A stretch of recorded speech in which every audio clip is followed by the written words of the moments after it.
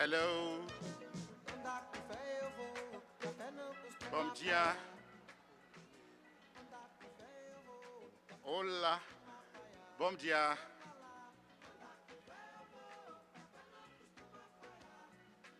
Bom dia.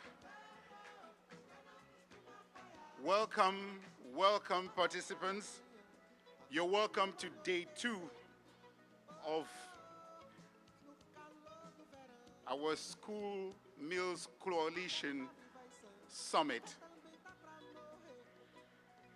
I'd want to remind everyone who's walking in that this event is live streamed, meaning that someone somewhere in the world is seeing you at this time, strolling in, or just having a conversation behind the room while they're hearing me starting the event.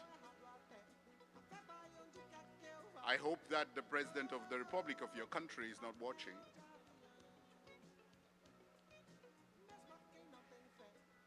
Dear participants, those who are standing behind, please could you come forward and take the seats.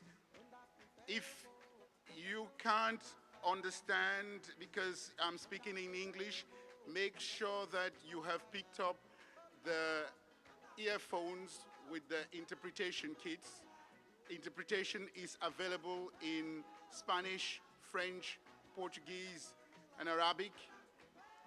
Thank you so much, ladies and gentlemen, still standing behind. Really please, there are lots of seats available. Let us begin. Thank you. If you're still taking a selfie at this moment, I'm sure there is a break at some point where we could be able to do that. Now that I've got your full attention, once again, welcome to day 2 of our School Meals Coalition Summit. If you're new, if you just by any chance missed yesterday, which I don't think you should have, I'll do a little bit of introduction. So my name is George Fomiyen. Here at this time, I am your moderator, facilitator, school principal, timekeeper, discipline master. And there will be some discipline today. You will see, I've got a little surprise for all of you. Yesterday was an amazing day. It was the beginning of this second summit. We heard powerful school meals. We heard powerful things about the school meals programs around the world. We had huge statistics. 466 million children now receive school meals through the government-led programs worldwide, an increase of 80 million or 20% over the past 4 years. We heard that the number of children receiving school meals in low-income countries has increased by 60% in just 2 years. Wonderful numbers. We heard commitments from governments around the world, people talking millions and billions of dollars. And yes, we also heard that we needed to be more ambitious and we had to look at ways of bringing all that together in terms of funding.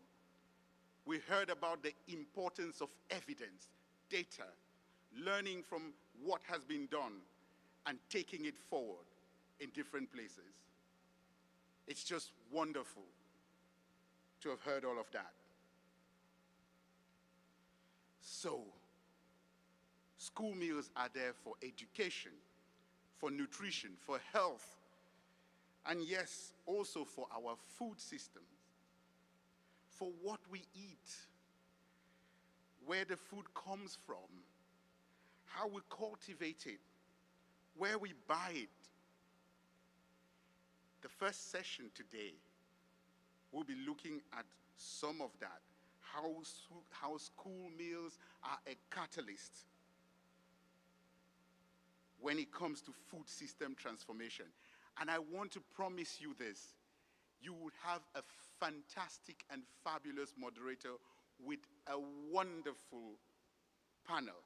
That's why I've been really pleading for all of us to get in so we can start. Now, having noticed that there is something about tardiness here, I have worked out with the team that's working behind the scenes, such that when we have a break and you hear this sound from Vivaldi, it means you've got to be in here. Let's get that to them. Take it loud. Louder.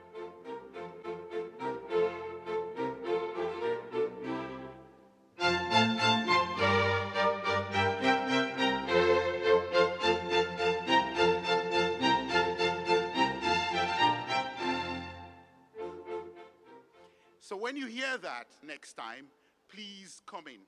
We're going to make it so loud, and you can see the speakers here are really huge. They can do it for concerts. So wherever you'll be, you will know that that is time for us to restart. We've got 4 sessions today, and we want to do them in good time, so you have a bit of time to see and discover a little bit more of Fortaleza.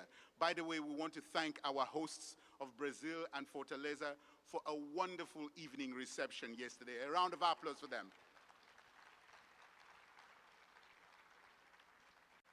Some of us learned new dance moves, but I'm not going to show them now. So now that we are all focused, let us begin with the day's activities. I'm very pleased to welcome on stage our moderator for this session, Ms. Valerie Guarnieri, Assistant Executive Director for Program Operations at the World Food Programme. A brilliant moderator who is going to take you through a session that will take you to another level. Over to you, Valerie. Bom dia. Okay, come on now. I think we can do a little bit better than that. Bom dia. Thank you. Thank you so much. Yeah, let's get this. I think it's okay. Maybe a little, yeah?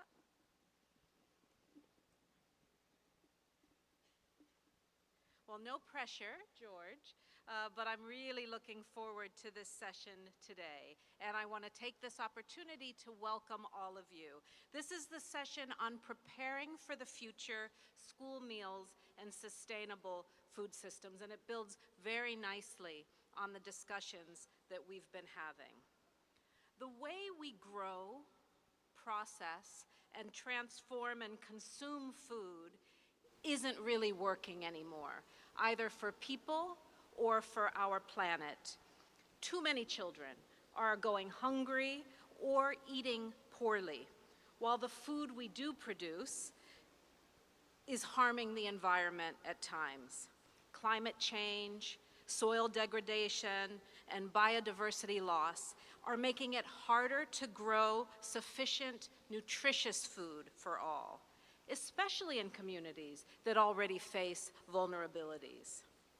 But there is hope, and it starts with something as simple and powerful as school meals, and that's why really we are all here today. Now, school meals are about feeding children, but they're even about more than that. They're a strategic tool to transform food systems, support local farmers, promote climate resilience, and improve nutrition at scale. When designed well, school meals can reduce environmental impact, strengthen local economies, and help children thrive. That's why this session matters, and it's why it matters now. Today, we'll hear from governments that are leading the way, and we've heard that it is governments that are leading the way.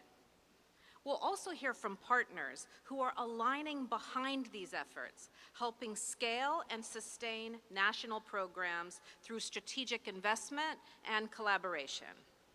So, let's dive in, starting with the evidence. Now, I am joined by Professor Dawn Bundy, the director of the Research Consortium for School Health and Nutrition, based at the London School of Hygiene and Tropical Medicine. Dawn, if you wouldn't mind coming up and joining me. And we're just going to take a little path over here.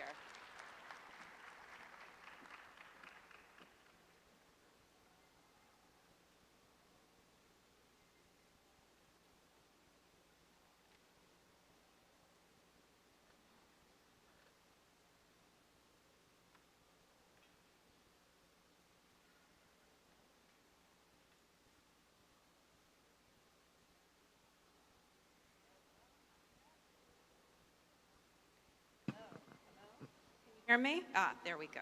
Okay. Can you test your microphone, Dawn? Oh, can you hear me now? I hear you loud Very and good, clear, but can very they good. hear you? Can you all hear me? Yes, Yeah, they thank you. So, Professor Bundy, you know, I was thinking when I last saw you, and I was thinking of the last School Meals Summit, but then I actually remembered, and I think the last time I saw you, we were in a bunker in Ukraine, having been attending the regional school meals meeting there, yeah? That's absolutely right. Well, it was amazing that meeting still convened so many partners from around the world. It was great to have you there. I think it was a long travel to get there, and we emerged safely from that bunker. But I want to take you a little bit further back, and that's when we sat down 2 years ago.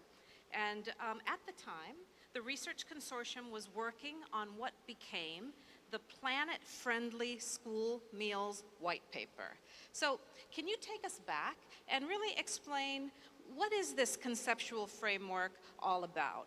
What do we mean by planet-friendly school meals, and why is this concept all the more important now?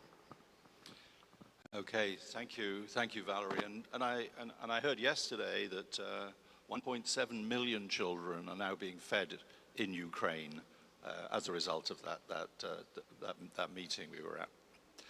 But you're right. Back in Paris 2 years ago, we talked about the development of a white paper that would look at the issue of planet-friendly school meals. That turned out to be a huge journey.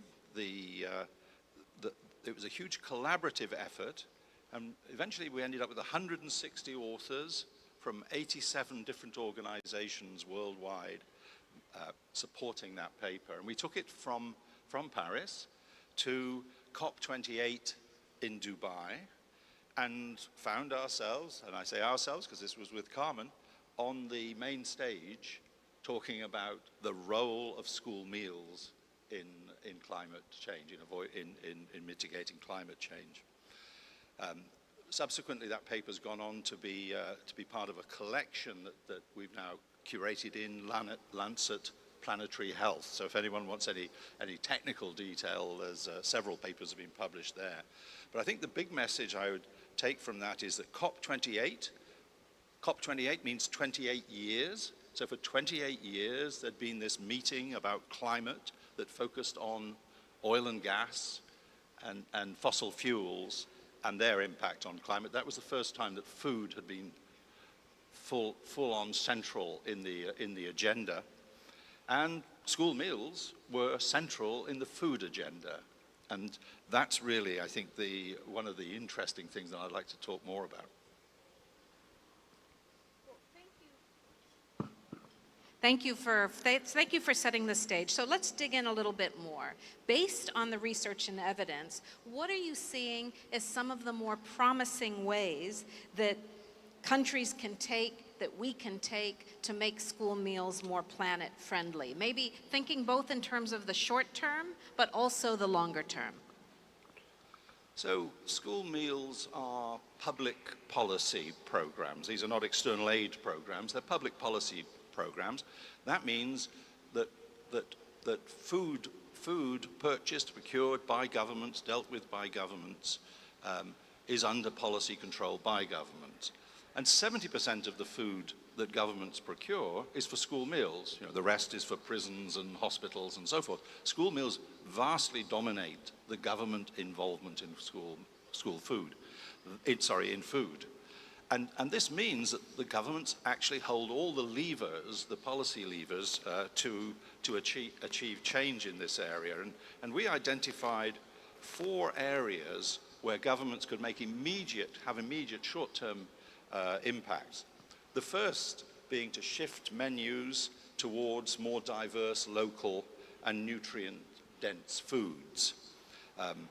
Particularly thinking around indigenous foods. The example I often like to quote is Nepal, which used to have 3 crops supplying its whole school meals program, 3 different crops, nearly all the food being imported.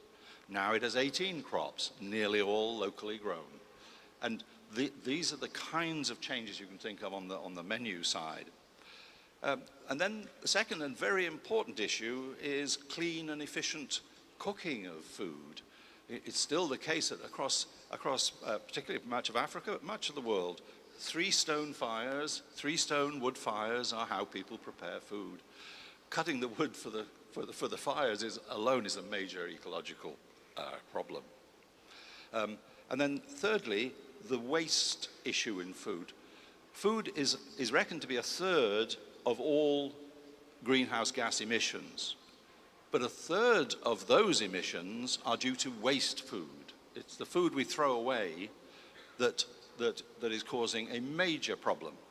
Throwing away food also is, of course, such a waste of money. I mean, it's a real cost issue. So that's the 3rd issue that we focused on there. And there are clear ways to reduce the amounts of waste in terms of how you plan and how children understand the food. And the fourth element is embedding holistic food education in the education curriculum. Let's not forget, these children are in school. That's the whole point. Changing a young person's relationship with food at school will change their relationship with food for life. And we can create a whole new generation in countries, or governments can create a whole new generation who have a different relationship with food, who choose sustainable foods preferentially. We can't change adult behavior easily, but with children, that's a way we can move forward. And then in terms of long-term benefits, the issues are all around procurement. It's about what is it what are the procurement rules? Do they include climate? Do they include environmental and socio-economic factors? They should, because that will determine what food is ordered. The 70% of food ordered by governments will fit with that image, and it can help transform food systems. And we can see that that's already a really doable thing. We can also see that it's not only what the food is, but who produces it that you can change. So here in Brazil, we all know this 30% figure of family farm produced food. But we've also got examples from Sierra Leone and Ghana, where there's a deliberate focus on crops that are traditionally grown by women. So winged beans, orange-fleshed sweet potato. So by choosing those crops, you support a particular group within, and you support women farmers. So that's a more long-term response, but you can see that there are 4 rapid responses, and one we'll see play out over the future. Well, I mean, it's truly extraordinary. With that space, that 70% space that governments occupy, there's a huge opportunity to be driving transformation. And you highlighted some very particular ways that can happen. Now, I know the consortium has been working with countries to turn these good ideas, these best practices, into reality. Can you tell us a little bit more about what's going on to support governments to implement these ideas? Yeah, so, I'd like to shout out the role of the Rockefeller Foundation in supporting the white paper, the initial white paper, and also I'd like to shout out the role of Novo Nordisk Foundation in now supporting our work with countries to develop a toolkit that allows not allows, but helps government to make wise decisions in how they change, for example, how they change diet and how they deal with waste. To have an idea of how much it costs to choose a particular crop, to make a crop change, how much does it cost, and what's the scale of benefit? Is it worth doing? And so also on the clean cooking side, how do we, what's the best most cost-efficient option? And so what we've been working on is producing a toolkit that governments can use themselves to make those assessments and to use those on which to base their choices. And we've been developing this toolkit as part of our Global Academy of Work, and I think you're all familiar that we now have more than 1,200 professors and practitioners in the Research Consortium's Global Academy across 124 countries. But in this case, we're particularly focusing on Kenya, on Rwanda, Uganda, and Ethiopia as piloting countries for this analysis. And we hope to be able to roll the toolkit out later this year. Well, I mean, that's really fascinating. And the toolkit really points us to the effects that school meals are having on education, on nutrition, on climate, and on economies. Well done, and congratulations. And I love that there's this brain trust that's really involved in powering this work. Can you share what's next on the research agenda, Professor Bundy? Sure. So we've got two new areas that we're really very, very excited about. The first is that we're beginning to look at the impact of school food procurement on the way in which food is produced, on whether we can address the issues of soil health and regenerative agriculture. So if we talk to an agricultural community, it's an interesting division I find across academic groups. In the agricultural research world, there's a real interest in the issue of soil degradation. We've been producing food for centuries now. For centuries, people have been using rotating crops and so forth, and techniques like that. But in recent years, we've seen a rapid increase in the degradation of soils through the farming methods that are currently employed, and we need to get back to something that actually puts the goodness back into the earth. And so, how do you do that, and how do you promote that? And we're looking now at the use of school meal procurement as a way of pushing that agenda. In the same way that it can push the agenda for who produces food, it can also push the agenda for how food is produced. And so one of the things we've done is we've got a new community of practice on food systems transformation that is focusing specifically on that. And also we're connecting with the Agrobiology Coalition to bring farmers more directly into that discussion.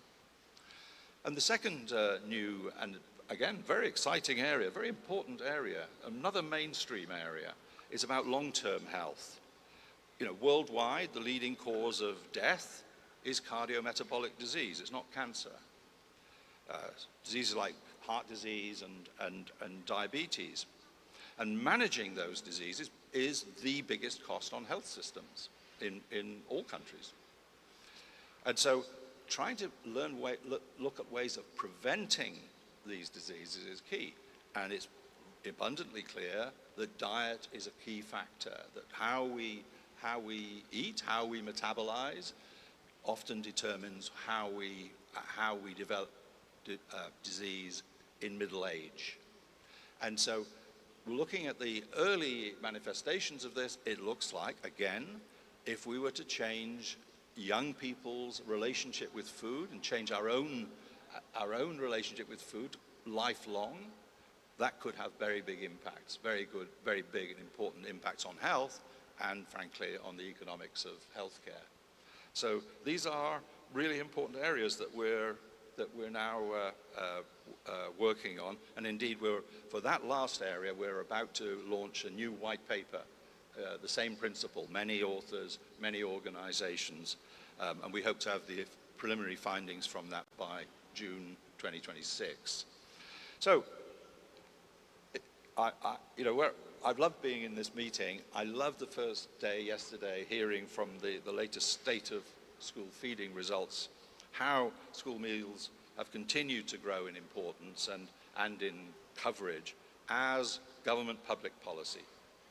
And we can also see that those school meals programs may have a much bigger role in human health and planetary health than we ever imagined. Wow, Professor Bundy, what a powerful framework and powerful evidence and exciting work ahead that you're doing. And thank you to you and the entire research consortium for really help bringing these big brains behind this powerful, powerful tool. Thank you. Round of applause for Professor Bundy.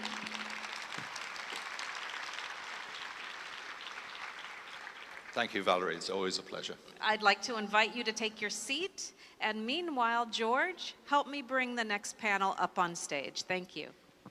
Thank you, Valerie, and I will do just that. And permit me, ladies and gentlemen, invite to the stage here to join Valerie for the next panel-style conversation. Her Excellency Irere Claudette, Minister of State for Education of Rwanda. Please, a round of applause, encouraging round of applause, so she joins us. His Excellency Professor Ntoye Rapapa, Minister of Education and Training of the Kingdom of Lesotho.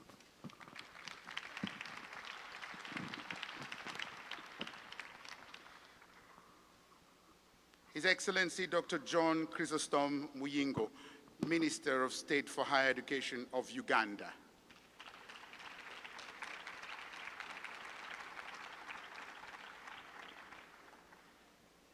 His Excellency Kiba Jaite, Minister of Education of Guinea-Bissau.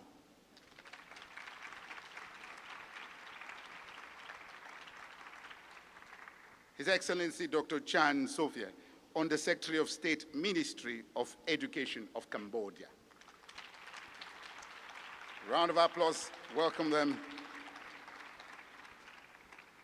Mr. Stephen Barongo, Senior Director, Ministry of Education, Kenya.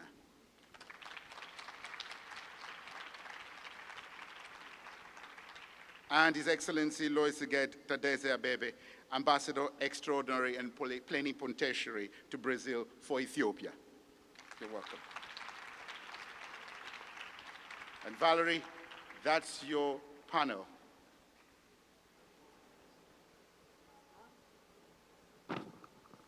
Wow, what a great panel. I'm really looking forward to this conversation.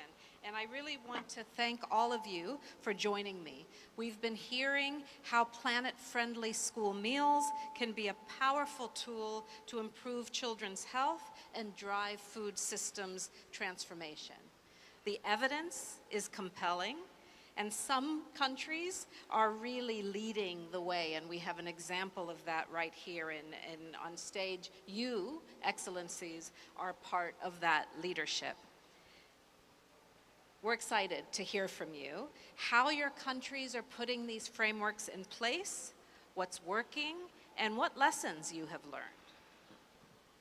So I'm going to begin with Her Excellency Irere Claudette, Minister of State for Education in Rwanda.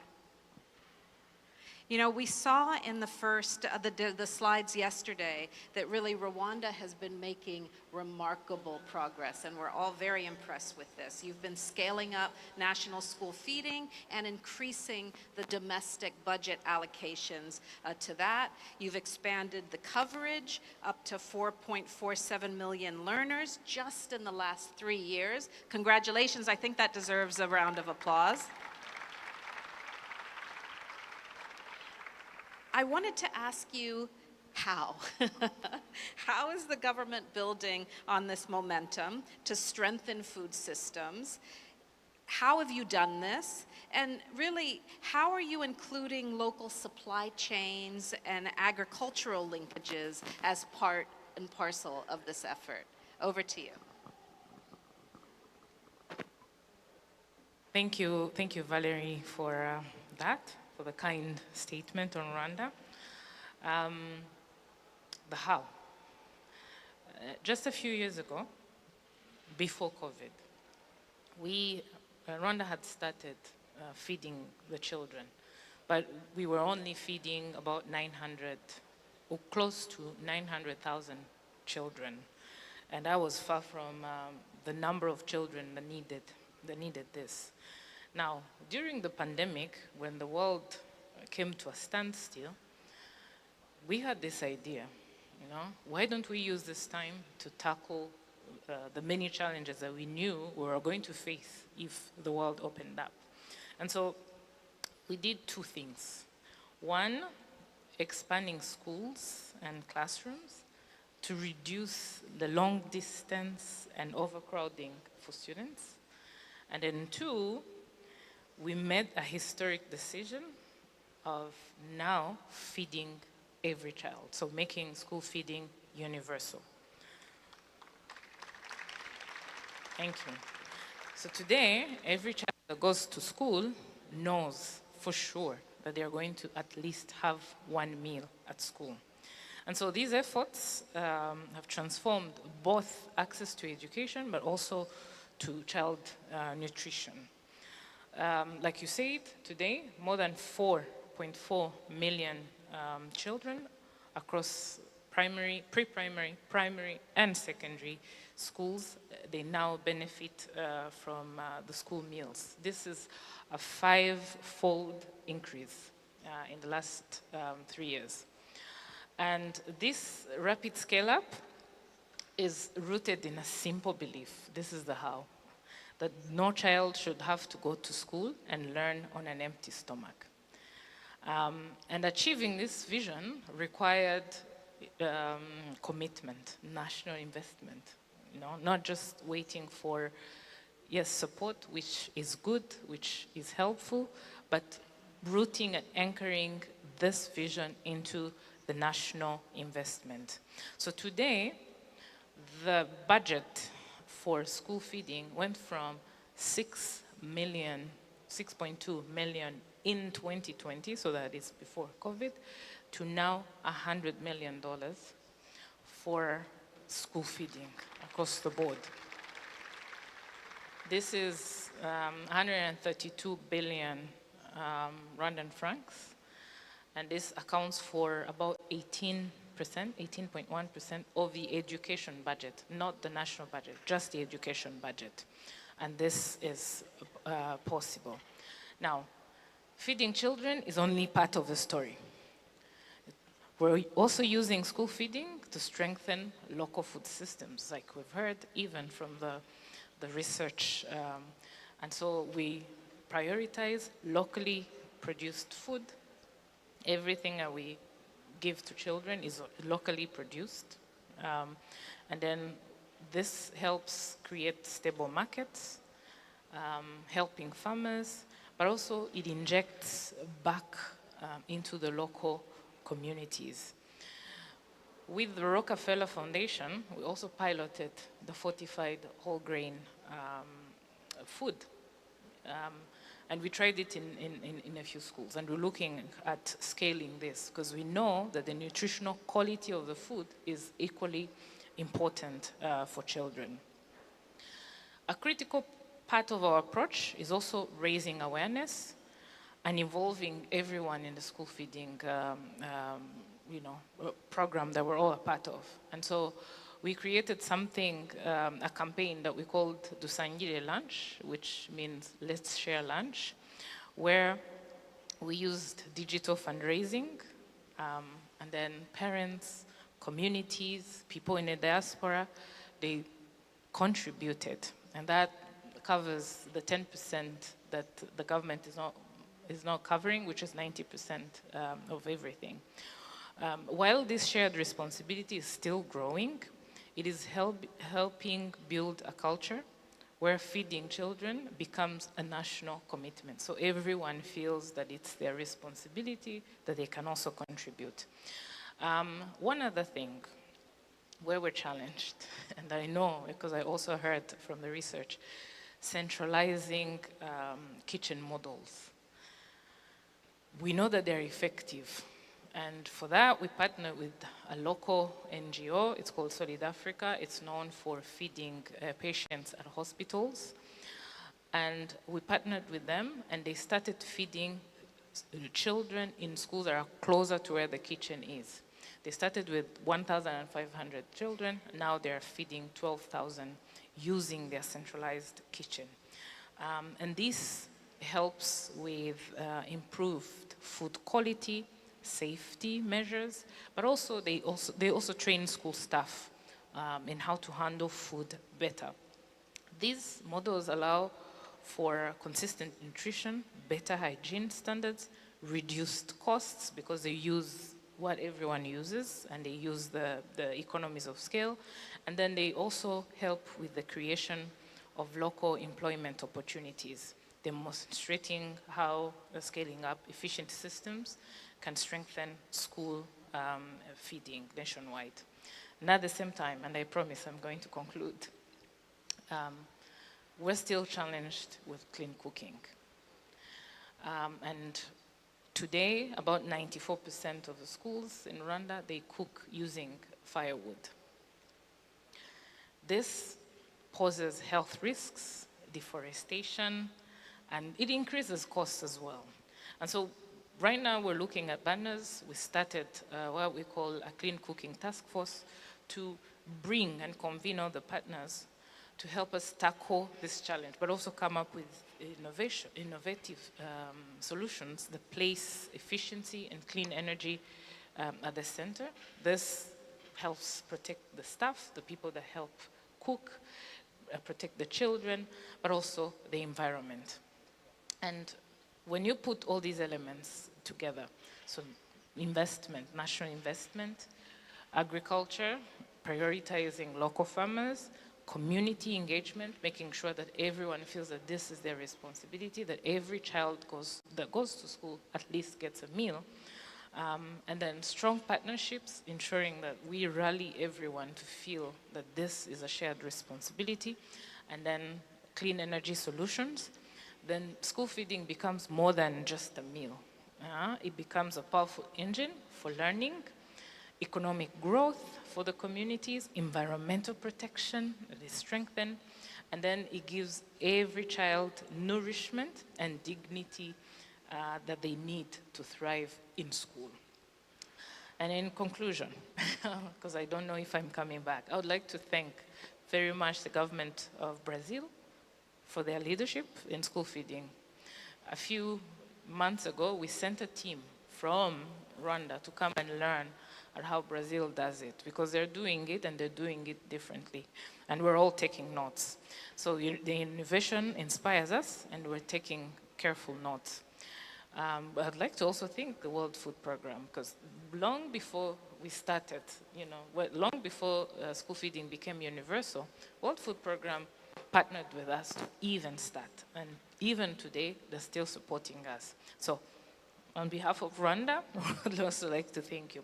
And then to the organizers for this, for their dedication. I hope that in the next future, Rwanda will have the opportunity to host you and to show you where we're doing and to continue on this conversation of improving school feeding for all our children. Thank you. Thank you so much.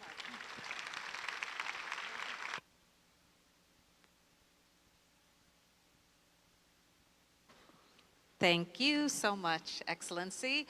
Really inspired. Thank you for sharing with us your insights on the how, and also some of the work that's still ahead. And I really love this notion of sharing, both the sharing that's come from the experience in Brazil, but the sharing that comes through this panel and all members on the coalition, so that we can all be learning from each other. I also understand that you may have to leave us a little bit early. Please stay with us as long as you can. can, and when you have to go, we understand. Let me move southernly to Lesotho, and here I would like to turn to the Minister of Education and Training, His Excellency Professor Ntoy Rapapa. Excellency, Lesotho has committed to sourcing 80% of school meal food from local smallholder farmers. Now, that's what we like to see. Yeah, round of applause. A major commitment. But it goes beyond that. It's a commitment that also includes those farmers using eco-friendly methods while strengthening multi-sectoral collaboration. Now, how is your country working to enforce these policies, to implement these policies, and to build the institutional capacity to advance this approach? Excellency, the floor is yours. And there is the microphone. Over to you. Oh, thank you very much, the program director. Thank you for the question and for the opportunity to share Lesotho's experience. But first, allow me to pay my respects to the leadership of Brazil, WFP, development partners, presenters, participants, and colleagues, all that are here.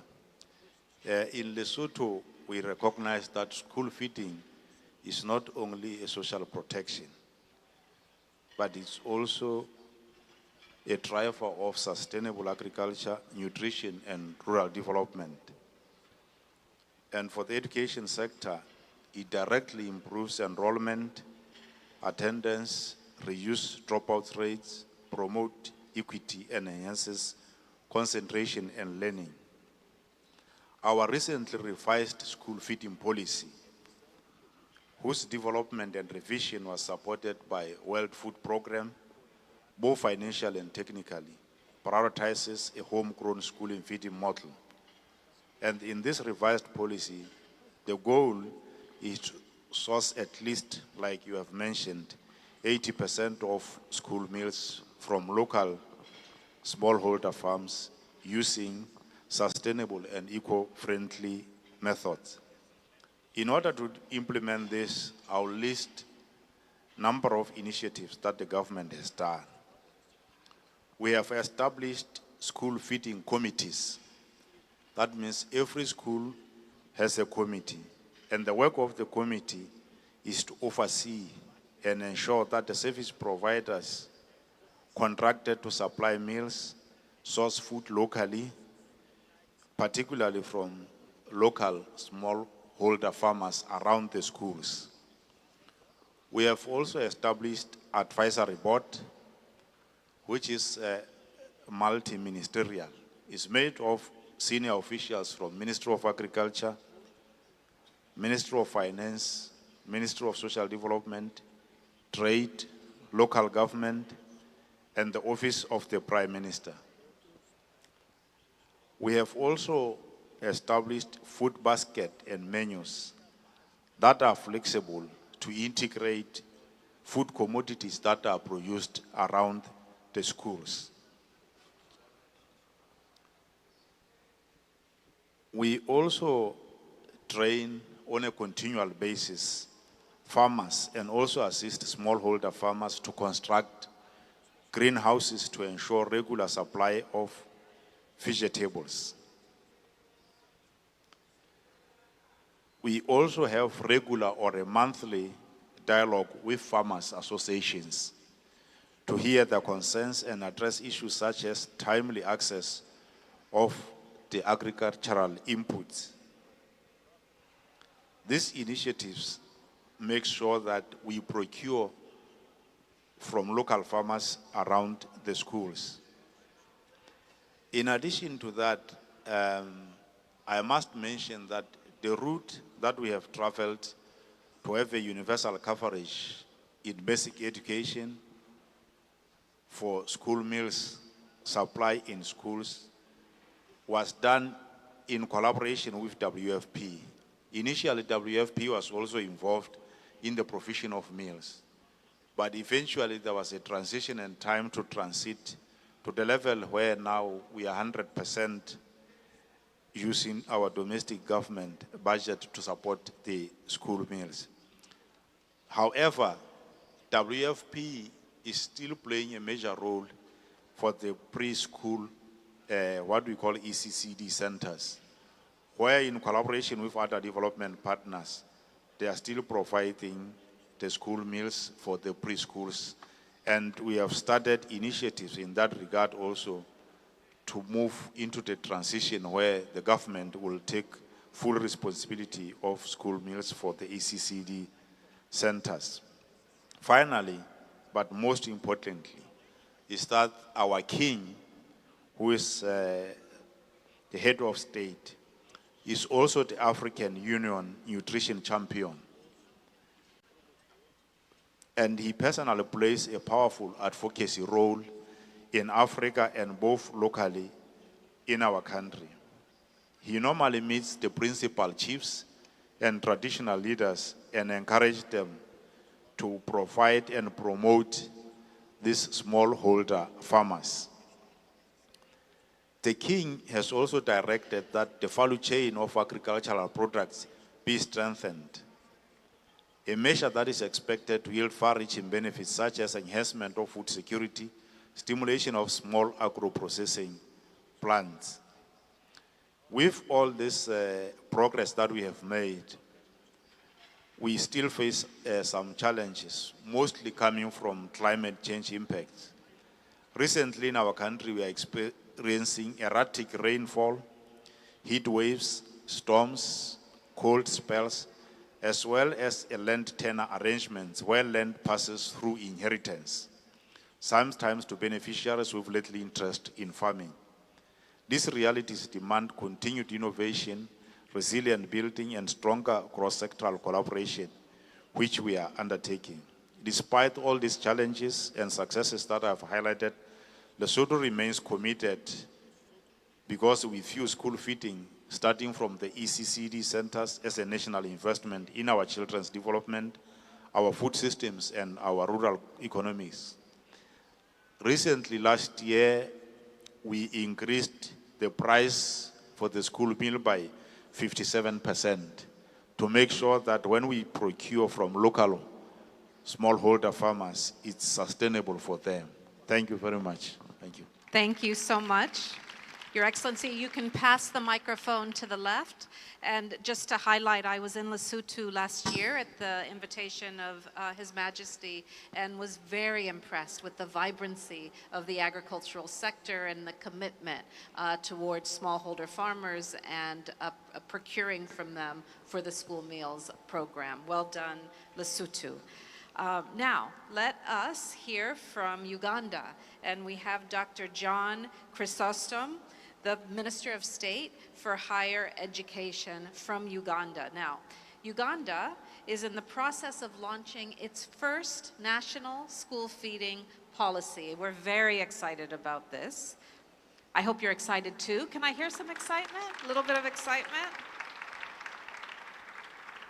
Please, Your Excellency, can you share with us how is government shaping this policy to strengthen local food systems, especially through support for smallholder farmers, nutritious crops, and sustainable procurement models, knowing, of course, that the smallholder sector in Uganda is a very vibrant one. We buy a lot of food in Uganda also for work that the World Food Program does around the region.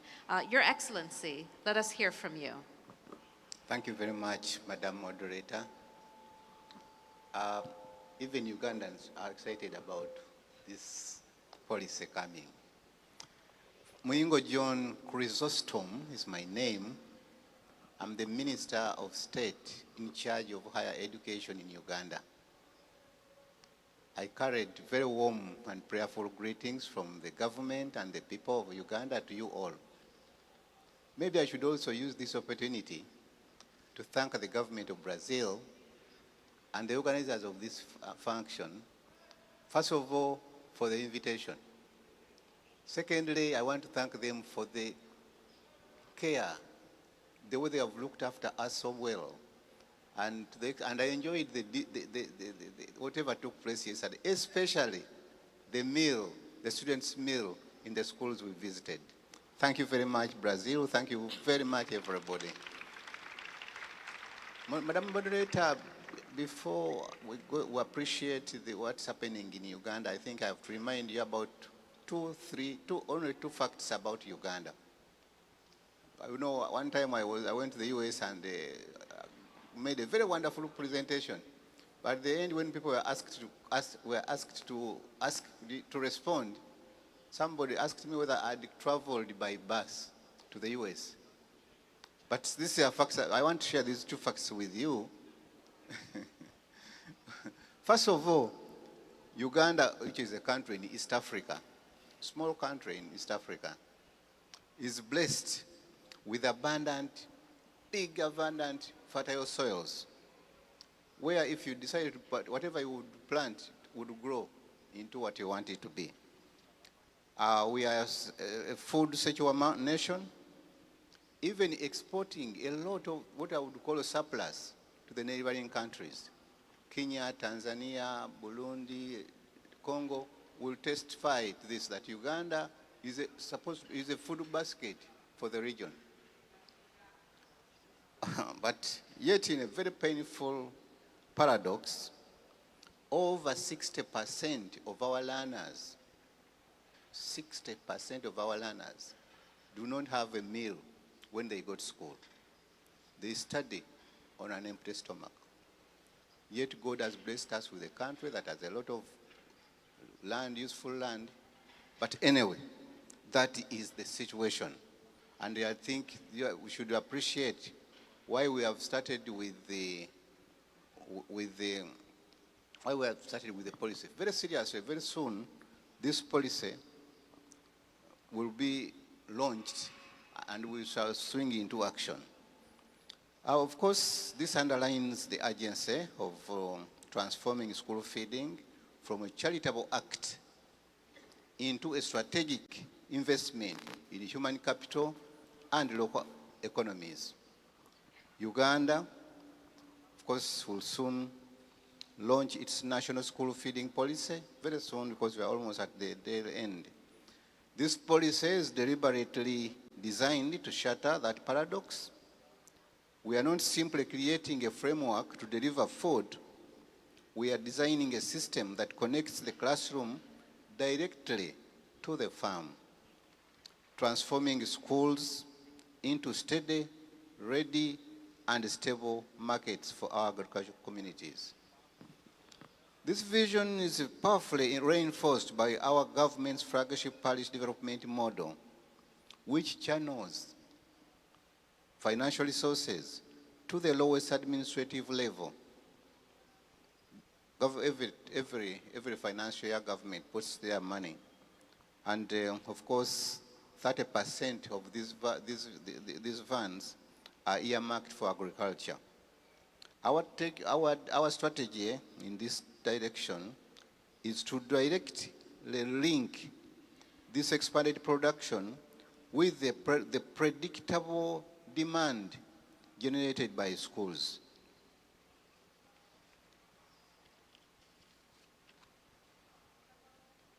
Of course, in that way, schools' meals become a powerful engine for rural livelihood, while simultaneously nourishing our children. Our National Development Plan 4 has set out an ambitious target, given us a target, whereby by 2030, at least 50% of our learners in Uganda will receive a meal a day.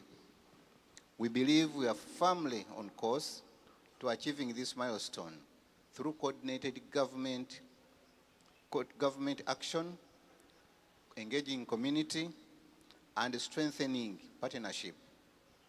So, how do we shape this policy to strengthen local food systems? There was a question. Of course, we have only three pillars. Only three pillars. One is empowering smallholder farmers. Of course, through structured market linkages, our policy mandates prioritizes procurement from organized farmer cooperatives, and this provides a predictable offtake agreements, giving them confidence to invest, those people to invest and increase production and move from subsistence to commerce. The school meal plate becomes a source of stable income, that's what we expect, for millions and millions of families. The second pillar is promoting nutrition-sensitive agriculture to ensure we are nourishing minds, not just filling the body. And the third pillar, time is running out, is implementing decentralized, sustainable procurement models. Our homegrown approach means schools procure food from within their own districts, and this reduces costs and the carbon footprint, ensures freshness, and empowers communities through school management committees.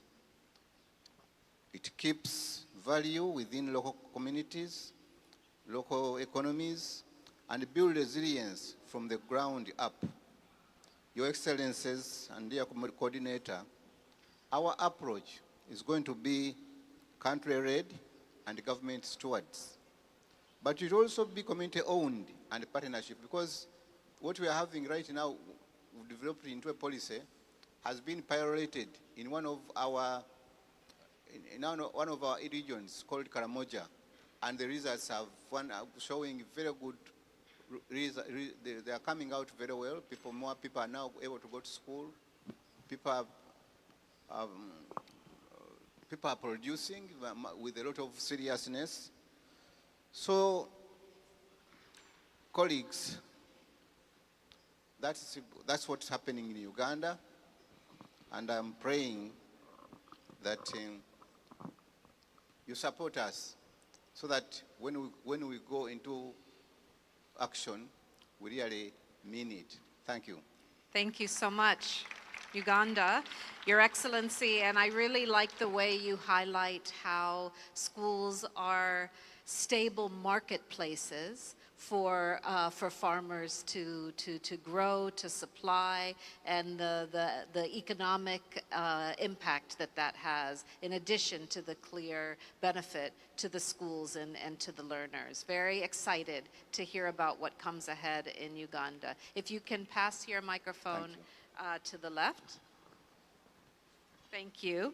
And now we move westwards to Guinea-Bissau.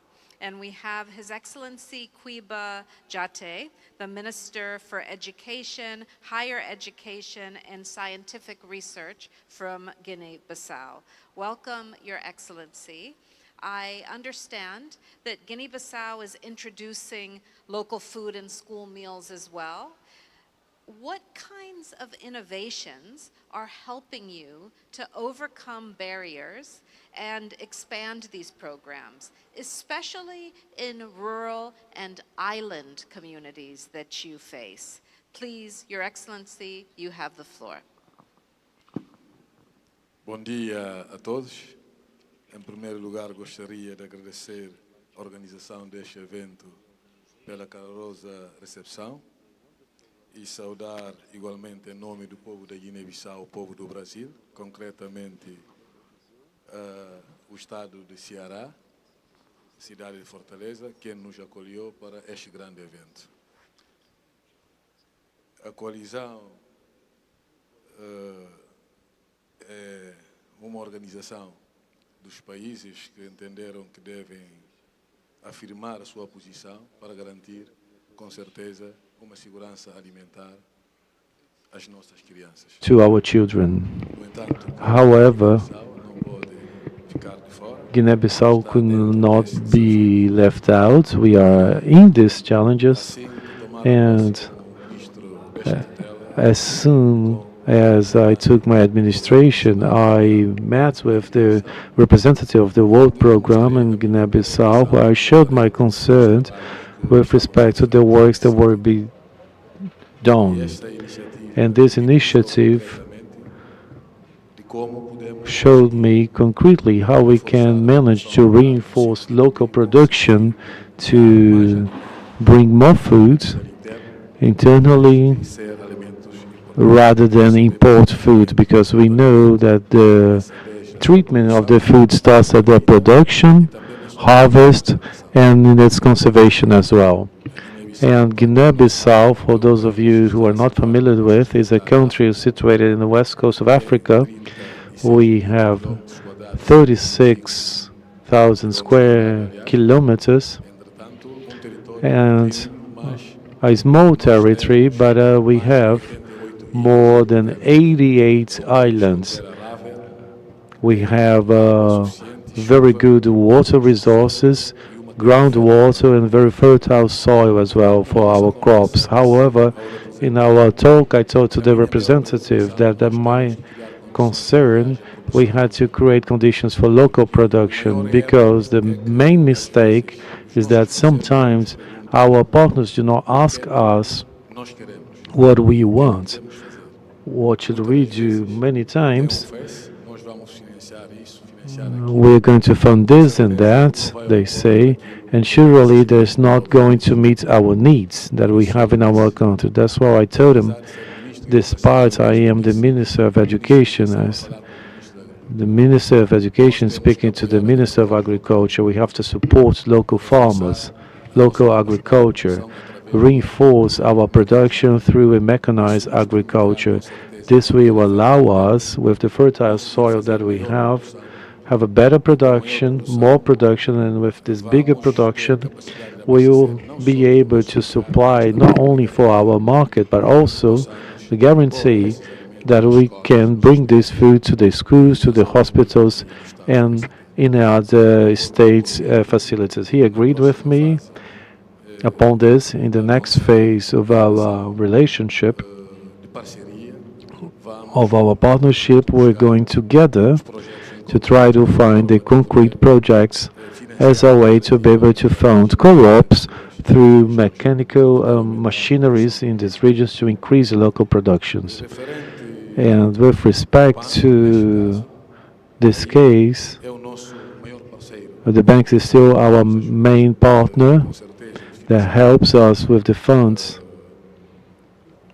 to finance school meals. We call the school canteens. Well, I have here the director of this program only for this, and we have more than 1,200 schools that benefit from this support, and out of those, 850 are supported by the WFP program. And we thank them, but we do not want to be asking for fish always. We want to learn how to fish. We want to have your help to find the materials so we can do our own fishery, to create good conditions to guarantee sustainable and true food security, so we can depend and rely on ourselves, as we heard from other countries here that are ahead of us, and others that are completely independent of this support. This is what we want. We're working strongly on this.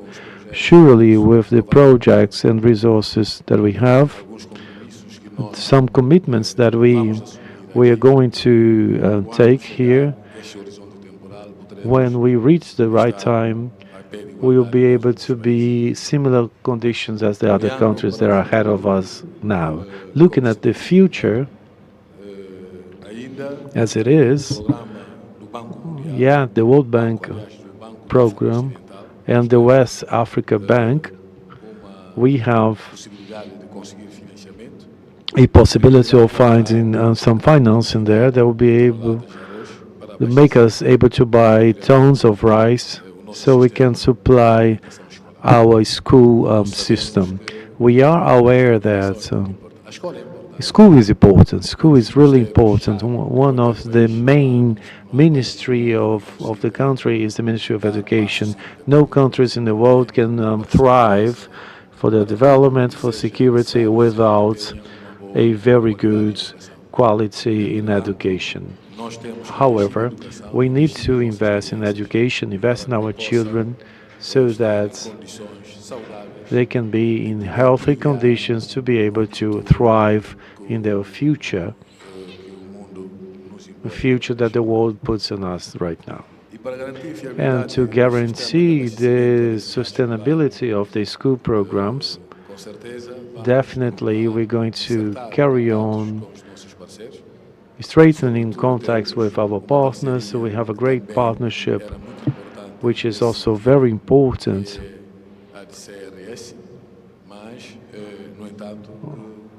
And unfortunately, I was cut off. And surely we have harder work, but men manage to grow when they have this type of challenges, with this type of hardships, because nothing is easy. If we want everything to be easy, we will surely make nowhere. Thank you so much, Excellency. Acabou o tempo. Am I out of time? We are out of time, Yeah. but if you have any short... Unfortunately, but if you have just a short conclusion. Não percebi? Ok. Tá bem, muito obrigado. Eu acho que já Okay, thank you very much. I believe I have said it all.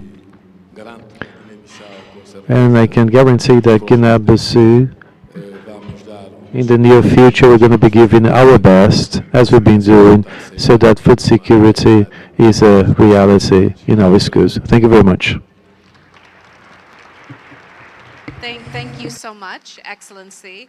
And as you highlighted, it's so important that governments are in the driver's seat, and the shift from school meals not as a aid program supported from the outside, but as a national policy and a national program has been very key to the success. And it was very interesting hearing about Guinea-Bissau's trajectory and some of the unique features or particular features in terms of the island communities. Thank you so much, and we look forward to your continued Obrigado. engagement. Obrigado.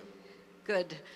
So we are moving now to Asia. Do you have a micro? Oh, you have one. Okay, good. So thank you so much. We have now Dr. Chan Sophia, the Undersecretary of State from the Ministry of Education in Cambodia. Very happy to have you here. Now, Cambodia has scaled up its homegrown school feeding program in a big way. Congratulations for that. And you've increased the domestic budget from 4.3 million just a few years ago to $7.4 million today. So can you tell us a bit about what strategies have enabled this expansion, and how is Cambodia aligning school meals with the broader food systems transformation that is underway? The floor is yours. Yes, thank you, Madame Valerie. Moderator is section 4. And good morning, all of you. And take this opportunity to thank our host, Brazil, that organized our school meal coalition second global summit. Thank you. I'm pleased to provide an update on Cambodia program in school meal, which divide into key part that to say about the strategy and mechanism in Cambodia of implement the world food of the school meal program. The first, Cambodia has made school meal a national priority. We institutionalize the homegrown. The name is Homegrown School Feeding Program as the national program, reflection in 3 points. I mean, Pentagon strategy phase 1 and school feeding policy and policy action plan. They are aligned with both the National School Protection Framework that we have 2 parts, 2016, 2025 and 2025, 2035. And the third national strategy on food security and nutrition. This demonstrates strong political commitment from the royal government of Cambodia. And second, we have a clear transition strategy with government and World Food Program in 2022. We agreed to gradually hand over all World Food Program support school to full national ownership by 2028. This makes a shift from partnership to ownership. As a result, school meal distribute has scaled up from 7 million meal in 2020 to 28 million in 2025, with an ambitious target of 56 million meal by 2028. Now, regarding alignment with the broader food system transition, I would like to highlight 3 levels of the engagement. And one at the national level. Cambodia has achievement key milestone. We work closely with ministry and partner to strengthen coordination and generate evidence. National study include 2024 process evaluation, identify progress and challenges. 2025 return on investment study by Harvard University showing that every dollar invest in homegrown school feeding yet $4 return in the education.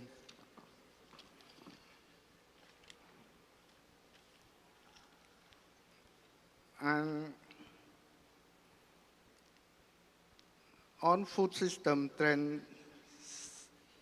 transformation, homegrown school feeding contribute by increased stable market for local farmer, encouraging sustainable agriculture, improving children nutrition and dietary habit, fostering demand for healthy local food, strengthening local economic and creating jobs, especially for the women in food preparation and supply chain. At the regional level, Cambodia hosts the first Southeast Asia School Meal Coalition Summit in Siem Reap in 2024, co-hosted with the Philippines and Korea. Key outcomes from the summit include recognition of school meal as a game-changing intervention, commitment to improving nutrition and address global needs, identification of evidence and policy priority, acknowledgement of financial commitment and the need for more investment, implementation of the nutrition standard,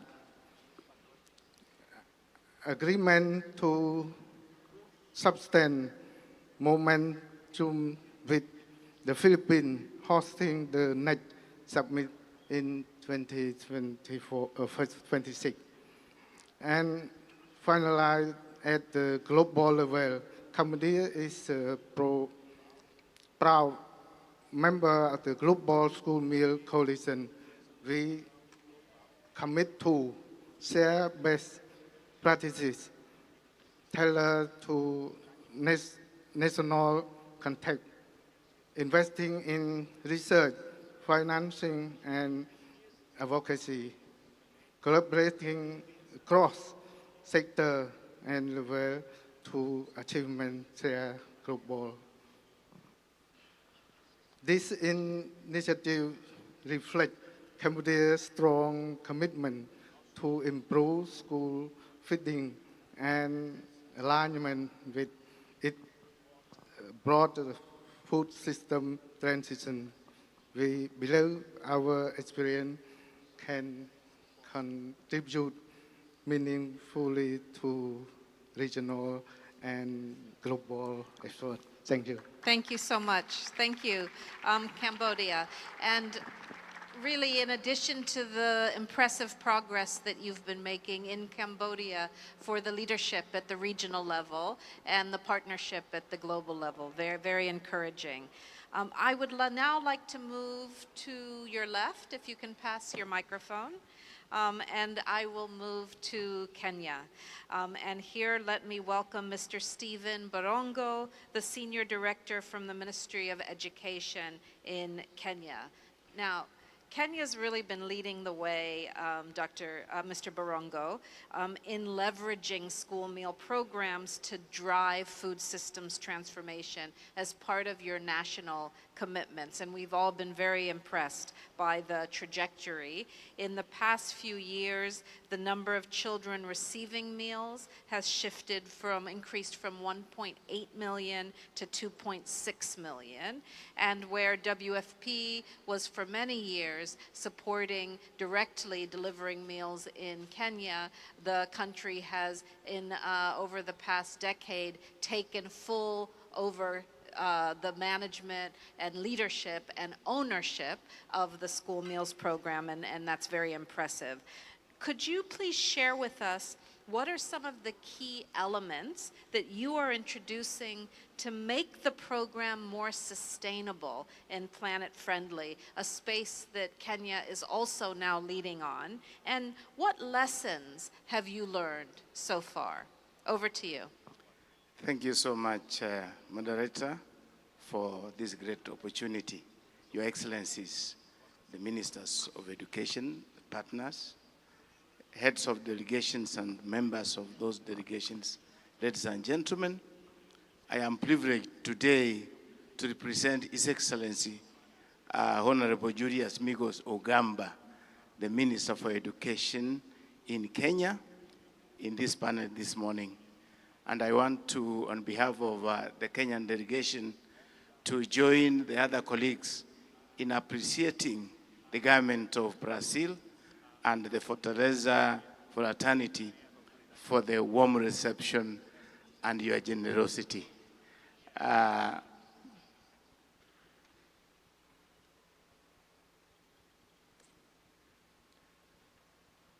am delighted to be here with you today and to see the continued momentum on the Global School Meals Coalition.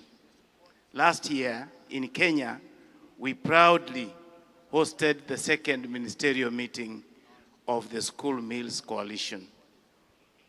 We see great value in this initiative, which unites governments, development partners, donors, the scientific community, and the stakeholders around one common goal: bringing children back to school, expanding access to nutritious meals, and improving the overall quality of school feeding programs.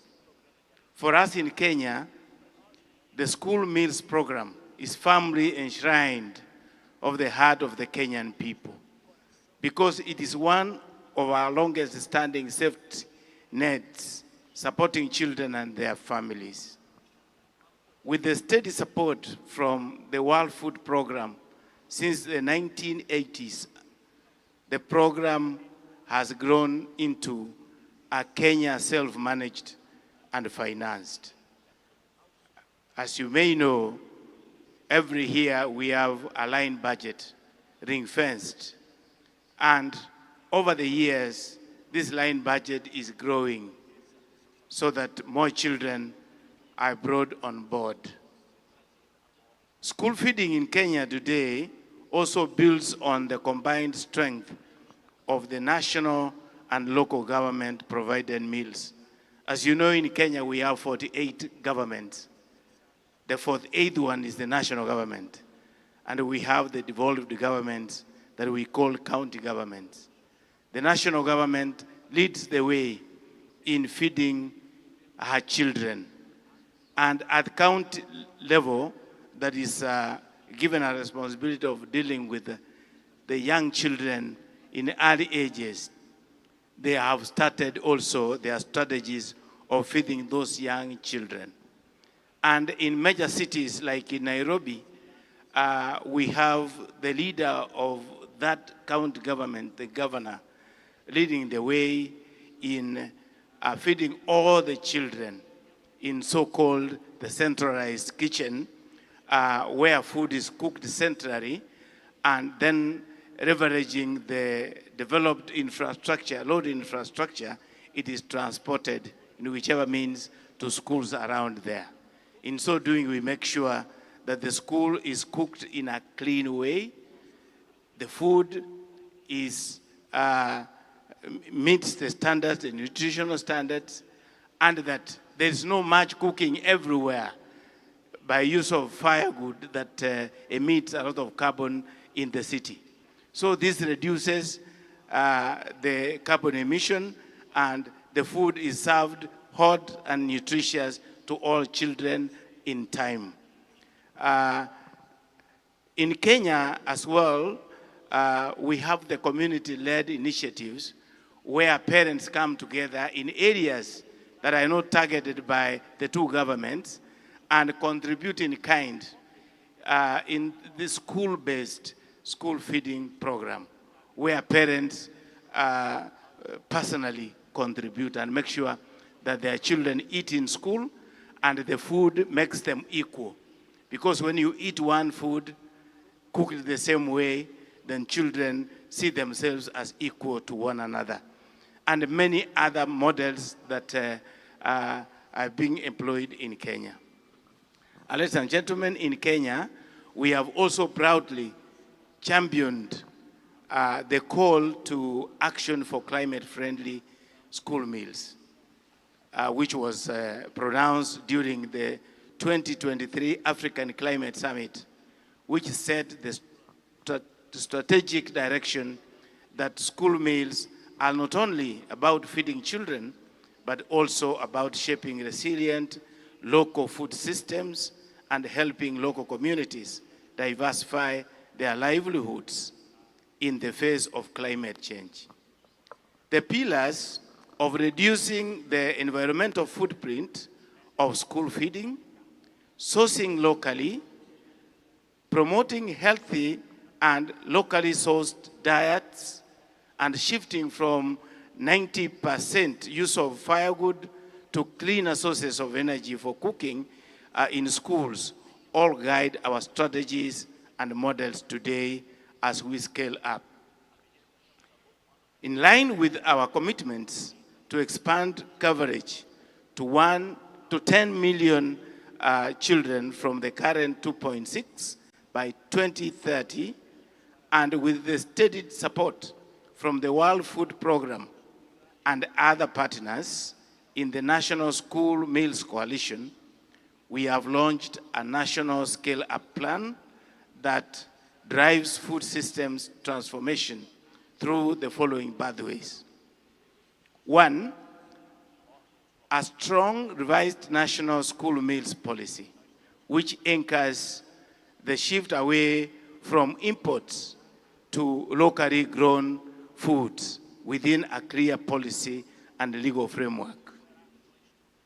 Two, the transition towards an effective aggregator model, which helps Kenya to source food directly from smallholder farmers, promoting economic inclusion, local market creation, efficiency, and value for money. Demand for more climate-friendly crops, driven by the adoption of the revised school menus, which emphasize diverse, nutritious, locally grown, and drought-tolerant foods. The progress of our National School Meals Coalition, which is now our primary coordination platform to bring together government, civil society, private sector, the local development partners to jointly deliver on the scale up. In just 1 year, the National Coalition has grown into a space where stakeholders align on priorities, pool efforts and resources, and accelerate progress on Kenya's ambitious scale up.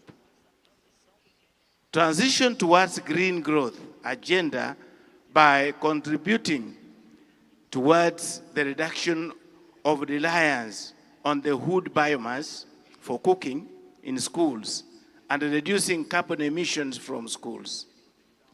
Transitioning to clean cooking in the school meals program will reduce deforestation and carbon emissions, while also improving the health of our cooks, the people who cook in those kitchens, where when you use firewood, then they really inhale a lot of carbon to the detriment of their health.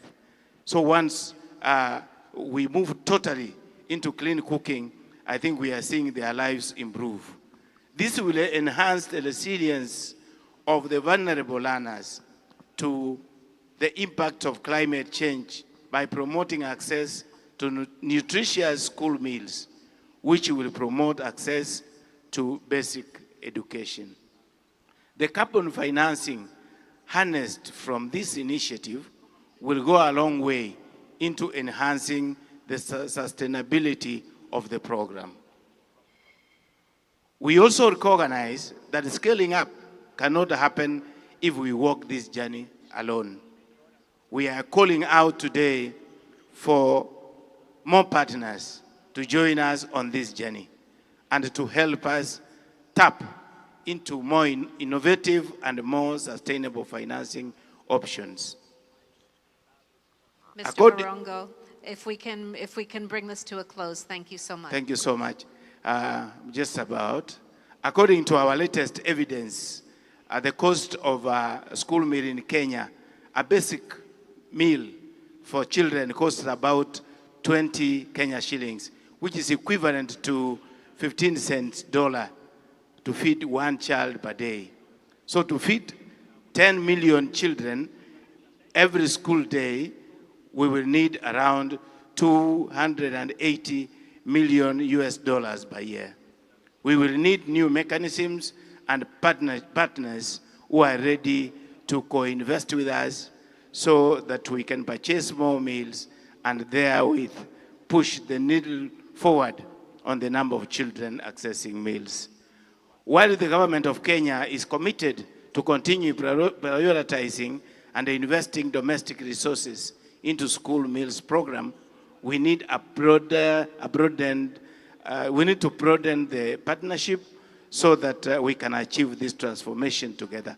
Together, let us join hands in the co-creating and co-investing in Kenya's school meals scale up and as a driver for local food systems transformation. It is a triple win. Director, Thank you so much. Lastly, Director, thank you so much. We are really, there's lots of ministers with bilaterals that are supposed to take place. I'm so sorry that I have to step in. only one sentence, and then I hand it stop you over. at So this lastly, I will also express my heartfelt thanks to our host, the Brazilian government. Last year, Brazil generously hosted the delegation from Kenya to inform our scale-up and food system approach. As we approach the first anniversary of our National School Meals Coalition chapter on the 8th of October, we reaffirm our strong commitment to this shared agenda. Kenya is ready to demonstrate what is possible when ambition is matched with investment and collective effort. Thank you so much. Thank you so much, Mr. Barongo. That was a long last sentence. I see how you did that. I'm going to take notes. But let us now move to Ethiopia. And here we started late and have gone long. And so, but this is certainly last but not least on this panel. We have a little wrap up with some partners that we would also need to include. So let me turn to Ambassador Level Seget from Ethiopia, the ambassador here in Brazil. Ethiopia has been rapidly expanding school meals and showing strong commitment, and we saw that in some of the statistics yesterday. Your national budget has increased from 45 million just 5 years ago to $110 million last year. And you recently hosted the Food Systems Summit Stocktake in Addis. I was there, and really that underscores the strong leadership that Ethiopia is bringing also on the global scale. As you scale up school meals and champion food systems transformation, how are you ensuring that these efforts reinforce each other? Over to you, Excellency. Thank you very much. I'm delighted to be here with you. Let me also thank the Brazilian government for hosting us, and of course, I should express my heartfelt appreciation for World Food Program, for being, the secretariat of this important coalition. I know your commitment for the noble cause, and World Food Program is a very important development partner for Ethiopia. Thank you for your question. Really, it recognizes Ethiopia's continued commitment on food security as well as on school meal. We do believe when we talk about school meal, we need to follow an integrated approach, and that's what we have been trying to do. And we have been making progress, and we are very proud about that. But we do also know that a lot remains to be done, frankly speaking. And currently, we are reaching to 8 million children every day, twice a day. 8 million. But we believe we need to scale up this, as you rightly mentioned. And our pledge to this summit is by 2030, we are aiming to achieve universal coverage in pre-primary, primary, and middle school education. And that means reaching to 21 million learners. And this is, in fact, our pledge again to this assembly, 21 million learners. And this, as you know very well, would require smart investment. And you rightly mentioned about our commitment to increase funding for school meals. And I should also update a little bit here. We have already allocated $127 million this year for school meal. And I think government is leading, and 90% of the budget of this comes from the national budget. And I should also express that this is, I believe, a national testament to our commitment to school feeding. It's not only a federal effort. We also follow a decentralized approach. Let me give you just an example. The Addis Ababa City Administration, for example, now provides 2 meals per day for over 600,000 students. And that tells you how we are working to scale up, this important program. The city alone is now allocating $100 million for this program. Thank you. This is because we do believe that, a school meal is a strategic investment, and we are integrating it with our food system transformation. And we are also using, homegrown approach, integrating it with local actors, particularly smallholder farmers. Again, concrete example, just last academic year, $50 million was transferred directly into the hands of our smallholder farmers. This is, I think, a clear example how we should focus on integrating smallholder farmers when we discuss about, school meals. Another example is we have to use also locally produced, crops. For us, this is exactly what we are doing. And for example, again, in Addis Ababa, we are using 12% of the grain market from the city. And again, we are emphasizing the importance of integration. Let me also highlight that currently, as you rightly mentioned, we have successfully hosted the UN Food System Summit, and of course, the Africa Climate Summit by the beginning of this month. These important forums underscore the essential link between a stable climate and a food-secure future, a nexus where Ethiopia continues to lead when we achieve, when we try to achieve the 2030 agenda. In this spirit, Excellencies, ladies and gentlemen, allow me to make a special announcement. The Ethiopian government is deeply delighted and honored to express its firm commitment and readiness to host the third Global School Meals Coalition Summit in Addis Ababa. This is our offer to this august body.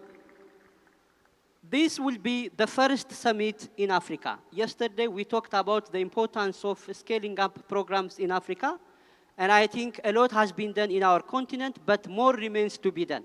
If we are going to host the next summit in Addis Ababa, it will be an additional call for action, inspiring all African countries to scale up, school meal programs.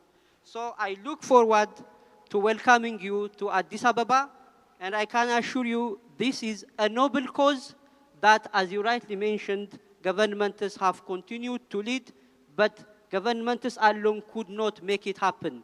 We need all partners, and multi-stakeholder partnership is vital. Again, looking forward to meeting you in Addis Ababa. I thank you very much for this opportunity. Thank you very much again. Thank you so much, Excellency, and thank you for the kind offer, which we are excited to hear about and which we will take on board as the coalition to see what would be the best venue. But I do know that Ethiopia has wonderful facilities, so we're excited to have your offer on the table, and really also very excited about the tremendous progress in Ethiopia. I really want to take this opportunity to thank all of our ministers and country representatives for sharing your insight and your examples. It's very clear, and you have made that crystal clear, that it's country leadership that is driving this train that George keeps telling us about. And we are so pleased and proud to be supporting you as a coalition and as partners in your effort. A round of applause, please, for all of our excellent country leaders. And if I can ask you all to just come quickly with some speed over to the middle for us to just take a quick photo before you go and take your seats and we move to our last panel. Thank you. I get to be in the middle. One, because I'm the moderator, and two, because I lost my only other sister here, but I'm happy to be here with my brothers. Excellencies. Maybe 3 on one side, 3 on the other, so we can be balanced.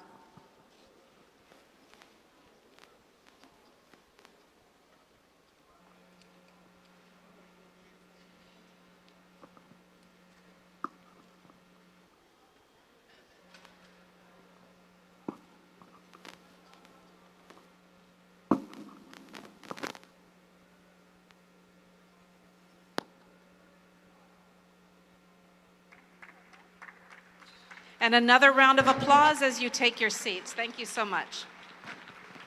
Thank you so much. Thank you. Thank you so much. Okay, so let me just keep this movement going. We are going to now call up our next set of speakers who we're very excited to have on board. And I'd like to invite to join me for a fireside chat, Dr. Roy Steiner, Senior Vice President for Food Initiative at the Rockefeller Foundation. Thank you so much, Roy. Please come and join me up here. And Dr. Afton Halloran, Senior Scientific Manager in Global and Environmental Health at Novo Nordisk Foundation. Thank you so much. You can sit on the side, and I'll come in the middle. Yeah. There we go. Hi, Roy. Hello. Nice to Good see you. to see you. Yeah. Hi, everyone. Hi, Dr. Afton. Nice to see you. Okay, so, I mean, we've heard mention of both Rockefeller Foundation and Novo Nordisk during this meeting, and that's because both of these organizations have really been instrumental in supporting government-led efforts to scale sustainable school meal programs. So I'd like to ask each of you, what sparked your foundation's interest in school meals as a lever for change? Was there a particular moment, a particular challenge or opportunity that made you see the potential that comes with school meals? And Roy, I'll start with you. Thanks, Valerie. Well, as many of you know, Rockefeller Foundation has been investing in food and agriculture for almost 114 years. And you know, about 7 years ago, we did a strategy refresh. And what became clear is that we had spent a lot of time on productivity improvement, but almost nothing on quality. And then, as everybody's mentioned, you know, diet-related disease now is the #1 risk for early mortality. We really created a food system that was not fit for purpose, was actually destroying value. And then the question came is, how do you shift that? How do we get better diets? And so as we started looking around, the school meals came up, and I was like, school meals, it's, well, yeah, what really is that? And then you start looking at school meals, and then you realize, wow, this is an extraordinarily powerful lever for change. It's like it is a Swiss Army knife for development, or an iPhone for development. It does so many different things in so many amazing ways. And that's what really kind of sparked us and said, okay, this is something we need to understand, because it is a high leverage investment compared to all the other investments we could be doing. Thank you so much. So Afton, did you have a similar aha moment, or was it more of a slow build? Yeah, this is really why it's so easy to collaborate with the Rockefeller Foundation, because we're very much aligned, but our history is a little different. So we have a 100-year history as a foundation funding medical research primarily in Denmark. But it was actually the pivotal moment of 2022 when we changed our strategy, where we started to look into the homegrown school feeding space. And this was very interesting because our strategy moved from just looking at health to actually looking at sustainability. And within the sustainability pillar, it was healthy and sustainable diets.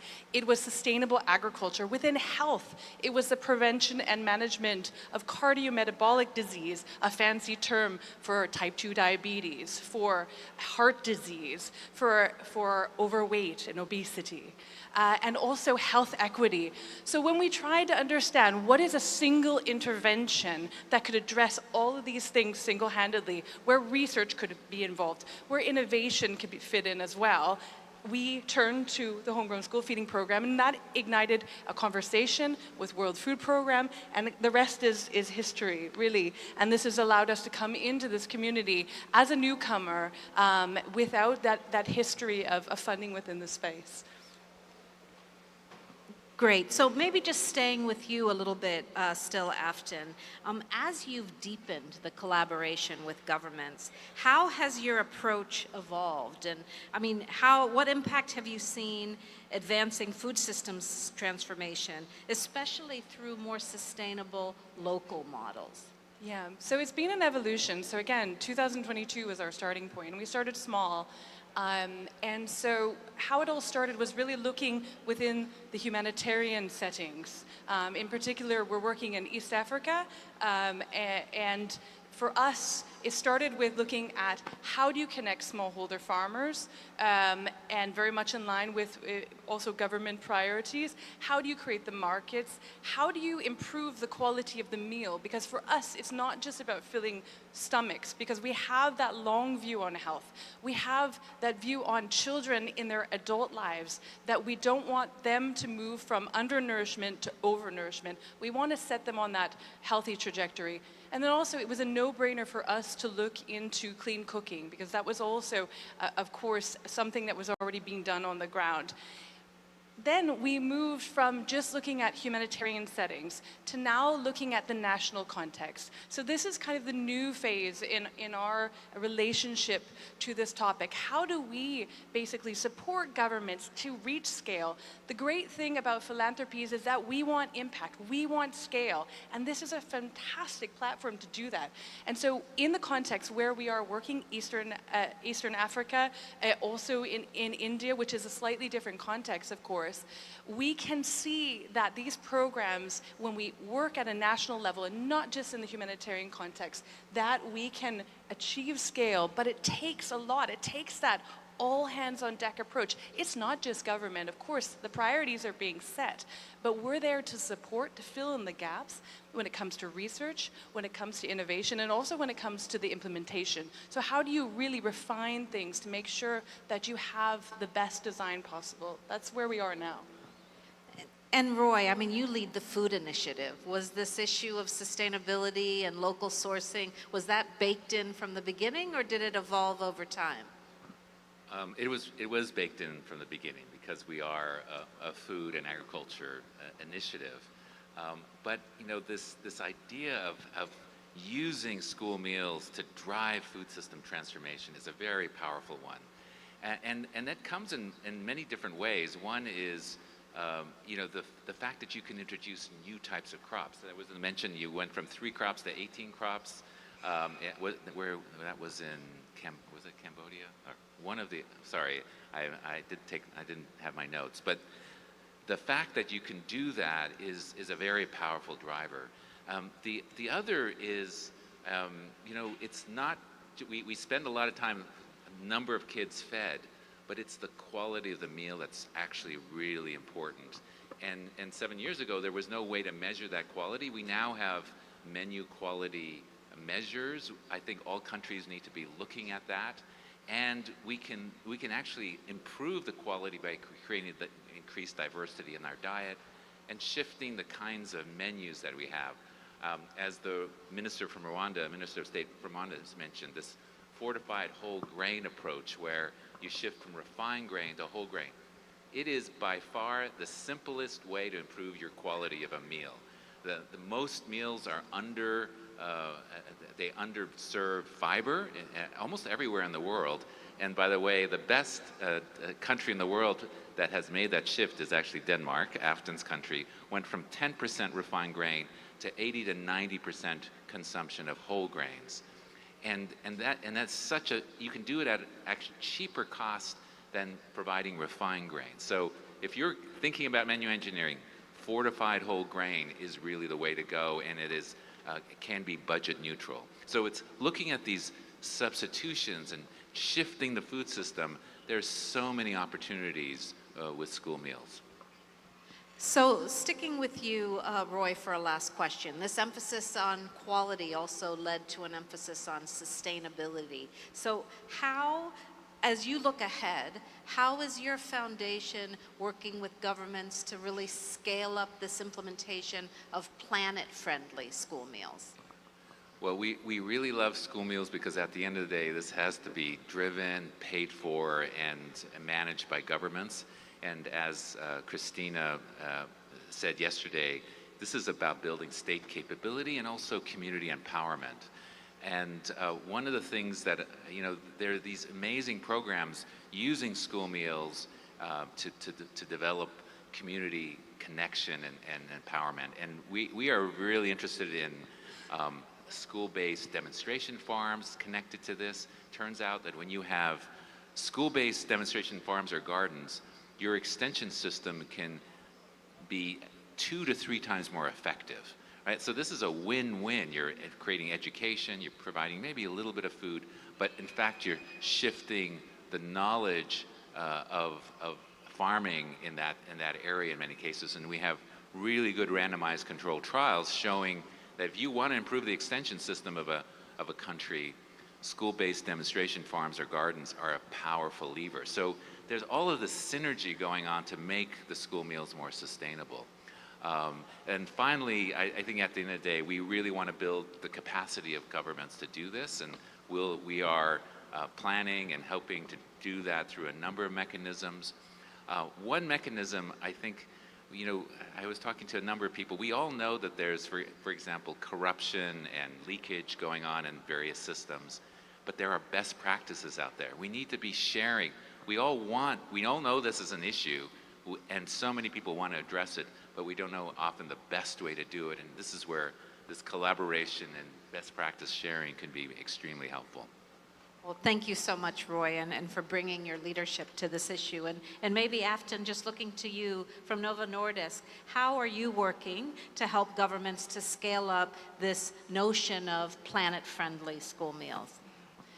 Well, I think that's where we have this kind of diversified offering. So we have, as I mentioned before, we can support in terms of implementation. So that's not just the delivery of the programs themselves. That's the fine-tuning. That's, how do you get the procurement systems to work at their best? How do you create the markets for smallholder farmers? How do you tweak the quality of the meals so that you get, maximum nutritional gains and long-term health gains? So that is one area where we will continue to support, and we're in this for the long haul. And I think that's also where we have focused in terms of geographies, but we will be there as a long-term partner, which I think is exciting. The second thing is around our focus on research. Research is a part of our DNA. That is really the beginnings of the foundation. And so we will continue to support research, applied research that basically is addressing the evidence gaps that are needed to inform policy evolution. And that, I think, is an important part where we are in dialogue with our partners to understand what do governments need to make the best choices, to add that extra level of sophistication to their programs. The third one is on technology. So we're also not afraid of technology. I'll give you an example. We recently funded a project that is looking at AI, artificial intelligence technology, as a means of basically creating in-time data collection on the quality of school meals. And so by linking entrepreneurs, innovators to the homegrown school feeding value chain, that is another area of support that we're able to do. So that attention to small and medium scale enterprises and just innovation, and many of the countries represented here have very robust innovation ecosystems. So we're also ready to provide support in that area as well. Well, thank you so much. Look, I think it's very clear how important partnerships and strategic partnerships are. We talk about the School Meals Coalition being built also of more than 150 partners. And here with Rockefeller Foundation and Novo Nordisk Foundation, we have great examples of strategic partnerships that are helping governments to take the best ideas to scale and to really come in as wind behind the sails of national-led effort. So really, thank you both for your tremendous, tremendous work, and a round of applause for these two exemplary strategic partners. Thank you so much. Thank you.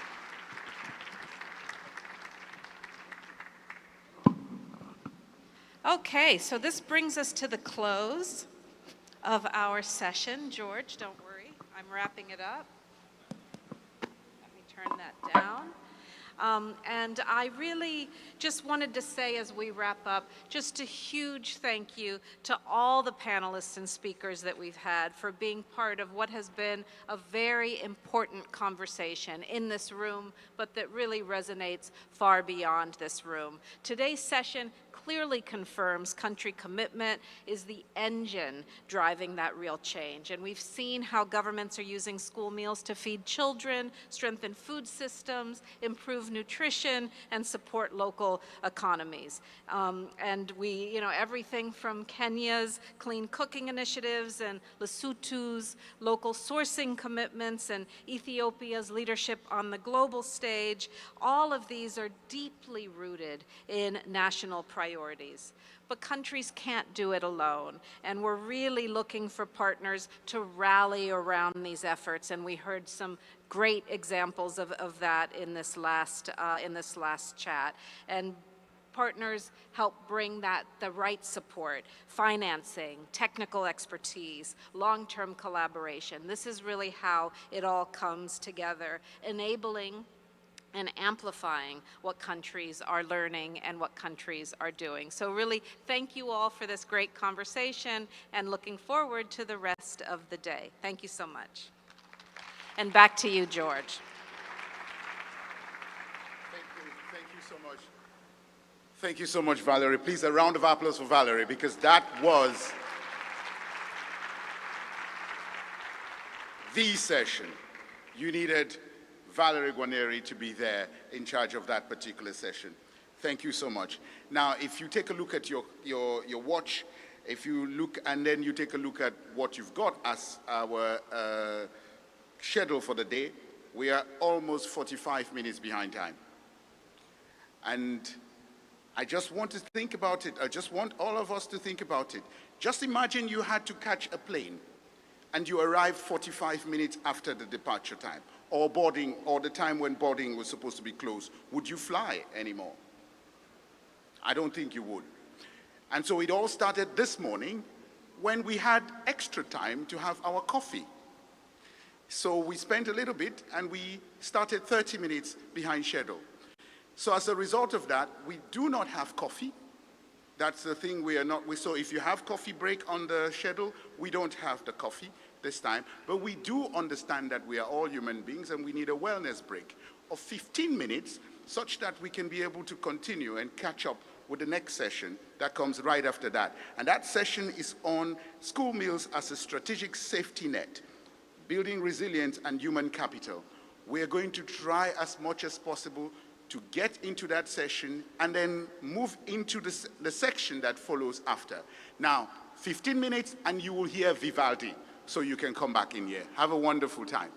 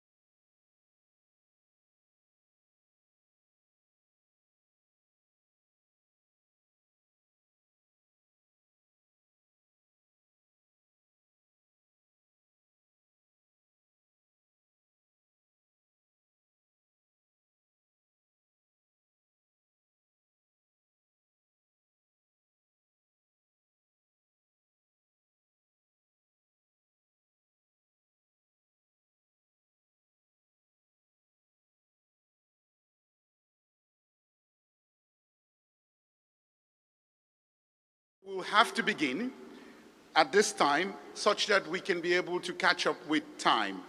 We are really running behind time, if that's an expression we can use, because right now time is really gone ahead in terms of where we are. This session, we're about to begin session 5, School Meals as a Strategic Safety Net, Building Resilience and Human Capital. We were supposed to start at 11 o'clock Fortaleza time. It's 11:34. We will begin with this session, and we will, the rest of the colleagues who are here will catch the train as we go. And so I would like to invite to the stage our moderator of the session, His Excellency Mr. Edem Adamanov, Deputy Minister of Health of Ukraine, along with our distinguished panelists, whom I'm going to call. Please, a round of applause for.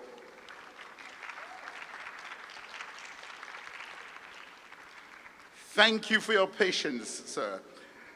And now I'm going to invite the rest of the panelists to join him. Her Excellency Ms. Fanny Monteanos Jabalal from Peru, Minister of Development and Social Inclusion.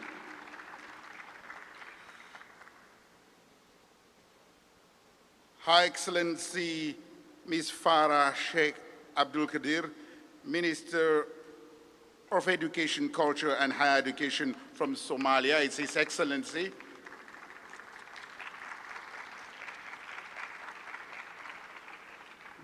Maya Rosa.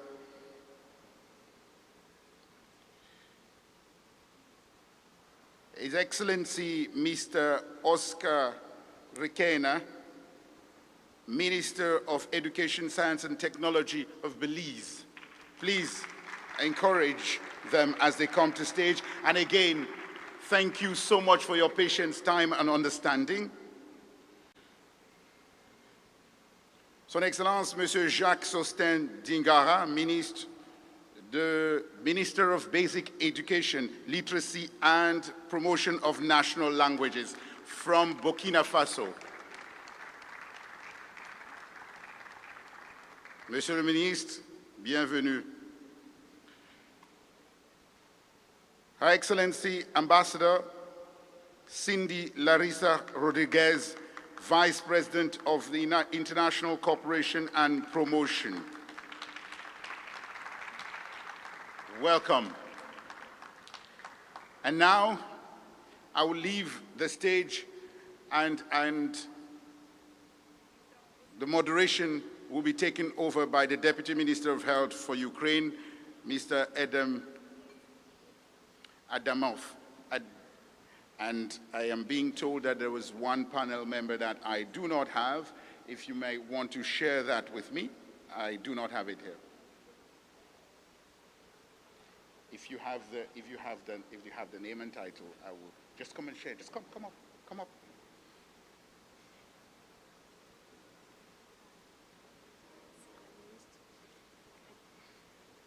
It is not there. All right. So, and toutes mes excuses.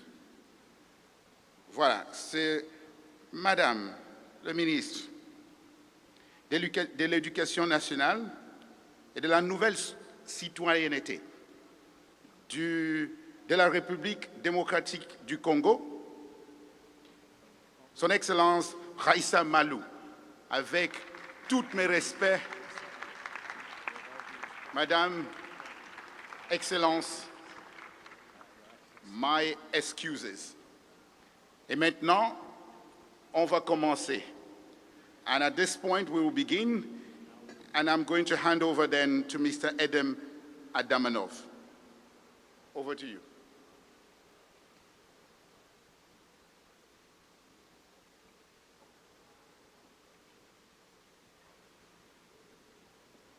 Yeah, thank you very much. Now it's working. I'm happy to be here. Thank you very much for presenting all our panelists. And I think our panel is very interesting because it is human capital. And when we speak about nutrition, we're investing in a health nation. And I think it is the most important for every nation to have healthy children. So, we have one issue. Our time is very tight. So we're supposed to discuss 2 questions, but right now, as I understand, we have time only for 1. So I ask you to be very strict, to be very straightforward. And I think all of us have only 2 or 3 minutes for this question. So let's start.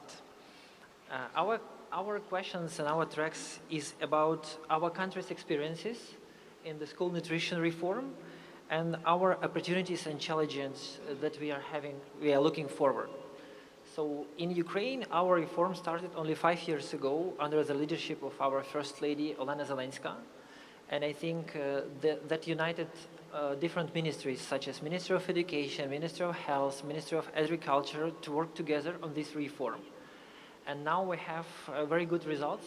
We provided very healthy school meals for more than 1 million children already, students. It is for 1st and 4th grades.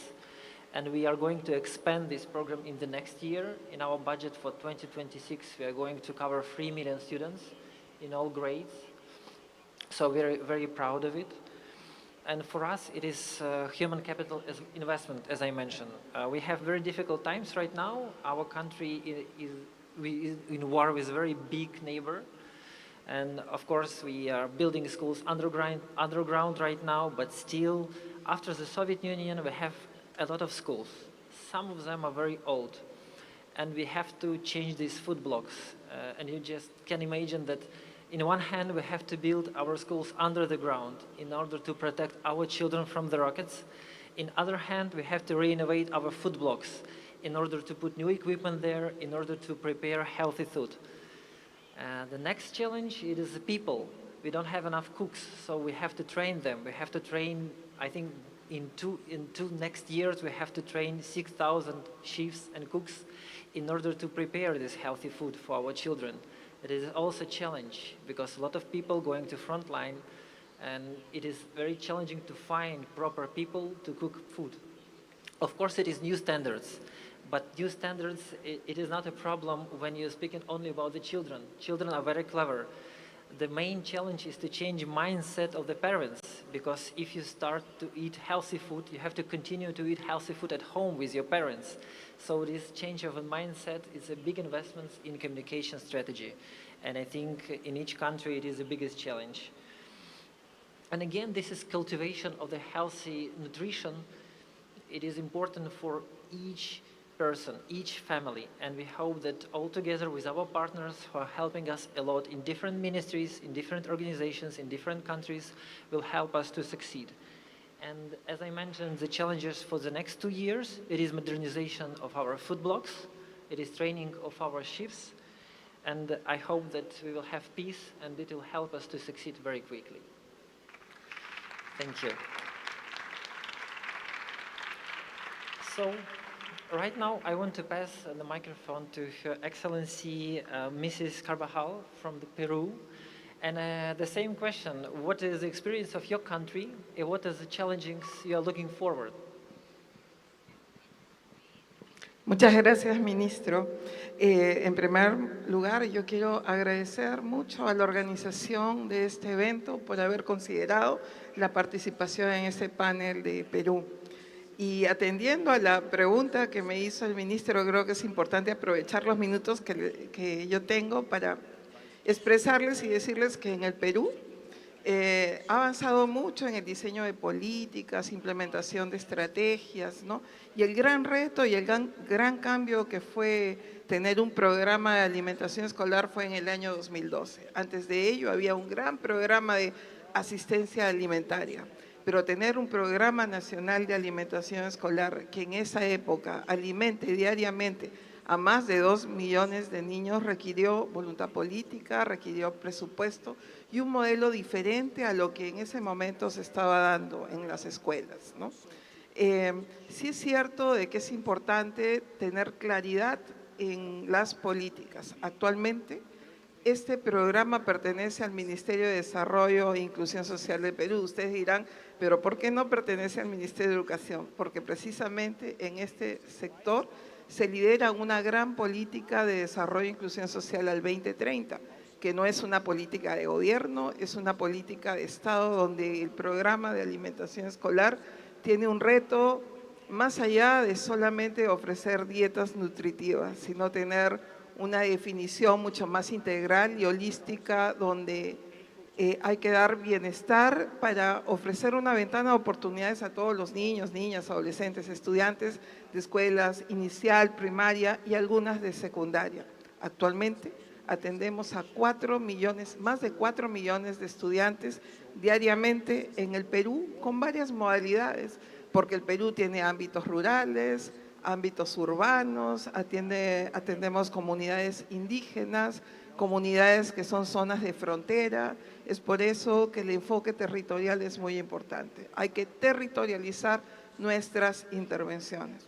Cuando yo hablaba de avances en estos últimos años, es cierto, hemos avanzado en el diseño de políticas, en la implementación de estas diferentes modalidades. Sin embargo, cuando vemos la métrica y los resultados decimos no es suficiente, hay que seguir avanzando. Por eso es que no solo a partir de la pandemia, sino también mirando el contexto que tiene el Perú, como muchos países de la región, sentimos que tenemos que integrar algunos componentes que durante este año no han estado muy fortalecidos. Si bien es cierto, la operación logística es increíble para llegar a tantas escuelas, son más de 67,000 escuelas, todavía necesitamos avanzar en otros componentes como la corresponsabilidad. Tenemos que tener más actores en esta cadena, no solamente logística, sino para que la alimentación de calidad llegue a las escuelas, pero mirando no solamente los alimentos, sino también el consumo, los resultados y los impactos de esta intervención. Otro componente importante es incorporar agentes de la comunidad para la vigilancia comunitaria en las escuelas. ¿Cómo podemos nosotros llegar a 67,000 escuelas diariamente, a visitarlas periódicamente, con sistemas que incluyan tecnología, pero tenemos que fidelizar también a la comunidad, inyectar en todos los actores de la comunidad una cultura del cuidado, de la protección de las escuelas, el cuidado no solamente en la alimentación, sino en su definición más holística de lo que es la alimentación escolar, incorporando, y este es un gran desafío seguramente para muchos países, las compras locales que provengan de la agricultura familiar. Tenemos algunos pilotos, necesitamos generar evidencias, tener más estudios, más investigaciones, más ciencia, y por eso yo celebro estos espacios en que todos los países podemos decir cuáles son nuestros avances, pero también nuestros desafíos.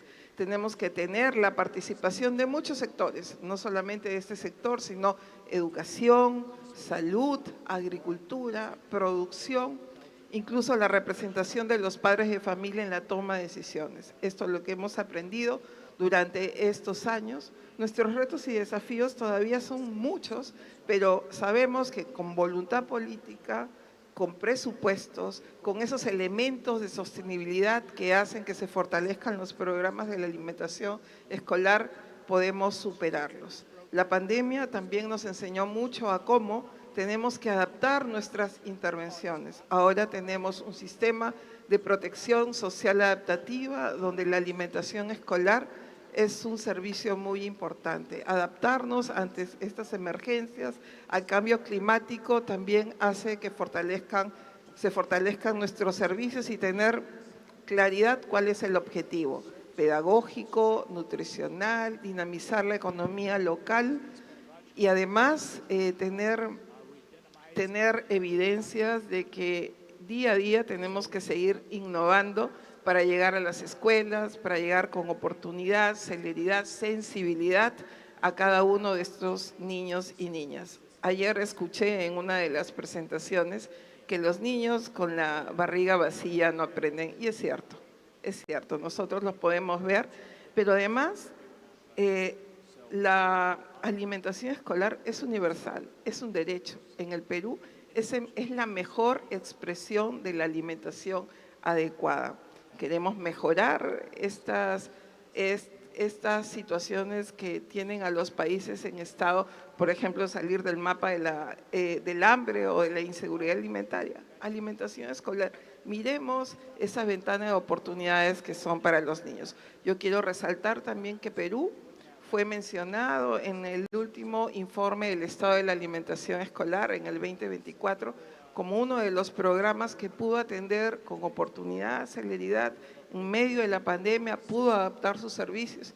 Y eso es lo grato de tener un programa nacional que pueda llegar, en este caso, a más de 4 millones de niños y niñas. Yo quiero decirles que estoy muy contenta de estar aquí. Me voy llevando todas estas experiencias para experiencias como la de Brasil, que ha costado más de 70 años tener un programa de alimentación escolar fortalecido. Al Perú le cueste mucho menos, igual a todos los países de la región, y puertas abiertas para los países que quieran también conocer más de la experiencia del Perú. Gracias.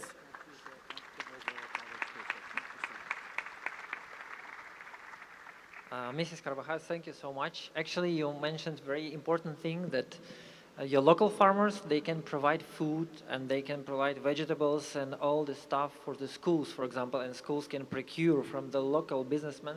So it's about economy in the region. I hope that in Ukraine we will switch to that also after demining our fields. So right now, Her Excellency Mr. Abdul Qadir, can you please share with us your experience and your challenges you are looking forward in your country? Thank you, Mr. Vice Minister, our moderator, and thank you, the audience. Allow me to set the context of Somalia's education sector before we discuss about the school meals. 3 decades of endured and protracted civil war resulted by and caused a collapse of the public service. This made an entire generation lost the opportunity to learn. But now, fortunately, we are in a recovery stage. 2 years ago, the general enrollment rate of education at the primary level was 24%, but fortunately now we are heading to 40%, reducing the 5 million out of school children into 3 million, which I hope in 2030 we will go into 0 to that number. Priorities include building the school infrastructure, training and recruiting the teachers and employing them, provision of teaching learning materials and textbooks. So coming to the school meals focus was slow and ignored in many years. But this year, steadily we are expanding to 117,000 children by our partners, including the WFP. In the last 2 years, and with regard to our membership to School Meals Coalition, we developed a country leadership for the school meals, especially developing a national policy for the school meals. Again, we adopted a national transformation plan for the coming 5 years that is stated to feed all children in school at the primary level by 2030. In these policies and our transformation plan, we consider the school meal not only as a meal for a child, but as a value chain that looks varieties, including to improve the nutrition, to support the homegrown food, empower local farming and agriculture, enhance the local economies, and conserve the environment, and finally, to reduce the cost per meal, which is now above 30 cents per meal, but we are aiming to reach into less than 15 cents per meal. So from policy to the implementation, we are allocating school meals funding the first time in our economic and our budget in the coming year, 2026.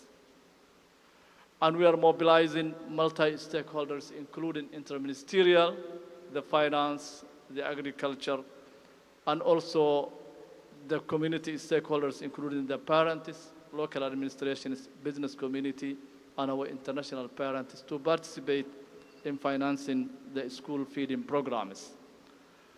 And also in our strategies to diversify the financing of the school meals by using some very strategic debt swap and through financing with multipliers with the multi-agencies. Challenges are still tremendous. One of it is ensuring the sustainability, and especially with the hurdles from the food systems and also recurrent droughts and economic shocks, which is prevalent in our region and in our country. There are a lot of opportunities, which I say that our commitment and political will is the biggest opportunity that we have, positioning the school meals as a strategic safety net and a long-term investment in the human capital, and also growing global momentum through our coalition and through the local ownership is one of the advantages that we are heading. I hope in the next few years we will succeed from 10% to more to 100% in 2030 as in our National Transformation Plan. Thank you very much. Thank you. Thank you, Mr. Abdul Qadir. And thank you that you mentioned the importance of the policies and national policies and how it's correlated with the budget. Because on practice, you can ask for a budget only when you have policies, it's adopted, it's approved by government. So thank you very much for highlighting this. And I want to pass the floor to His Excellency, Mr. Rukana, Minister of Education, Science and Technology of Belize. I can share my mic. Okay. Thank you very much, Minister Replis, and good morning. It's such a wonderful pleasure and an honor to be representing Belize here among our distinguished delegates and colleagues who are here. I want to start off by acknowledging and thanking the government and people of Brazil, certainly the World Food Program, for convening this second summit. I also want to thank other organizations such as RAIS, the Brazilian Cooperation Agency, and others who are present here who have worked diligently to ensure that we can advance the Sustainable Meals Program in our schools. I want to start out by saying that in 2020, when the pandemic hit Belize, all schools closed. The school feeding program came to an end. Classes were held remotely for 2 years.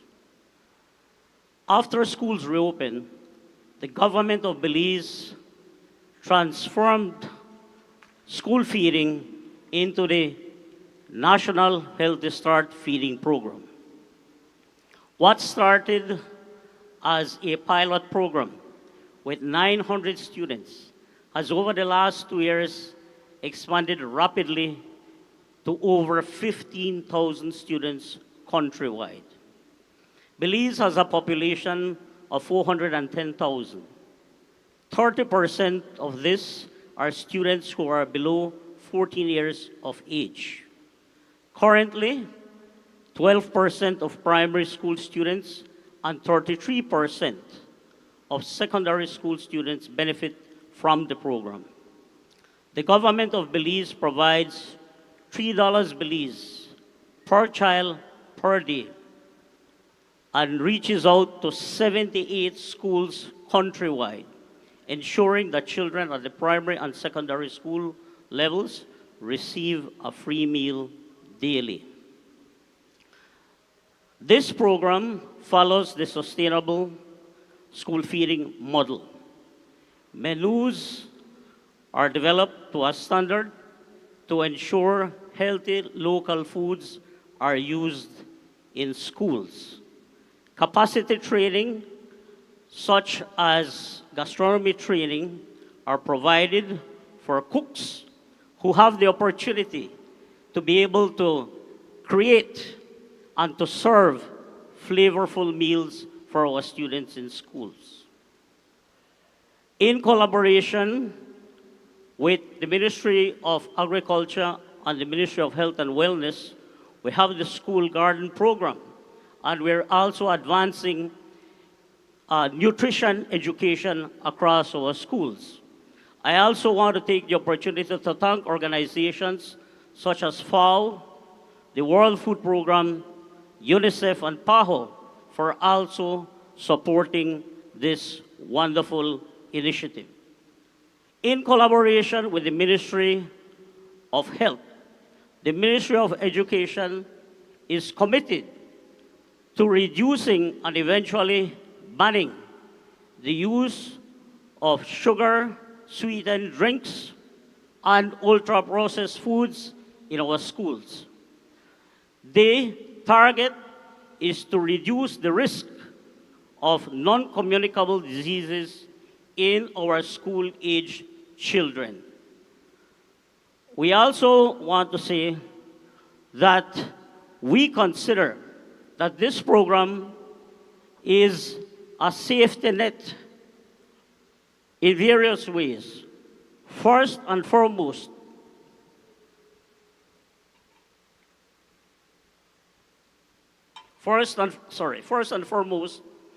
is that children receive a meal daily. This opposes the whole issue of food insecurity in our schools. It also eases pressure on parents and families because parents don't have to be finding out-of-pocket money to be able to support their children with daily meals, which at times can become very costly.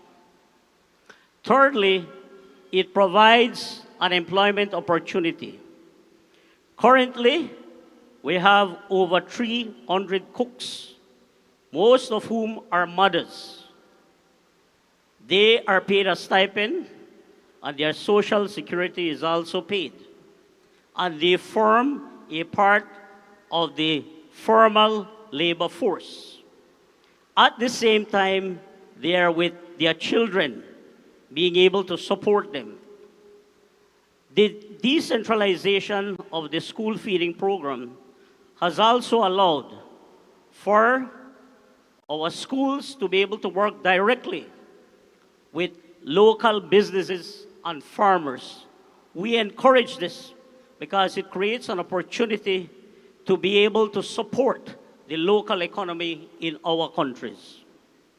I want to also make a special announcement here today.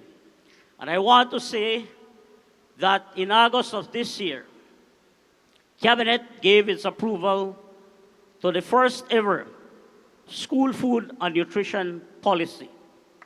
This is a very important policy, and I want to share with you here that this is our policy. This policy is rooted in very important fundamental principles. The right to food security, the right to nutrition and health, the right to education.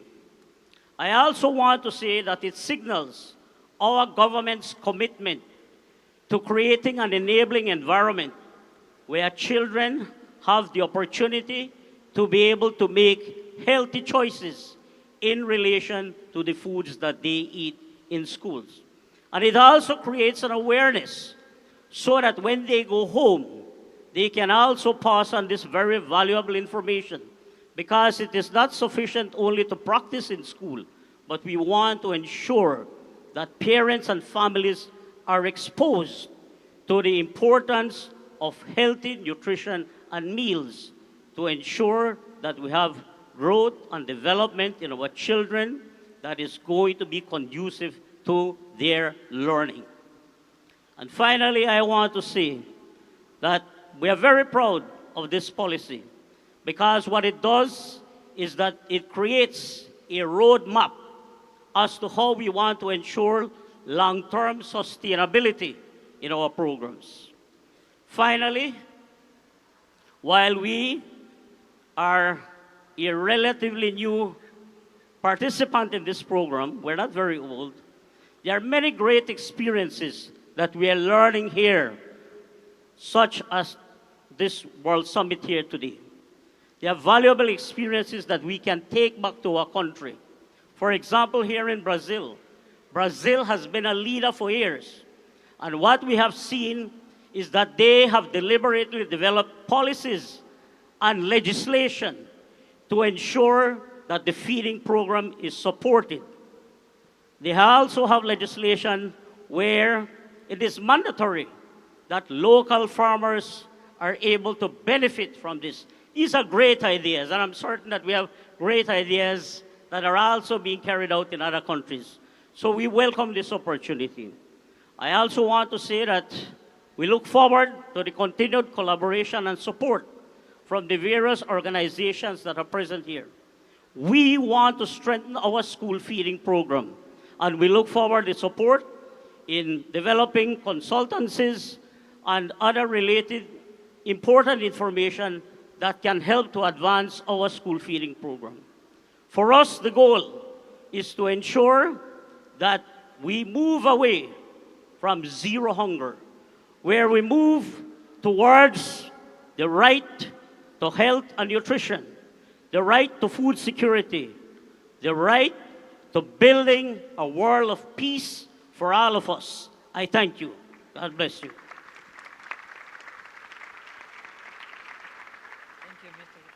Thank you, Mr. Requiana. Actually, I think your energy motivates the whole your government. Thank you very much. And I think you're an example for all of us to motivate and persuade the reform in our countries. Thank you very much. And I want to ask here Her Excellency Mrs. Malou about your country's experiences and challenges, I think key challenges that you are looking forward in school nutrition reform.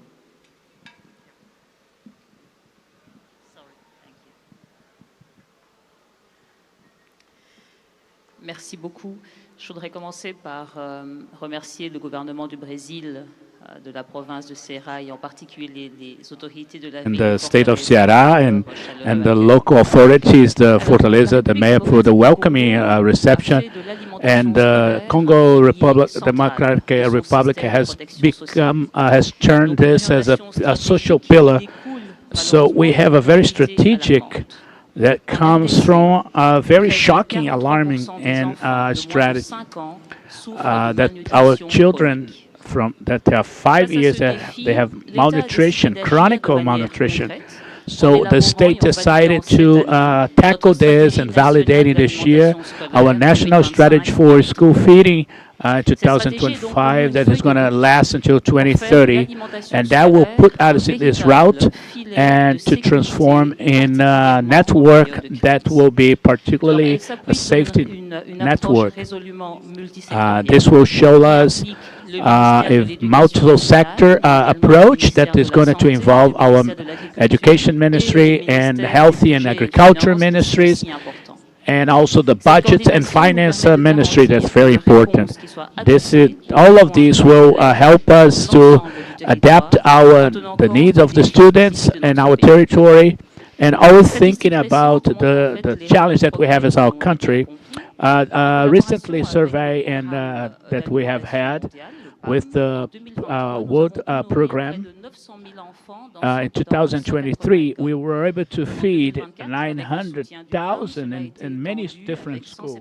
And the following year, we were able to extend that, the program to complementary schools or supplementary schools. So we have had some meaningful steps that we have been able to take. And this is not only limited to one meal. It is actually a tool of protection and stability, and also in crisis context, security and also human crisis. In Congo, we are a victim of a very unjust war that is happening on the east part of the country, and we need to take that into account. We got a conflict on the west, on the east, and with the considerable number of people, they have no place to stay. They have been displaced. And we have also problems due to climatic, the droughts that also affect the food and for our kids. So that's why our strategy will prioritize rural area and also urgency and emergency areas, so we'll be able to respond quickly. And here, especially for school canteens, these are not the only ones with the focus. We also think about the people that have no place to live, and how can we distribute or allocate the food for the kids. For example, if the school canteen is not functioning, so we need a way that we can feed them and guarantee them the continuity of this feeding program for the kids, and also to be able to concentrate in the education, even during the hard time and crisis. So this is our program goes beyond the distribution allocation of feed food. So we think it's remarkable, and that can help for the children's learning. We have created gardens and for the kids, and we also teaching them, and we also learning. This is a scientific find and recovery, actually, discovery with the kids.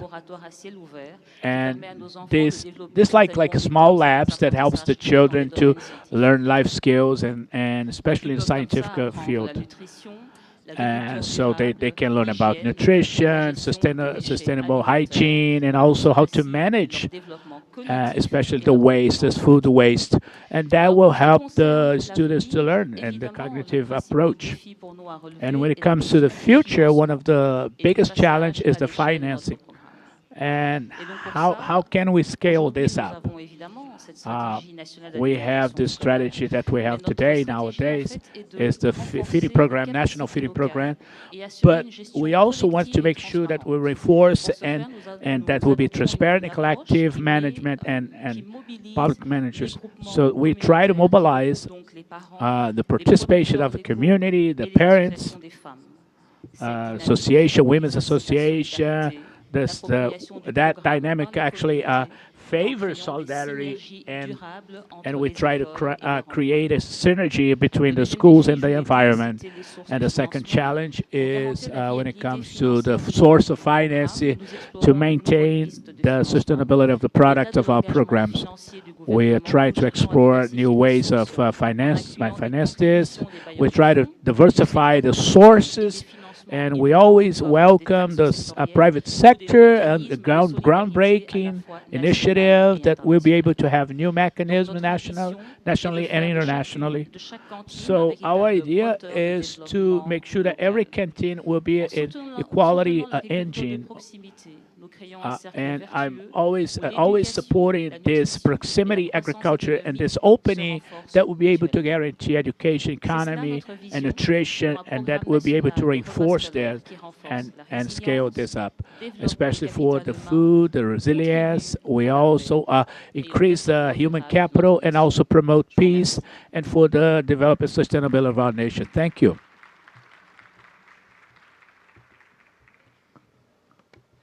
Mrs. Malou, thank you very much reminding us about the front lines and actually reminding us that we are having this responsibility for those children, because for some families, the school nutrition and the hot meals in school is the only opportunity to have this food this day, and actually healthy food. So as a government, we have to persuade and we have to allocate budgets in order to save those children. And thank you very much for reminding us, for everyone, for us. Now I want to pass the floor to His Excellency Mr. Dingara. And do you have, I think you have your challenges and opportunities. And can you please describe, do you recognize the school meal nutrition as a safety net in your country?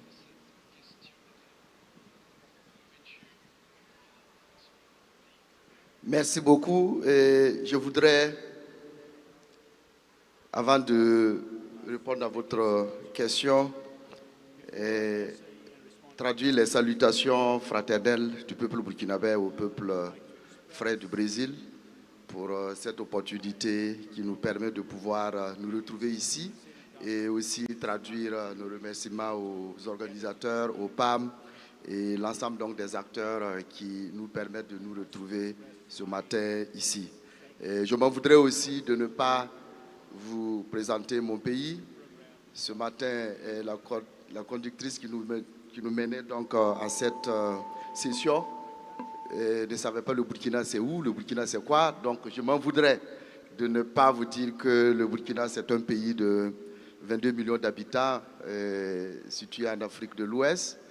77% de sa population a moins de 35 ans et disons plus de 45% de sa population a moins de 15 ans aussi. C'est dire que c'est East, un peuple très, the west part of Africa, aujourd'hui, ce pays est dirigé we have a very, very young population. 40% actually of the population is young.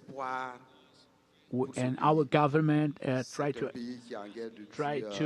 show revelation and is a country that is still fighting its war, and we are hopefully trying to get out of it.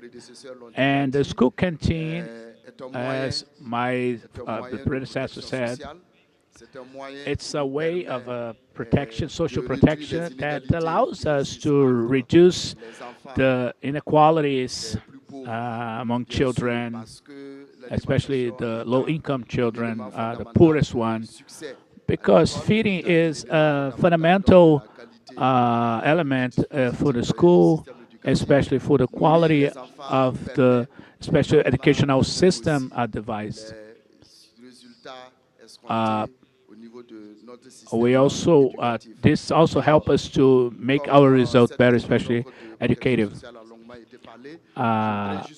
When we talk about social protection, I would like just to take 2 minutes to share what we have seen in Burkina Faso, especially when we mention about going through wars and how to respond to it. The food, school meals has such a very strong role, especially in the internal changes regarding to the students, especially during war times, where we have families and communities that actually they need to move to change the location. And we need to also give them these children schools, and the school canteen allows us to do this. We have this as the social network that is alongside with the population, especially the underprivileged ones. I would like to share with you also a challenge. We have to bear in mind that school meals over years has been actually generated by a partner, but Burkina Faso has tried to decentralize this, but unfortunately, the municipalities they didn't have all the competency that were necessary to tackle that challenge. So the Captain Haï Corvette take ownership and leadership of try to take control of this. We have we have more than $200 million that has been injected in the school canteen, and our greatest challenge today is how can we make our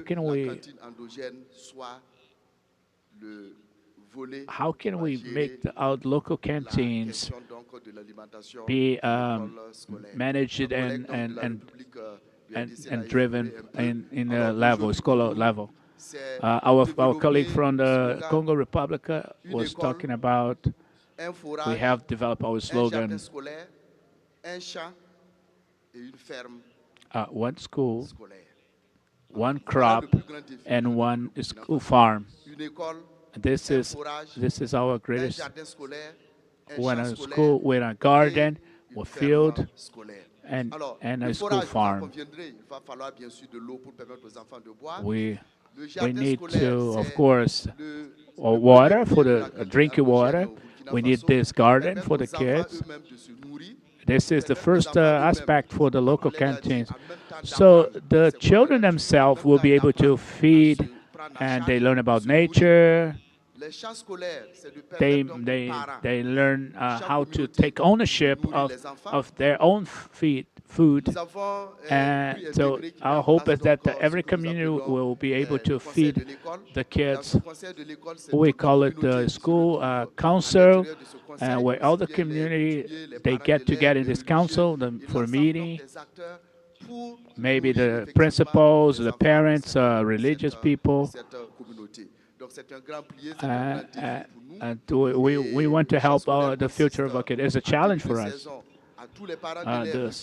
The field, the school field, or the parents and responsible, they help us to cultivate this field, this crop field, to enable to help and feed the kids. I would like to tell you,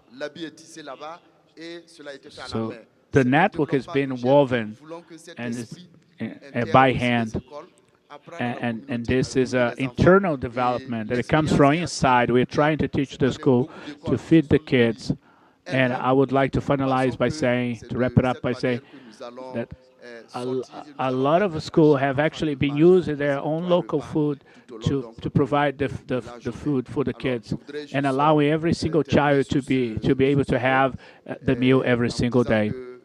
So I would like to conclude my words by saying Burkina Faso is a nice country.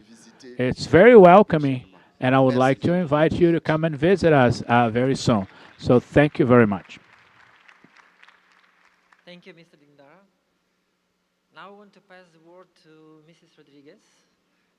I think this mic should work there. Oh, yeah. Muchísimas gracias, ministro. Muy buenos días a todos. Thank you very much, Todas. Minister. Good En nombre del morning. Gobierno de Honduras, On behalf of the government of Honduras, it's a great pleasure to be here. Thank you very much. Thank you very much, Brazil. Thank you very much, the Brazilian people, for organizing this great event. It's an honor to be able to be here sharing with you the challenges and progress that we have made in the national program of school meals, knowing that the school meals is a key strategy to strengthen the community resilience and promote the development of human capital. The government of the First Lady President of our history in Honduras is committed with the strengthening of our integrated social protection system that prioritizes the guarantee of fundamental rights and supports the most vulnerable sectors. That's why the national program of a school meal in Honduras constitutes one of the most important initiatives for our government and accounts with the follow-up with the WFP in coordination with the Social Development Department and Education Department. Today we have 90% of the educational institutions and benefits more 1.3 children from Honduras. And I want to highlight that this program has been converted in a national reference and a regional one as well for its inclusive and participatory focus that involves the families, the ladies, teachers, and municipal authorities for the implementation of each one of those actions, aiming at the strengthening well-being and development of our children. We launched our sustainable program founded in 6 main pillars that strengthen the human right to food. Number 1, we strengthen local procurement to the family agricultures. Number 2, sustainable school meals and culturally adequate, the creation of school processes, reducing school evasion, and supporting the families in vulnerable situations, especially in the climate change crisis, the guarantee of nutrition for the development, the physical and cognitive development of the children. Take into consideration the global crisis and the climate vulnerability of Honduras. The program has shown its capacity of adaptation in the extreme meteorological phenomena during the climate emergencies that we lived recently, as support with the schools, with the families of the women, and PMA. We have guaranteed 3 annual cents, that's 180 years of school meals to our children. We have reduced significantly the school evasion from 1.27% to 0.7%. That has strengthened the family's resilience, so especially the most vulnerable ones. With the support of the PMA and Rockefeller Foundation, Honduras is implementing the pilot programs of fresh meals in 173 schools in the Choluteca department. Of benefits 7,000 students that receive complementary meals as fruits and vegetables, trying to strengthen local economy and support the primary and secondary producers. With respect to the challenges that we have in the context of our country, the main challenge that we have to advance our national agenda is in the food insecurity, as well as nutrition security and the sustainable meals of these programs. We have the poverty challenge, the social vulnerability and climate vulnerability, and uneven access to the resources impacting quality, equity, and coverage of the food interventions in the public schools in our countries. As developing countries, we also recognize the strategic importance of international cooperation, regional cooperation, promoting multi-sectorial alliances that will use and integrate the governments and social communities with the aim of designing and implementing solutions adapted to the specific realities in our country. And we also are aware of the international challenges that we face, such as the reduction of international cooperation and also that we've been listed of a country of low income. So the global crisis and the tensions in the food markets making it more difficult our sustainability and the advancement of our programs. To conclude, the strengthening of the social protection system, particularly through the national program of school meals, constitutes one key tool to build resilience, reduce inequalities, and foster human development. This initiative not only guarantees the fundamental right to food, but also brings special support to the most vulnerable population and brings better improvements such as staying at schools, retention, and the promotion of education.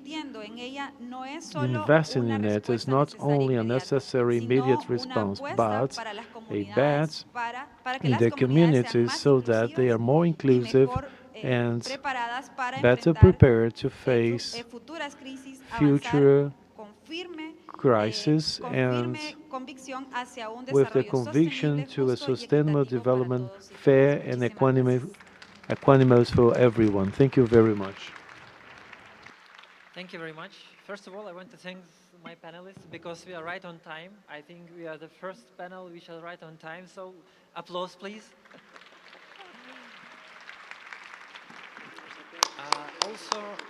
Also, I want to thank government of Brazil for hosting this school meal coalition. I think everything is going well. Everybody is happy. Everybody is safe. So thank you very much that we can share here our thoughts. From my side, I want to thank our First Lady Olena Zelenska for launching this reform because right now in our country it is the most ambitious reform. And I want to thank the small team. Actually, in our country, only 10 people managing the whole reform. It's our superstars and we love them very much. We thank them. And I want to say that in one hand, it is very easy. Every school day, healthy food for every child. But in another hand, it is a very comprehensive approach because it touches education, healthcare, social policy. So let's involve our governments, let's involve our NGOs, and let's make this so simple. Just give healthy food every child, every school day. Thank you very much. Thank you so much. I really, you went ahead of me because that's why I was here to say I need this audience to give them a really big round of applause. This panel has shown us how it's going to be done. Now, that's the level that everyone else who's coming after should attain. No pressure to the next panel. Before we get to that, though, and please stay on because you will have a moment so that we can keep this for posterity. The team that respected time will have a snapshot for that. So first, I would like to invite His Excellency, Mr. Viltavio, the Minister for Foreign Trade and Development of Finland to deliver the closing remarks for this. Please join us here.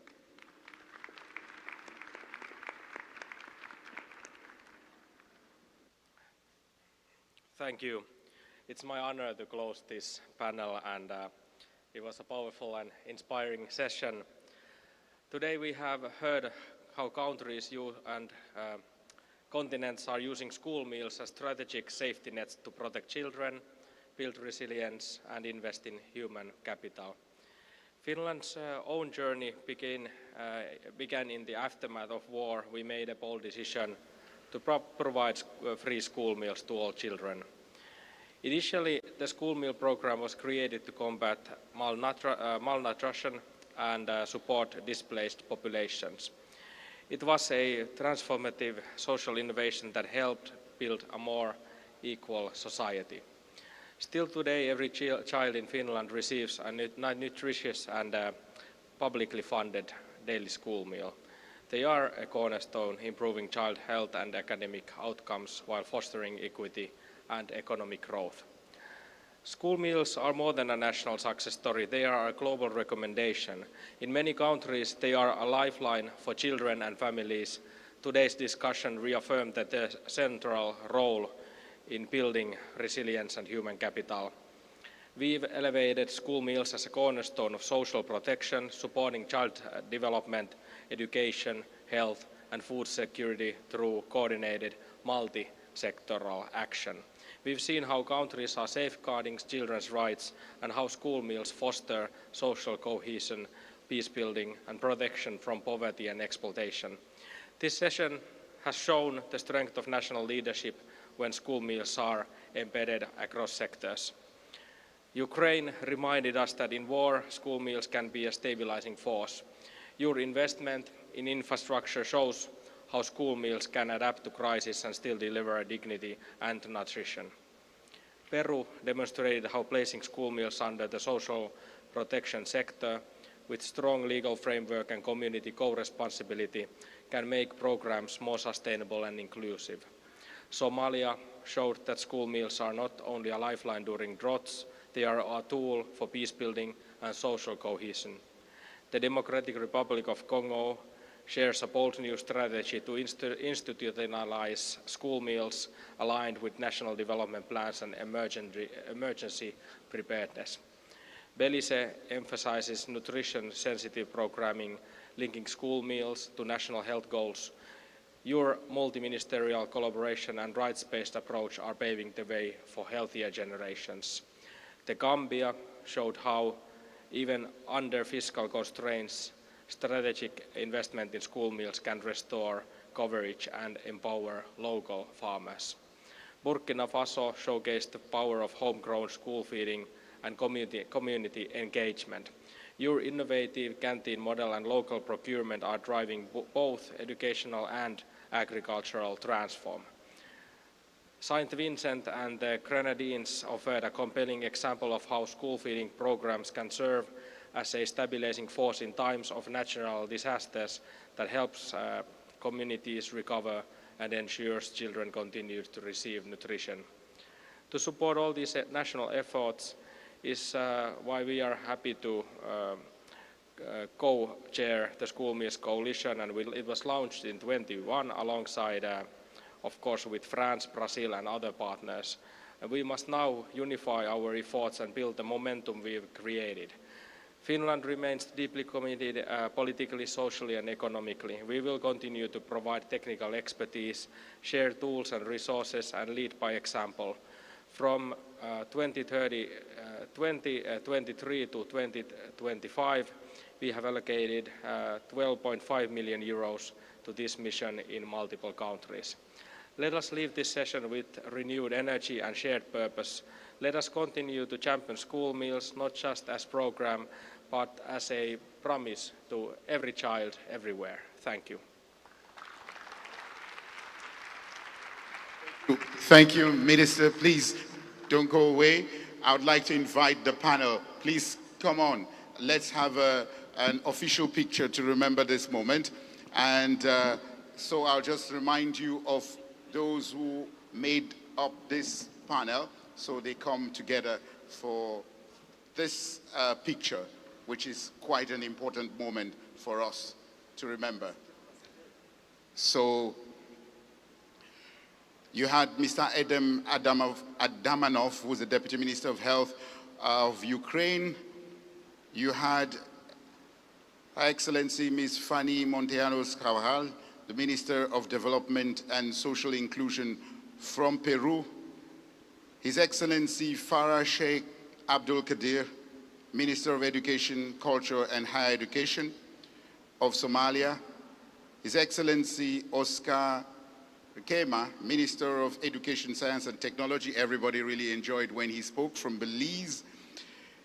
High Excellency Ms. Raisa Malu, Minister of National Education and New Citizenship of the Democratic Republic of the Congo.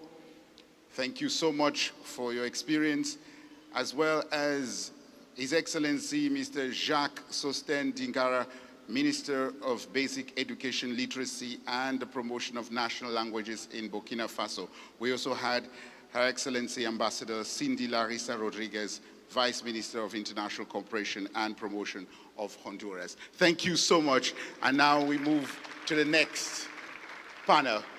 Thank you. You can return to your seats.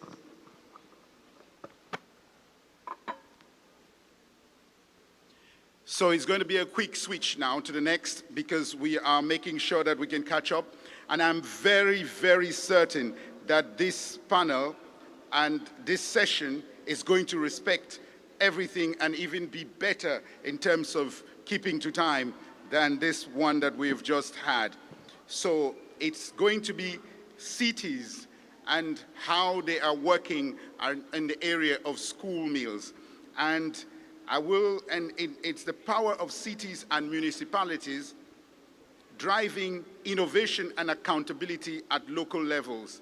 Now I'm going to call on to the stage the special team that is led by Filippo. And I remember him very well from 2 years ago when they were adhering to the School Meals Coalition.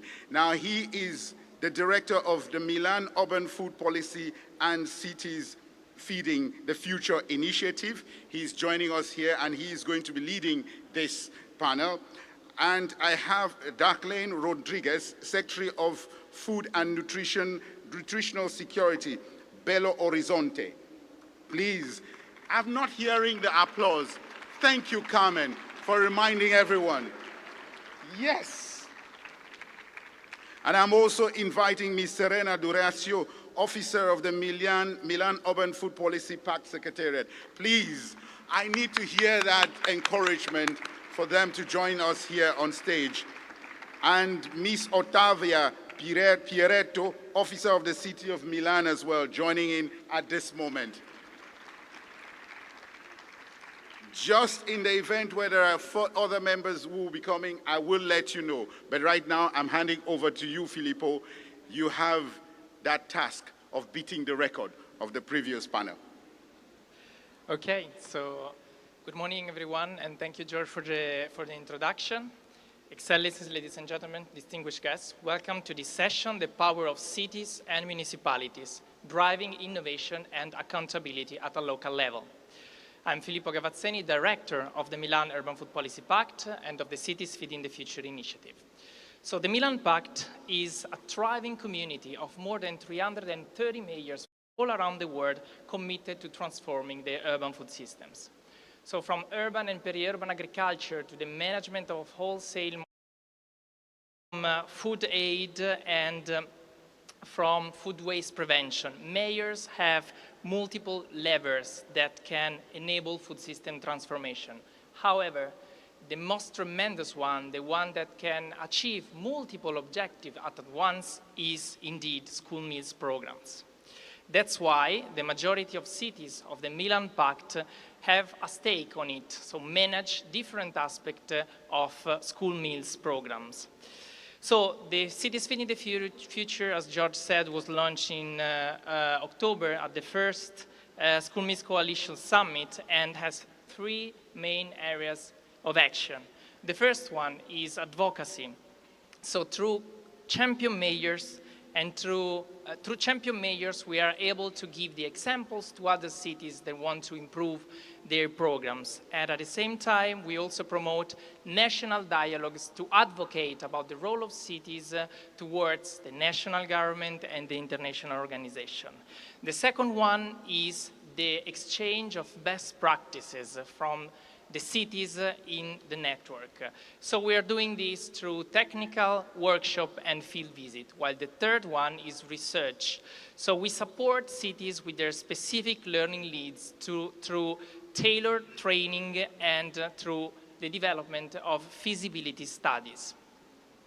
All of this has been developed in synergy with the School Meals Coalition Secretariat, which I thank also for the organization of this very impactful event, and with the other initiatives.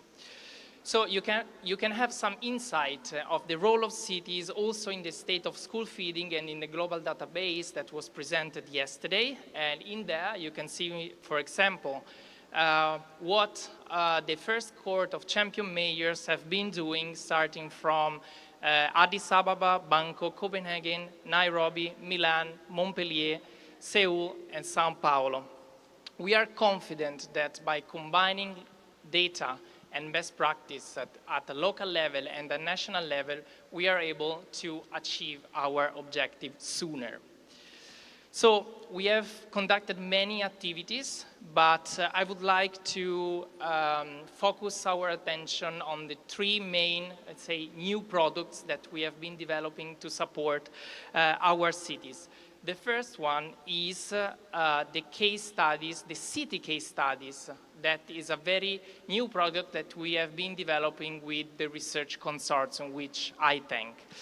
This case studies, of course, is a template that can be replicable to other cities, but we started by a pilot, which is the Milan case. And I would like now to leave the floor to Ottava Pieretto, who is officer of the city of Milan, that will explain you about the Milan case and how we can replicate the case studies for also other cities. Ottavia, the floor is yours. Thank you very much, Filippo. Indeed, yeah, I'm very honored to be here today, and I have the pleasure of presenting the first flagship case studies on school meals that we did together with the research consortium. And as Filippo anticipated, it is about Milan, but it's not only about Milan. It is the starting point of a series of case studies that we envision to extend within the Cities Feeding the Future initiative. But let me briefly share with Milan what Milan represents in this field. So school meals in Milan are a historic public service. They began in 1900, and for over a century, they have been managed directly by the municipality. And today, through our in-house company, Milano Ristorazione, we serve 77,000 meals daily, from children as young as 4-month-old to those in lower secondary school. So we really had a huge, strong infrastructure. Just to give some numbers, 2 central kitchens, 22 neighborhood kitchens, 79 small kitchens, and 1 central warehouse. And every child is covered. We make sure also with income-based subsidies to ensure that no one is left behind. And so since 2015, with the launch of the Milan food policy, school meals have become the main driver of the city's efforts on food for the health and sustainability, but also, and Filippo already mentioned some of the key topics in urban food systems like food education and food waste reduction. And as the chair of the Milan Urban Food Policy Pact, the city of Milan has welcomed over 50 delegations of cities. So it has been amazing to exchange with cities from all over the world, and we are proud to have supported others in building their own programs, being inspired by our model. And the results are concrete. Between 2015 and 2024, we managed to reduce the greenhouse gas emission food-related by 36%, exceeding our target for 2030.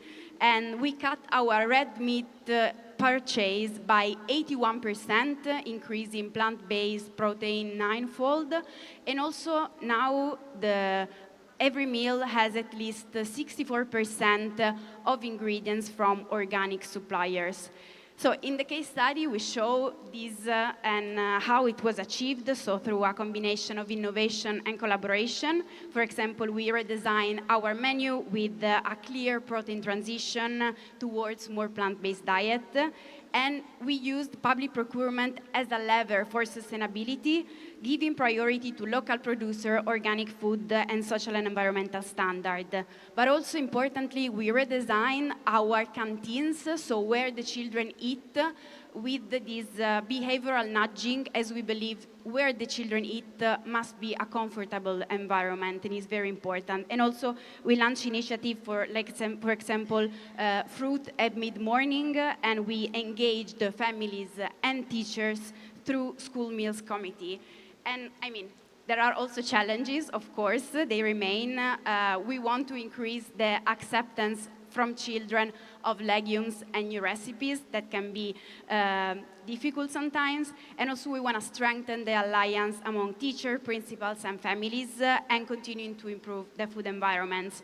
So you see how, for us, the school meals are really at the backbone of our food policy in the city, but the real value of this work lies in sharing and scaling. This is the first, as I said at the beginning, series of a flagship case study that we want to develop with the other champion mayors, so with mayors that have been leading outstanding results in their cities on school meals programs, within the Cities Feeding the Future initiative, and with the previous support of the research consortium.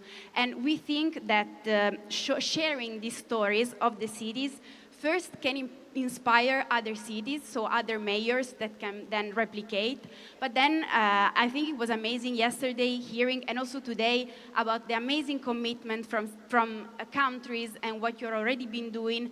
And in the first session, it was said, and I really agree, that governments are leading the way.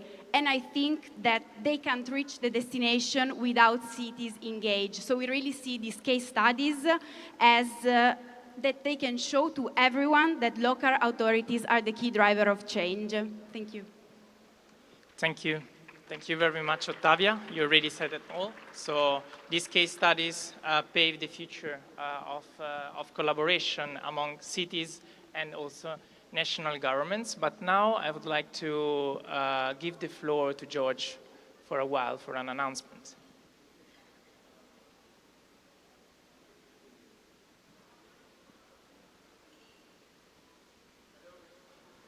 Colleagues, thank you very much.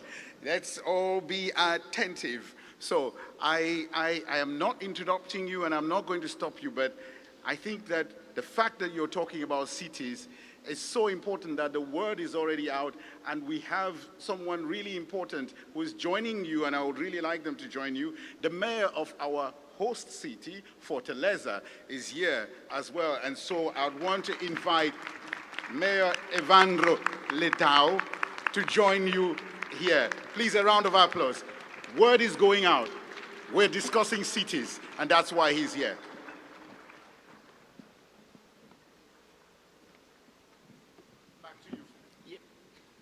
Thank you, George, and welcome on stage, Mayor Leitao. So, thank you, Ottavia. As I mentioned, this is one of the product and service that we will keep working on with the research consortium, but today we would like to highlight other two important activities that we have been conducted to support cities, because we have received great requests from training and of training and technical support from our cities. That's why we partner with the ASEAN Secretariat to organize several activities to support the cities in Asia Pacific. But to know more, I leave the floor to Serena Duraccio, who is officers of the Milan Pact, that will tell you more about the project spreading experiences and knowledge on school meals in ASEAN cities. Thank you, Filippo.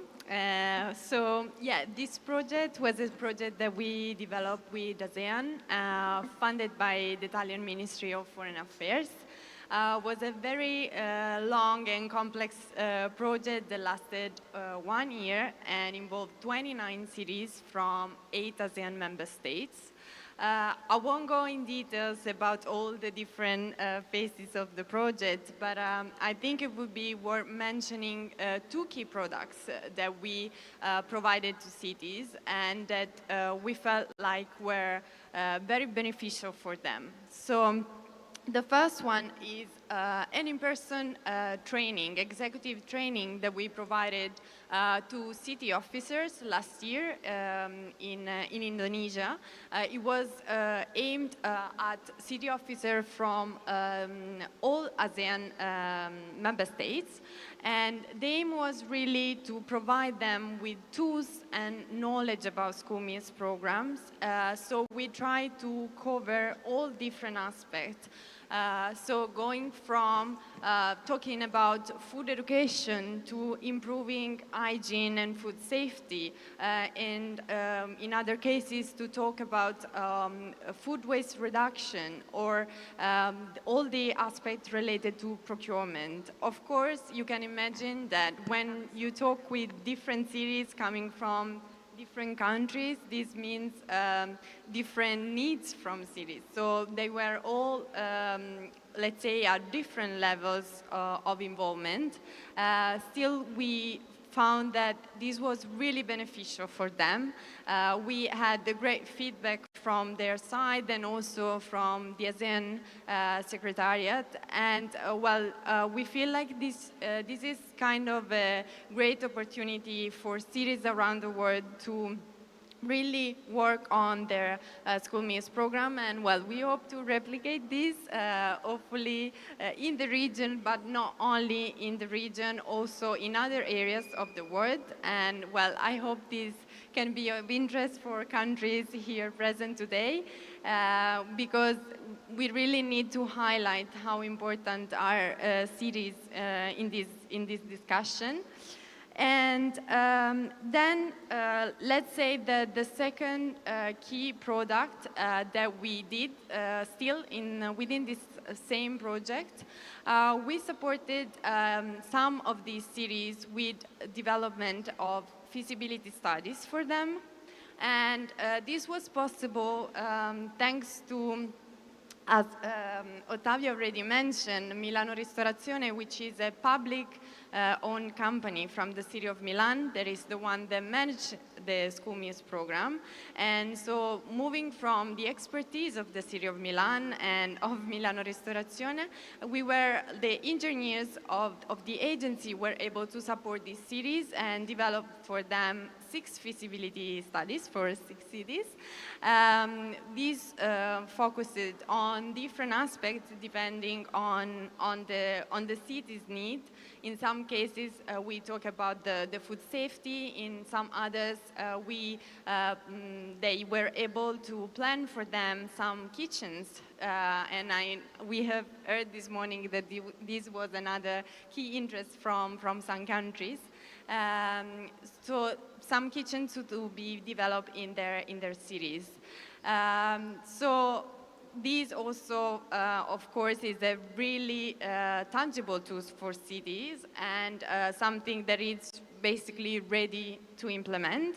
And what we would like to do in the next month, and we will do it through a project, again with the ASEAN, we will try to mobilize resources to keep supporting these cities. And so basically to turn this piece of papers into reality and making this possible for them. So continuing to providing nutritious and sustainable meals for our cities. Thank you. Thank you very much, Serena, for showing other 2 key activities that the Cities Feeding the Future is conducting and will conduct for now in Asia Pacific, but hopefully with the interest and support of other countries also elsewhere. We are talking about training, executive training for officers, and about feasibility studies. Thank you very much.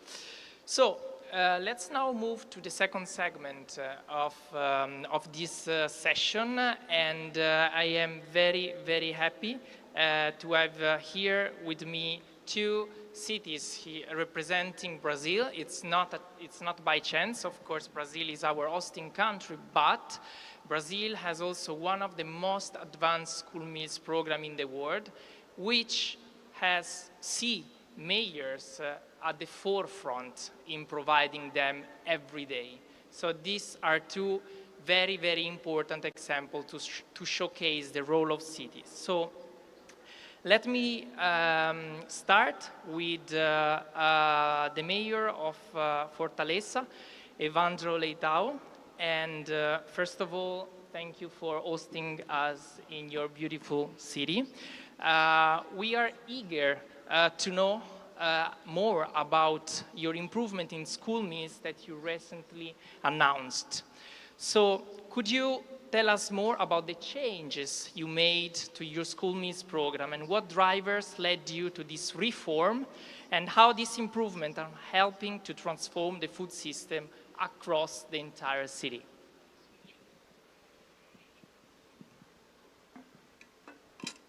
Bem, muito boa tarde aí a todos e a todas. Novamente, sejam todos muito bem-vindos aqui a Fortaleza, ao nosso país, o Brasil, ao nosso estado, Ceará e a nossa cidade, Fortaleza. E queria aqui, de forma muito especial, saudar aí o Filipe, a Darlane, a Otávia e a Serena, e prazer estar fazendo parte aqui dessa mesa. Bem, nós assumimos a Prefeitura de Fortaleza, tem aproximadamente aí, completando 9 meses, agora no final de setembro, e quando nós assumimos, a gente constatou uma rede municipal de educação bastante carente em todos os sentidos, no sentido de estrutura física, no sentido de boas condições para os alunos serem oportunizados de receber seus conhecimentos, e isso perpassa pela questão da climatização, isso perpassa pela condição até mesmo de uma farda, que é algo simbólico, chegando à questão da alimentação, do cardápio que era servido nas escolas. Nós temos uma rede de 630 escolas aqui no município de Fortaleza, na cidade de Fortaleza. Nós temos algo em torno de 270 mil alunos e alunas que fazem parte da nossa rede. E para que a gente possa falar, aqui já foi dito bastante, falar em educação de qualidade, nós temos que dar as mínimas condições para essas crianças, elas possam obter esses conhecimentos.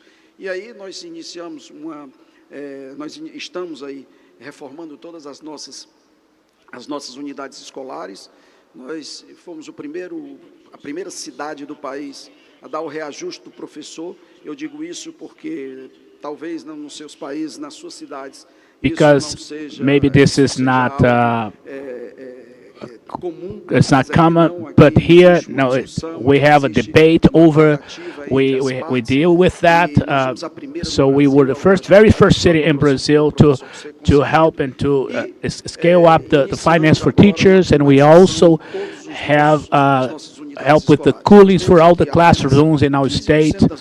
Only apenas 50% that is effectively, before they had air conditioning, and now we have the plan to project to the end of our mandate, our 100% school be with air conditioning and with cooling system, and this in the municipality school. Maybe you're asking, what does have to do with the school meals?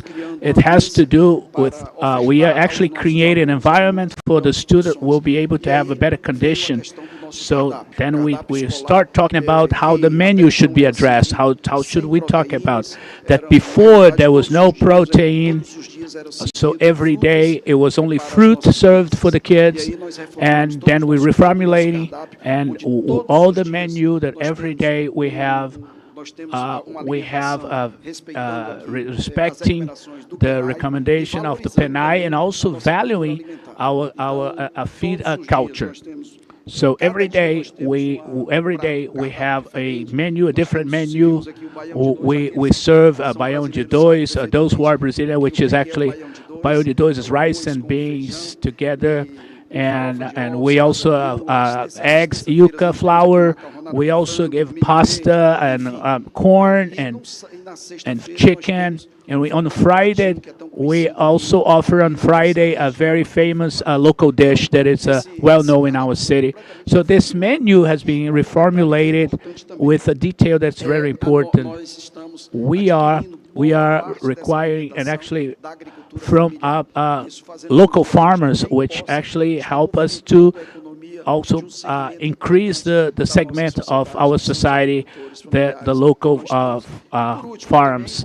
And it's also important that we point out that besides this, the variables, the interventions that we've been carrying, we also want to make sure in our network, school network, it's also important that we have created a program that is based on the state governor is also doing. It's called Ceará Without Hunger, where we allocate and we distribute daily meals. We are actually follow suit our state governor, and we are replicating it in the city of Fortaleza. We have just started this within 20 days. We have implemented this, and actually have announced it, and now we are implementing this daily soup, especially at night, as a complement. We are all serving at night for communities. The 1,000 and Fortaleza people that we have. So we have made a lot of efforts. We've been able to take 30,000 people, lifted them up for poverty. We have more than 2,570,000 according to the last census. So we have approximately 50% of our population that's been registered or signed up for our programs. So the dependence of the state is still very strong, and the municipality and also the union, the country. So that's why we are coming up with these policies, especially for the feeding programs in the schools, so we'll be able, this is a reality. So we have implemented that in March this year, and it's been such a success. And young people and the students, they love it. And a very important detail here, we are providing not only for students, we also offering the menu for all the teachers, the principals, coordinators, all the staff of the school are also enjoying this new meal. So we have made stride. It's been a lot of progress. And I actually, today, I went to one of the school, and I was a very remote place from the central area of Fortaleza in Conjunto Ceará. Today I went there and I delivered and I gave this. So this is one of the data that we have been current, the new menu. So everybody's congratulate on this. It's very symbolic. But not only the symbolism, we also have our responsibility as public managers to allow and to help our students for our network. So I want to thank you for giving me the floor, and I thank you guys for sharing, and especially to be in our city. And I thank you for, I wanted to give an embrace, and this is a very welcome city. Not only the people from Belo Horizonte will forgive me, but Fortaleza is actually the most beautiful city in Brazil. So I hope that you have a great stay, and I hope you can come back to the city and you'll be able to delight yourself and indulge yourself with our cuisine and everything else. Thank you so much. Thank you very much, Mayor Leitão. So this shows very, very clear about the commitment and the passion of mayors in addressing and improving many aspects of a school feeding program. So thank you very much. That was very inspiring, and it's not by chance that we will see at the end of this session, but you will sign the pact and join the Cities Feeding the Future initiative as a champion mayor for school meals. And now, let's move to another cities from Brazil, from the city of Belo Horizonte, which signed the pact in 2015 and is also part of the steering committee. And I take the opportunity of thanking you for your important commitment in the Milan Pact. So, the mayor of Belo Horizonte has shared some great practices to improve city's food system. among which there is one that is very interesting for us, which is Cesta na Feiras program. Can you explain what are the main benefits and also challenges of this program?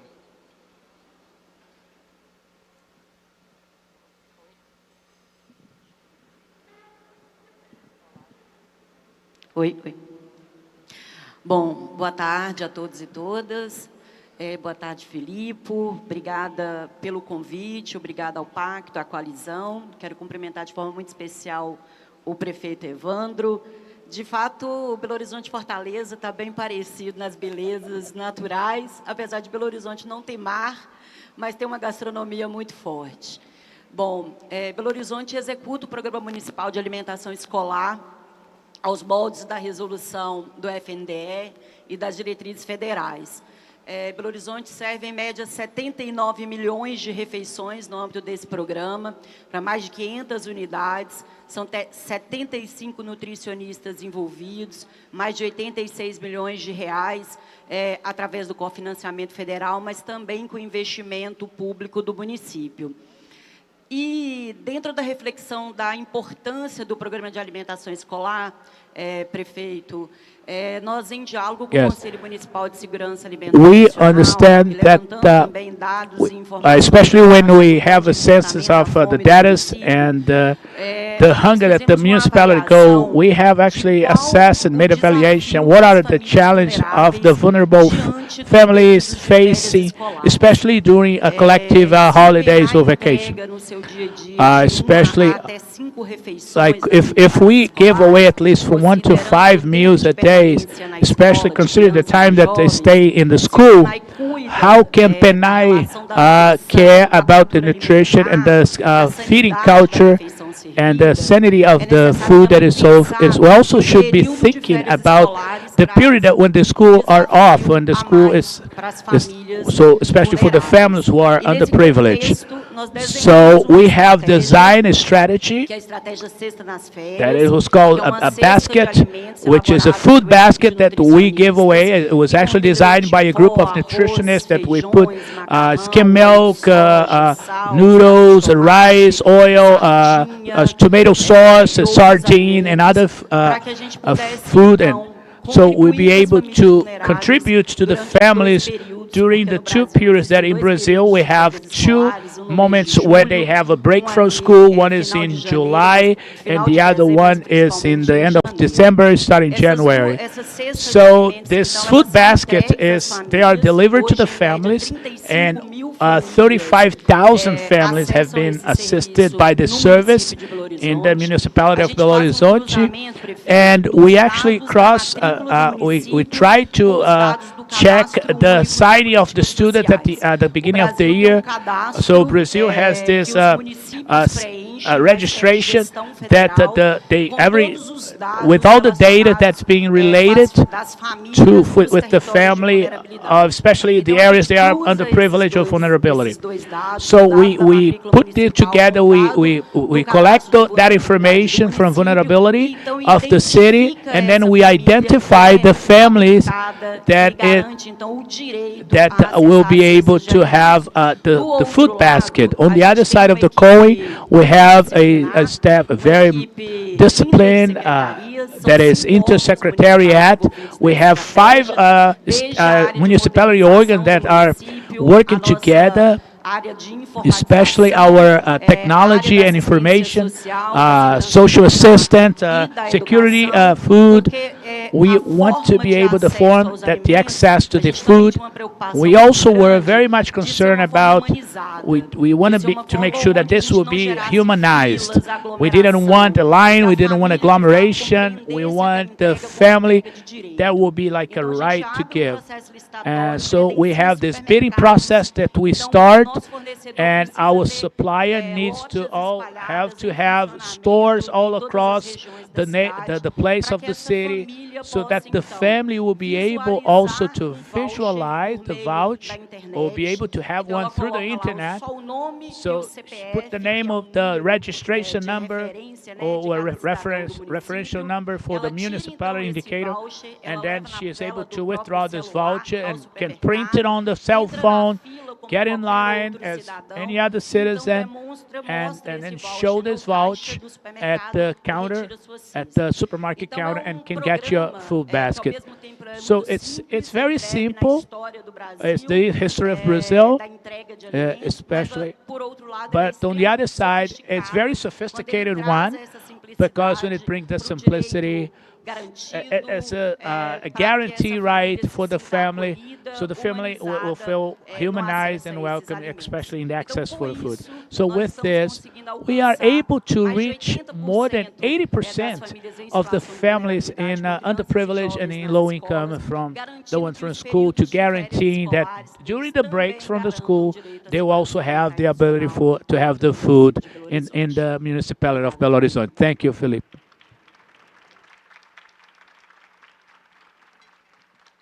Muito obrigado, Darklani. This shows you how cities and mayors are at the forefront to providing immediate reaction to citizen need, starting for the most in need. They have the sense, let's say, of what is happening in their cities and what is more needed at the time. They can act quickly, and they can also have an effective monitoring system. So thank you very much.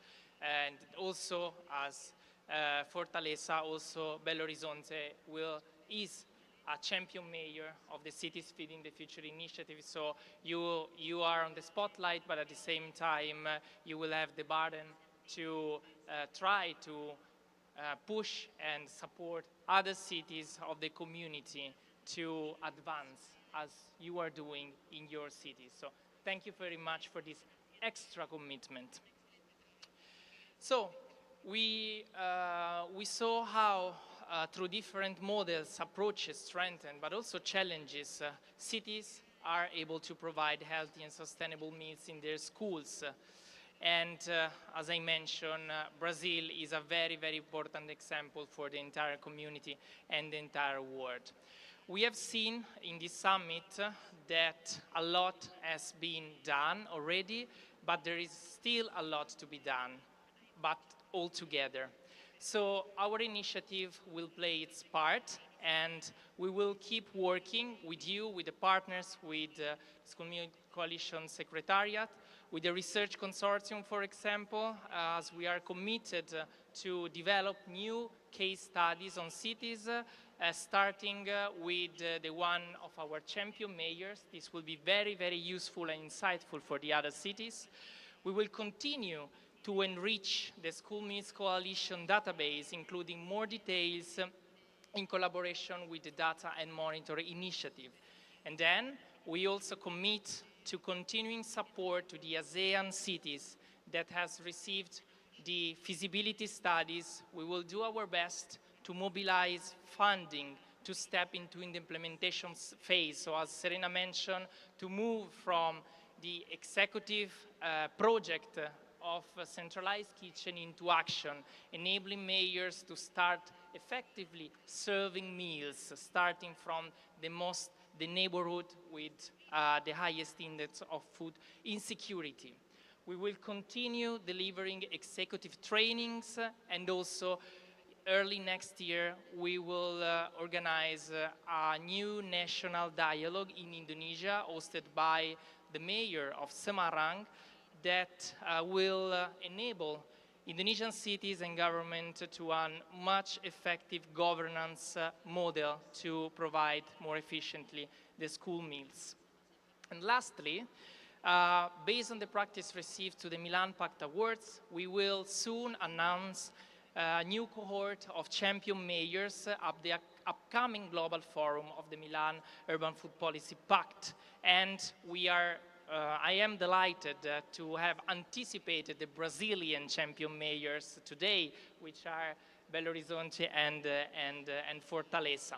So mid-October, we will continue this discussion on cities and school meals at the Global Forum with over 500 delegates from all over the world. And I'm sure this will be an important stepping stone for our activity next year. So Well, I just mentioned many commitment of the initiative, so colleagues from the Milan Pact Secretariat, no pressure, keep smiling. We will keep working for supporting our cities in close collaboration with the national government.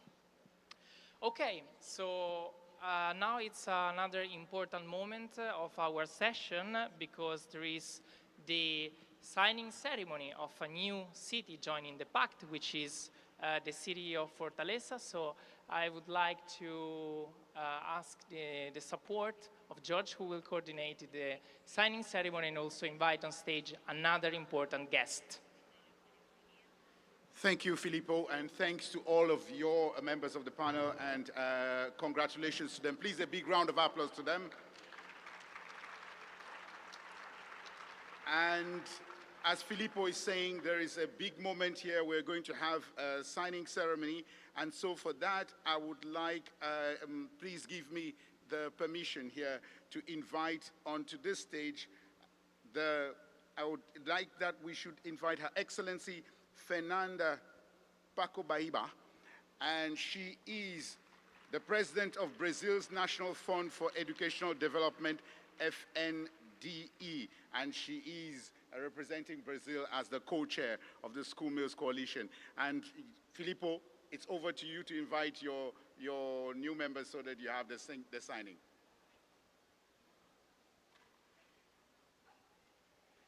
Filippo's microphone, please. Okay.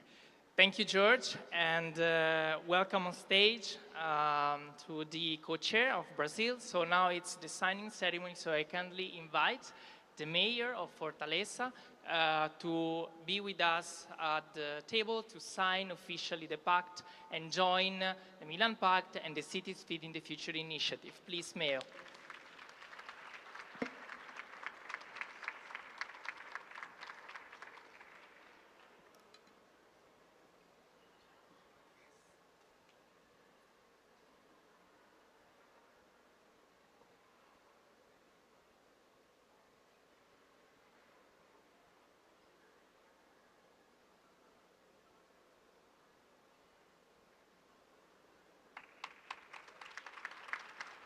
Congratulations to Fortaleza for joining, and thank you so much to the mayor. The mayor wants to make sure that you have this moment. We can see it in photograph. Thank you.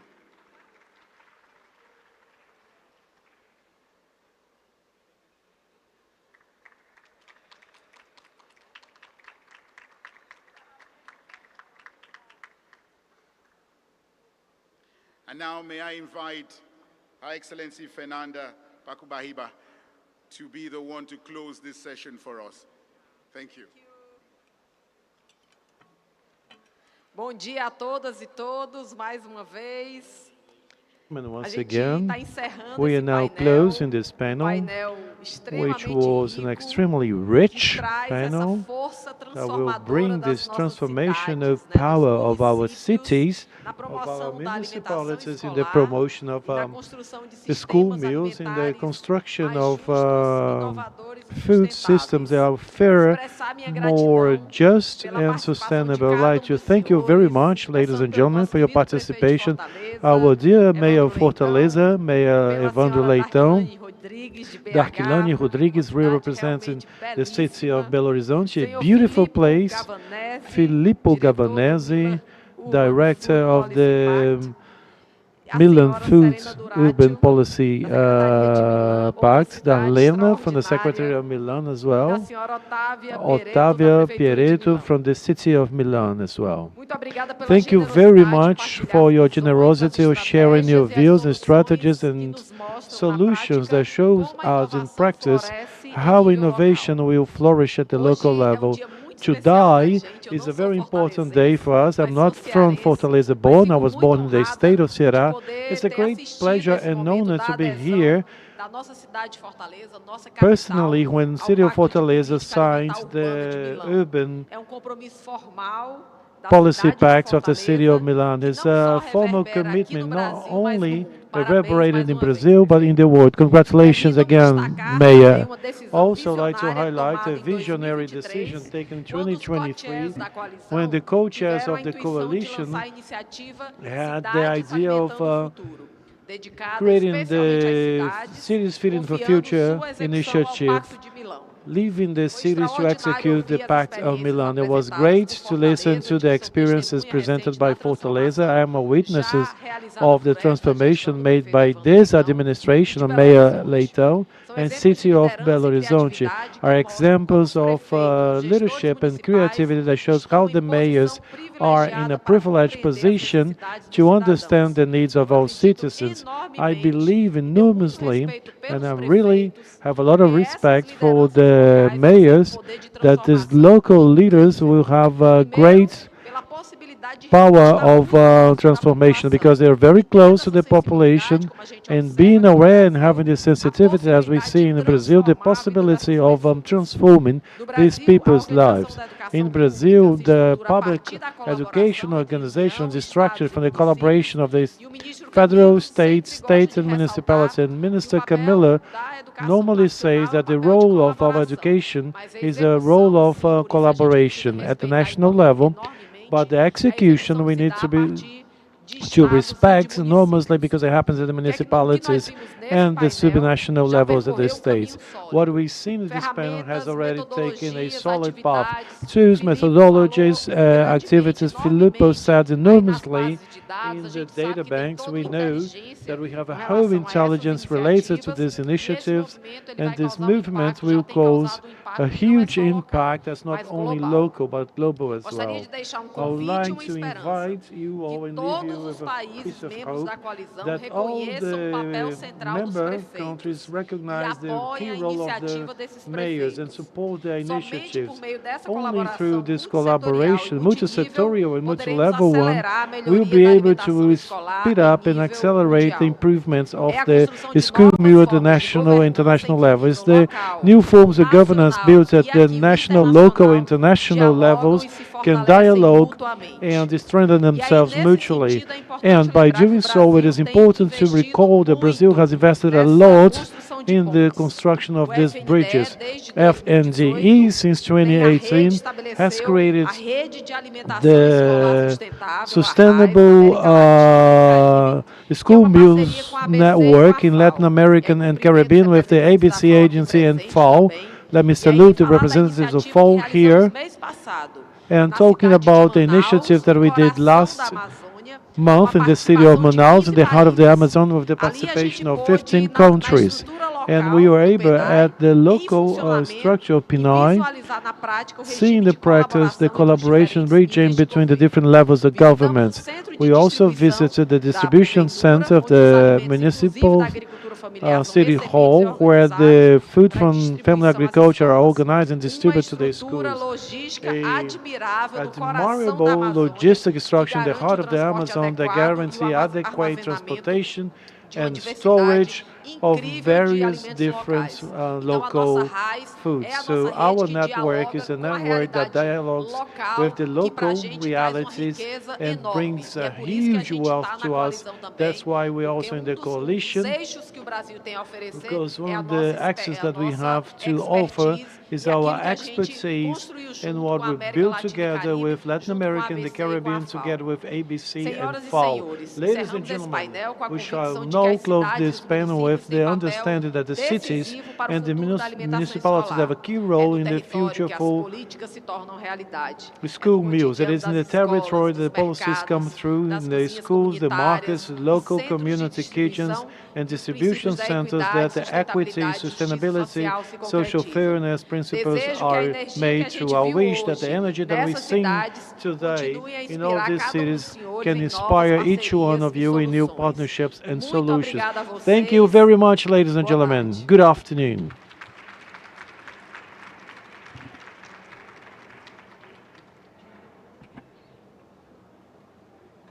Thank you so much, Excellency Fernanda. And she always brings in the energy, and you need that.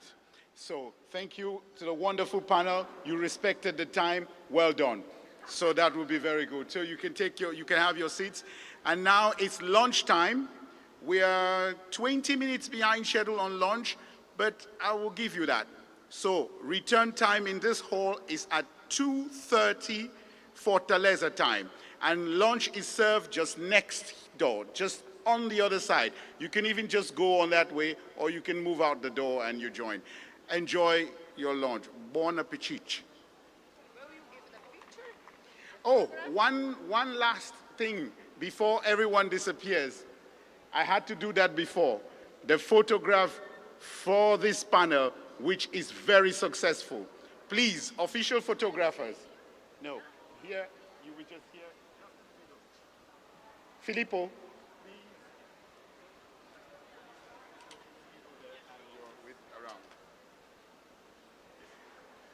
There you are.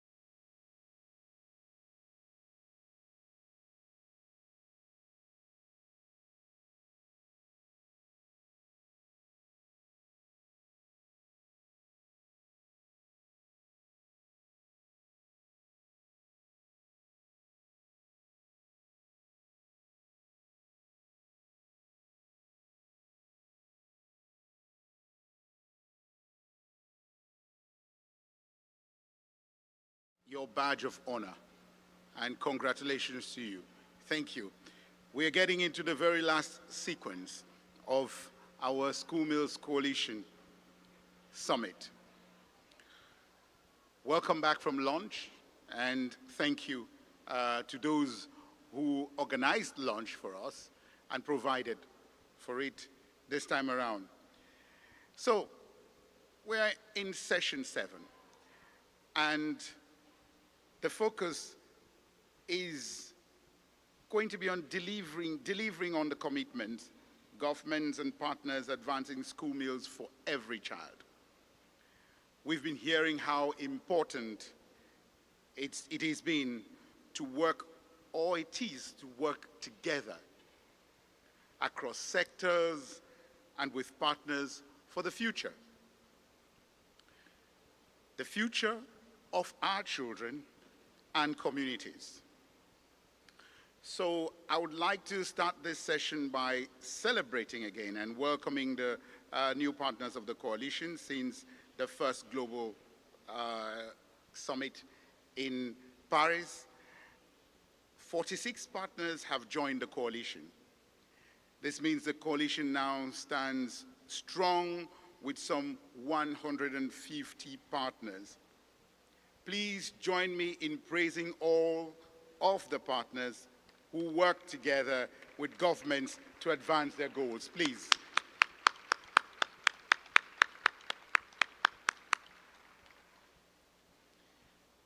You can see it on screen. It's growing. It's growing. Carmen, it's growing. Can you see? You see the change? We see more. It is growing. This session will focus on how partners are working with governments and coordinating their efforts to advance the coalition's goals. Welcome, everyone. Welcome for those who are just coming in. We're already in the middle of the session after lunch. But first, we will hear from children themselves, what they say, and what they have to tell us about school meals and what that means to them. So this particular first segment of the session will have that part. We have been talking a lot about children, but have we actually had a child or children here on stage? That's something that we're going to have. So let me call on the moderator and the panel members who would go on for this session. And I would like to begin by inviting Dana Buzducha, who is the Vice President, World Vision International. You've forgotten the routine. Is it lunch? Give her the encouragement. Dana is going to be here, and Dana will have also with her Davila, who is a young leader from Fortaleza.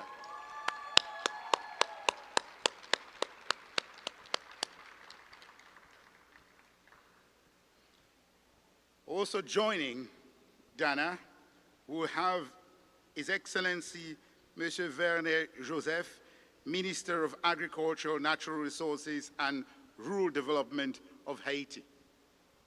Monsieur le Ministre. We're also going to have His Excellency Professor Torerai Moyo, Minister of Primary and Secondary Education of Zimbabwe.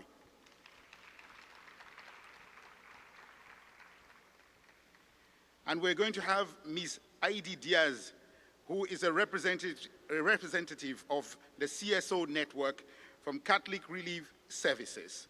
Welcome. Now, you will have to take your seats, and Dana, I'll hand over the stage to you.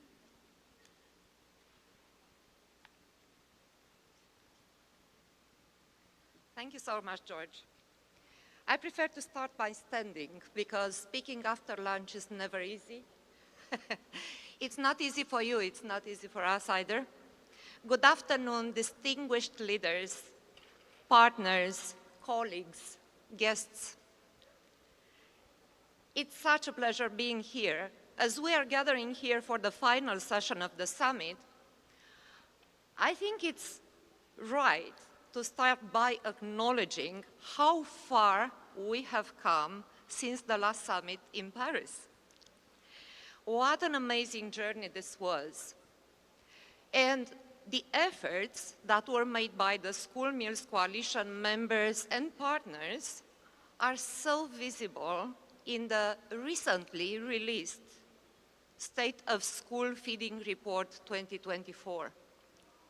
It's such an amazing demonstration of the significant strides that you have made, we have made collectively to ensure that we are reaching more children with school meals, and we are getting closer to our 2030 goal.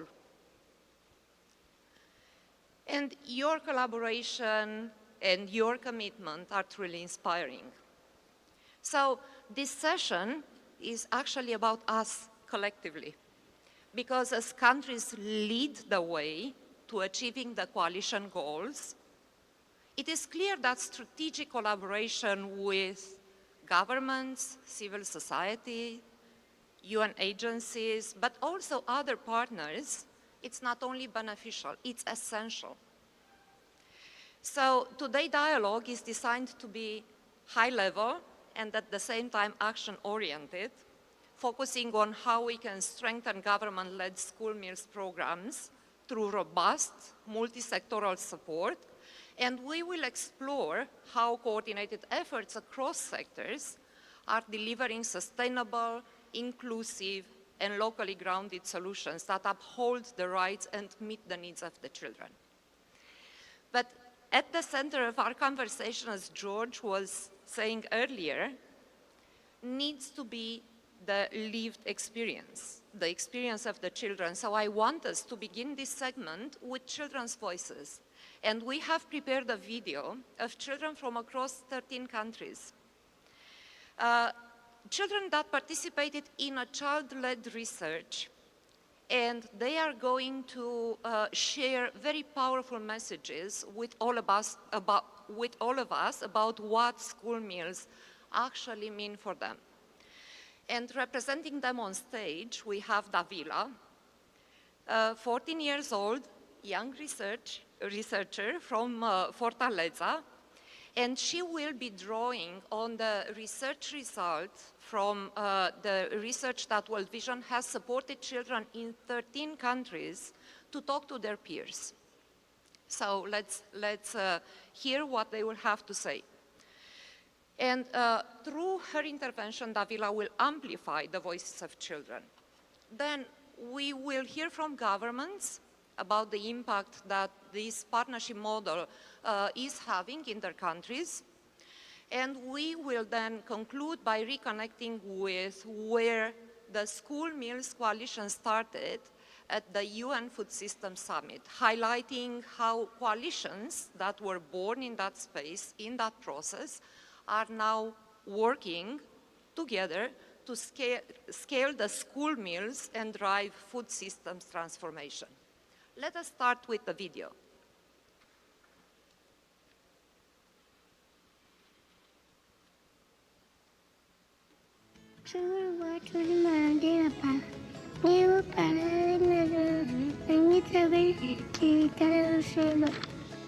அதாவது great 1 to 5 வரை உள்ள ஸ்டூடெண்ட்ஸுக்கு தான் பெரும்பாலும் ஸ்ரீலங்காவை பொறுத்தளவில். அப்போ அதனால் நாங்கள் வந்து அதை ஒரு ரிசர்ச்சாக செஞ்சோம். அந்த ரிசர்ச் மூலயமா கிரேட் 1 to 5 ஸ்டூடெண்ட்ஸ்க்குள்ள பெனிஃபிட்ஸ் என்னென்னு, அவங்களுக்கு அந்த ஸ்கூல்ஸ் மிஸ் கிடைக்காத ஸ்டூடெண்ட்டுக்குள்ளே என்னென்ன பிரச்சனை அவங்களுக்கு இருக்குது, திடீர்னு அவங்க கிரேட் 1 to 5 வரை ஸ்கூல்ஸ் மிஸ் கிடைச்ச பிறகு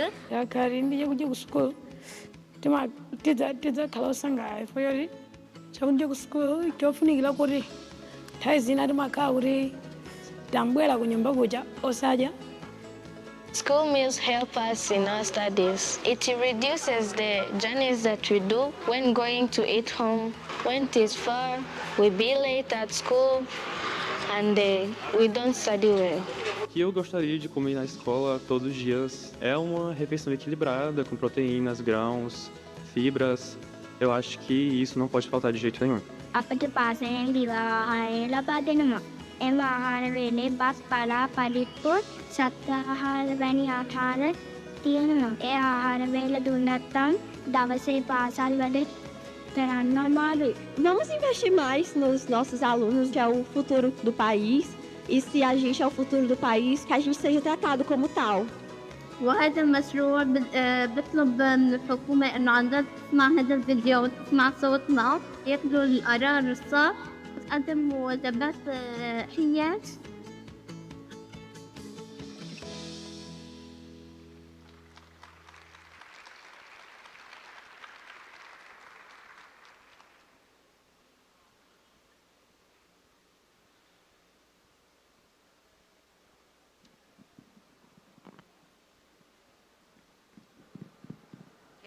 Thank you.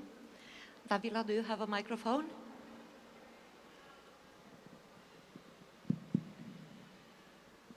Davila, thank you so much for being with us and being the voice of so many children around the world. You have heard what they said. You have learned a lot by listening to them. Can you share with us what you heard from the children in the research? And how does it make you feel to be the voice of so many children around the world? Nossa pesquisa foi feita por mais de 1.200 crianças em 13 países diferentes. E foi uma honra poder participar, de ouvir todas essas crianças, porque a nossa alimentação é o fruto do nosso futuro, é o fruto da nossa aprendizagem. Sem alimentação, a gente não consegue ter um foco na nossa aprendizagem.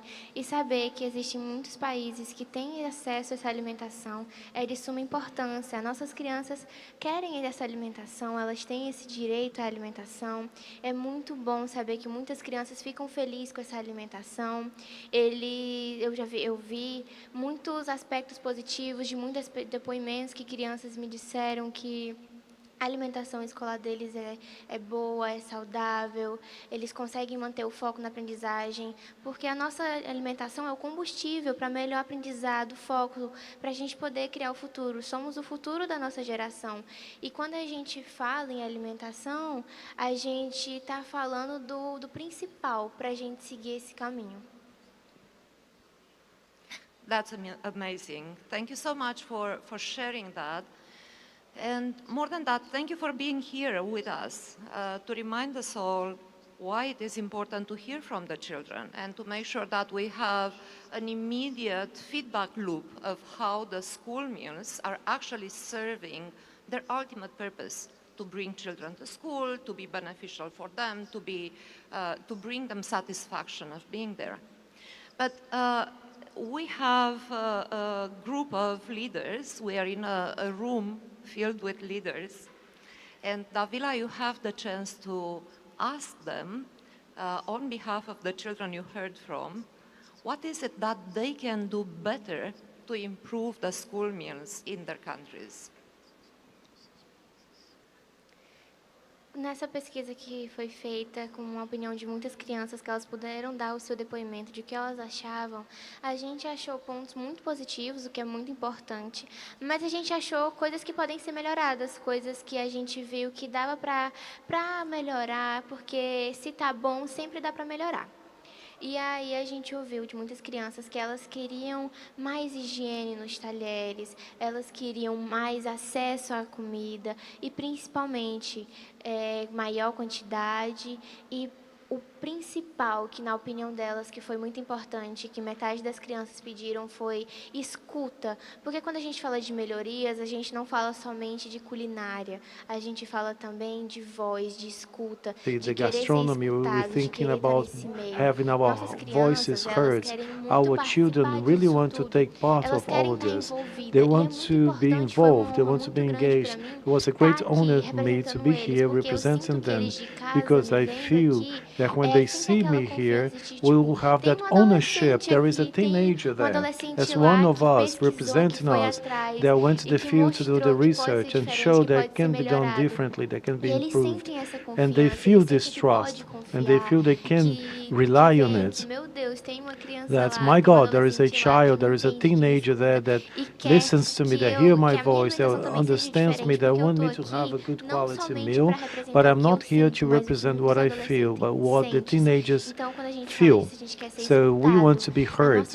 Our meals are very important, and then we can so learn when we have good meals, but we can even better when we are not on an empty stomach. So here now, I would like to ask you, leaders, politicians, authorities, that please improve our school meals. Listen to us. Be nice to us. Be nice to our voice. Listen to what we have to say, because I'm not speaking for myself, but for all those children for those countries.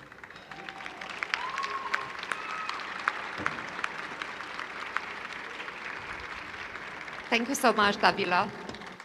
It's amazing to have young leaders like you representing voices of so many children. That gives you the authority and the credibility to be here. But I want to assure you that your message was very clear, and it certainly touched hearts and minds in the room. Thank you so much. We are now moving in the second segment of our short session, and we will hear from governments because the second part of our session is called Delivering on Commitment, collaborating to advance school meals for every child. So let's turn our attention to what it truly takes to translate ambition into action. And we will explore successful models from multi-agency partnerships to large-scale investments that demonstrate how aligning global strategies with national priorities and grounding programs in community needs can really drive impact. So I have with me the Minister of Agriculture from Haiti, His Excellency Mr. Werner Joseph, Minister of Primary and Secondary Education from Zimbabwe, His Excellency Dr. Torerai Moyo, and representing the civil society network, Mrs. Heidi Diaz from the Catholic Relief Services. So let me start with His Excellency, Minister Werner Joseph, Minister of Agriculture, Natural Resources and Rural Development in Haiti. Minister, we heard yesterday about a very bold commitment of Haiti, and I wanted to congratulate you for setting such ambitious goals for the children. Could you speak to us on how you are working across sectors and with the Inter-America Development Bank, with Education Above All, and with the Global Partnership for Education, to leverage new funding to expand the reach of Haiti's school meals program, including the role of these partners and local communities in this effort? Merci, Madame la modératrice. Je voudrais d'entrée de jeu présenter les remerciements de la délégation haïtienne pour l'accueil qu'elle a reçu des autorités brésiliennes, et nous devons vous dire que cela nous a touchés du plus profond de nous-mêmes. Je voudrais également profiter pour présenter les félicitations sincères aux différents membres ayant contribué à l'organisation de cet événement. Et vous n'allez pas me trouver un petit peu exagéré si je vous dis que le sens de l'organisation, l'hospitalité font partie du bagage génétique really important and are a important part of this Brazilian baggage, as we could call it. So I wanted to speak about some things and highlight that the Haitian government really pays a lot of attention to the school canteens program. We've seen here the presence of two ministers in the federal government. The one that works with the national education and myself, who are here together. We are here in this very important event that deals very clearly and shows the importance that our Haitian government gives to the school meals program. But I'll tell you that this issue of school meals in Haiti, it doesn't nourish only the children, it actually also favors the school attendance and learning as well. It does improve nutrition, and actually it supports children's development, cognitively speaking. There is a dynamism in our local economies. We also have the local procurement model, which is supported by the national school meal program, with millions of dollars invested every month that actually focus on the national production. And in order to overcome the obstacles of these canteens, which is a huge concern that we have for the Haitian government, what we do is to develop a hybrid agriculture, which means family agriculture, matched with oriented agriculture, so that we can have a better development. For instance, we speak about how this could affect livestock and our vegetables, crops. As for family agriculture, our government, we give technical training associated to the capacity building of these producers, of these farmers. So improving the water resource infrastructure in order to improve the yields and the agriculture production. And this is done through 10 different geographic departments in our country that integrate 33 river basins that we have. And for the oriented agriculture, in order to have a better performance, we encourage the micro-entrepreneurs, the startups, trying to promote the crops and also trying to help the production in order to favor the food system, increasing its added value, improving the production, and reducing the post-harvest stress, and also getting local benefits, integrating all this to our storage strategies and sending all this to the school canteens. Today, the synergies between the different governments as the partner, international and national institutions, all this will allow us to take 2 million of the students, and that we can benefit through this school nourish programs. This is a good coverage, but at the same time it has its own drawbacks. And with respect to that, the Haitian government is taking very aggressive measurements to give technical and financial support, with the support of the IDB, Inter-American Development Bank, with the support of the World Bank, with the Canadian Development Agency, the US, Norway, and also other institutions as well. Nous avons en cours un programme dans les départements du Nord et du Nord-Est du pays. We have created programs to our northeastern regions up to 2007 to fund the use of $2 billion. Now we have a perspective of 13 million to cover the other countries' areas and regions by the end of the year. These efforts, ladies and gentlemen, they are very interesting, but we need to work with more, because we need to have a vision of putting into practice financial mechanisms aligning humanitarian aids and the annual budget to be predictable. So we need to create a durable synergy between agriculture, nutrition, and education, always privileging self-cooperation. Of course, with Brazil involved in, so we can share experience and concrete experience, balance and adjust and adapt to the world. Last, we need to develop school canteen programs that can be even more intense now.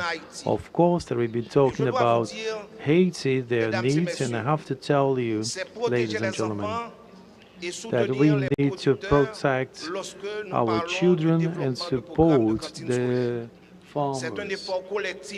This is all to do with the national program. It's collective effort that demands a lot of mobilization of the government, financial and technical partners, and our communities. Last, not least, I wanted to say something very, very simple. To die, all of us that are here to die, we are masters of our fates and destiny. We need to have faith, courage, be brave, and have goodwill, and we'll definitely be victorious with respect to implementing this program in a global scale. Thank you very much. That was such a beautiful closing. Thank you so much, Minister. We will conclude at the end, but let us move in the panel, and I have a question for you, Minister. So can you tell us, Minister Torerai Moyo, in Zimbabwe, your ambition on school meals and the integration of nutrition with school meals. And can you tell us how your government is progressing with engagement of different sectors and partners to achieve that? Thank you very much, moderator. I want to appreciate all the delegates who are here. In Zimbabwe, we prioritize school feeding. It is mandatory, and we have a total of 8,014 primary schools that are benefiting from the assistance that we are giving by providing not just a meal, but a balanced diet that we give to our students. And it is imperative on government to provide funding for school meals. We deliberately get an allocation from Ministry of Finance. Normally we get around 5 million USD from Treasury that we use to finance school feeding. We have an ambitious program where every student from early childhood development and care up to grade 7 is supplied with at least one hot meal a day. So there is political will, and I want to commend my government, especially my president, Comrade Dr. Emmerson Dambudzo Mnangagwa, for valuing the importance of giving a health meal to every student. So we have a student population of 3.6 million students who are benefiting from school meals. And how do we do it? At every school, we have developed what I describe as a school business unit, where through a whole of government approach, through a whole of intersectorial approach, the government relies on our partners, GP partners. We also rely on other ministries like agriculture, health, and we work together very well with civil society organizations to ensuring that every child in Zimbabwe benefits from school feeding. At every school, learners working closely with parents, they grow vegetables like cabbages, tomatoes, and those are used for school feeding. In the villages, we have an ambitious program where the government has drilled not less than 20,000 boreholes, and we have established what we call village business units. So it means the communities, they produce vegetables for the school, while students also at the school, they do produce food for the students. And I must commend the government when we had an El Nino-induced drought because of climate change in 2024. The government had to intervene by providing more than 25,000 metric tons of mealie meal and rice, which we distributed to all the schools. And that was a very important gesture that was done by the government. And we collaborate with our partners, like World Food Program, even GP, partners like UNICEF. They provide us school improvement grants targeting feeding of the learners. And we want to applaud the Brazilian government, what we have learned here through the benchmarking. We have noticed that Brazil is a leader in terms of school feeding. And we have learned quite a lot, and we are going to implement those. And Zimbabwe joined the School Meals Coalition in 2023. I was in Paris when we had the first School Meals Coalition. And because school feeding is part of the SDG, Sustainable Development Goals. And another very important person I need to commend in Zimbabwe is the First Lady, Her Excellency Dr. Auxilia Mnangagwa, who has worked tirelessly to support the Ministry of Primary and Secondary Education.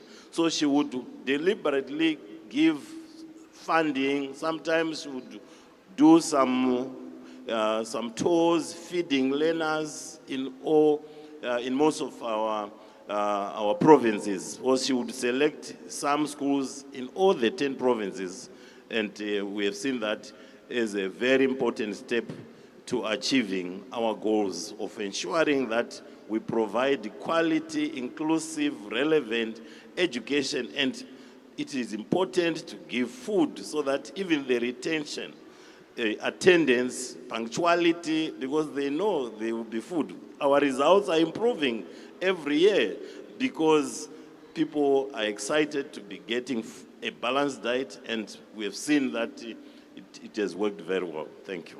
Thank you so much. That was so inspiring, so inspiring. I have so many notes, so already I have to change page. Thank you, Minister. Let us move into the CSO network, and I'm so thrilled to have Heidi Diaz representing Catholic Relief Services. But you're here with us, Heidi, today representing the Civil Society Network. And we have been working quite a lot in the past months, trying to put together the coalition again and trying to figure out what was achieved since the last call to action 2 years ago when more than 100 NGOs came together. I know that you have been part of this group that worked on putting together that assessment, the survey, and truth being told, civil society organizations are playing such a pivotal role in coordinating with communities, supporting governments, being present, being feet and foot on the ground for the school meals in so many contexts. So can you tell us what in our call to action for the coalition as it works towards achieving universal meal coverage by 2030 you think is the most important? Thank you so much, Dana. It's a pleasure to be here. Good afternoon, everyone. It's really an honor to be on this panel with your excellencies from Haiti and Zimbabwe, and of course with Danila, who is an inspiration. Thank you so much for sharing with us. I'm really honored today to represent over 100 civil society organizations that are partners to the School Meals Coalition. Since the civil society call to action in 2023, Catholic Relief Services, along with the International Parliamentarian Network for Education, the Global Child Nutrition Foundation, World Vision, Plan International, Mary's Meals, and the Sun CS movement have all worked together to elevate the role of civil society in supporting government-led meal programs around the world. As civil society organizations, we feel that our most important role can be to strengthen government-led school meal programs through robust participation. This is not only timely, but it's really essential. When we collaborate across sectors, and it doesn't matter if that sector is agriculture or it's health, it's social protection or education, we unlock sustainable, inclusive, and local grounded solutions that really meet the rights and the needs of children. You were mentioning the recent assessment, and we don't have time to go over all the assessment results. I encourage you all to check it out. It's very exciting. But I do want to highlight some of the key results from the assessment of the contributions that civil society organizations are making to government's school meal programs. First, civil society organizations are fueling school meal programs with innovation, with infrastructure, and with impact. We have wonderful examples. One is from World Vision in Vietnam. Their health and nutrition program has worked with the government of Vietnam to expand school meal programs to kindergarten, to introduce school nutrition gardens, and to upgrade kitchen infrastructure. We know that in just one province in Vietnam, 365 malnourished children recovered thanks to these innovations. And this is one small example, but it's an example of the type of support that civil society organizations can provide. Civil society organizations are also quietly working behind the scenes, backing governments with funding, with research, with training, and with community mobilization. Some of you might be familiar with Mary's Meals.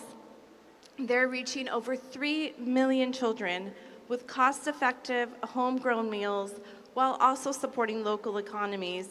We've heard throughout yesterday and today this importance of supporting local economies, and many civil society organizations are working directly in doing that. For example, in Kenya, one of our civil society partners, GASO, has linked women entrepreneurs in agriculture to schools, providing fresh, local meals. This has improved nutrition, it's improving school attendance, but as we've talked about so much in this summit, it's also improving the livelihoods of people in the community.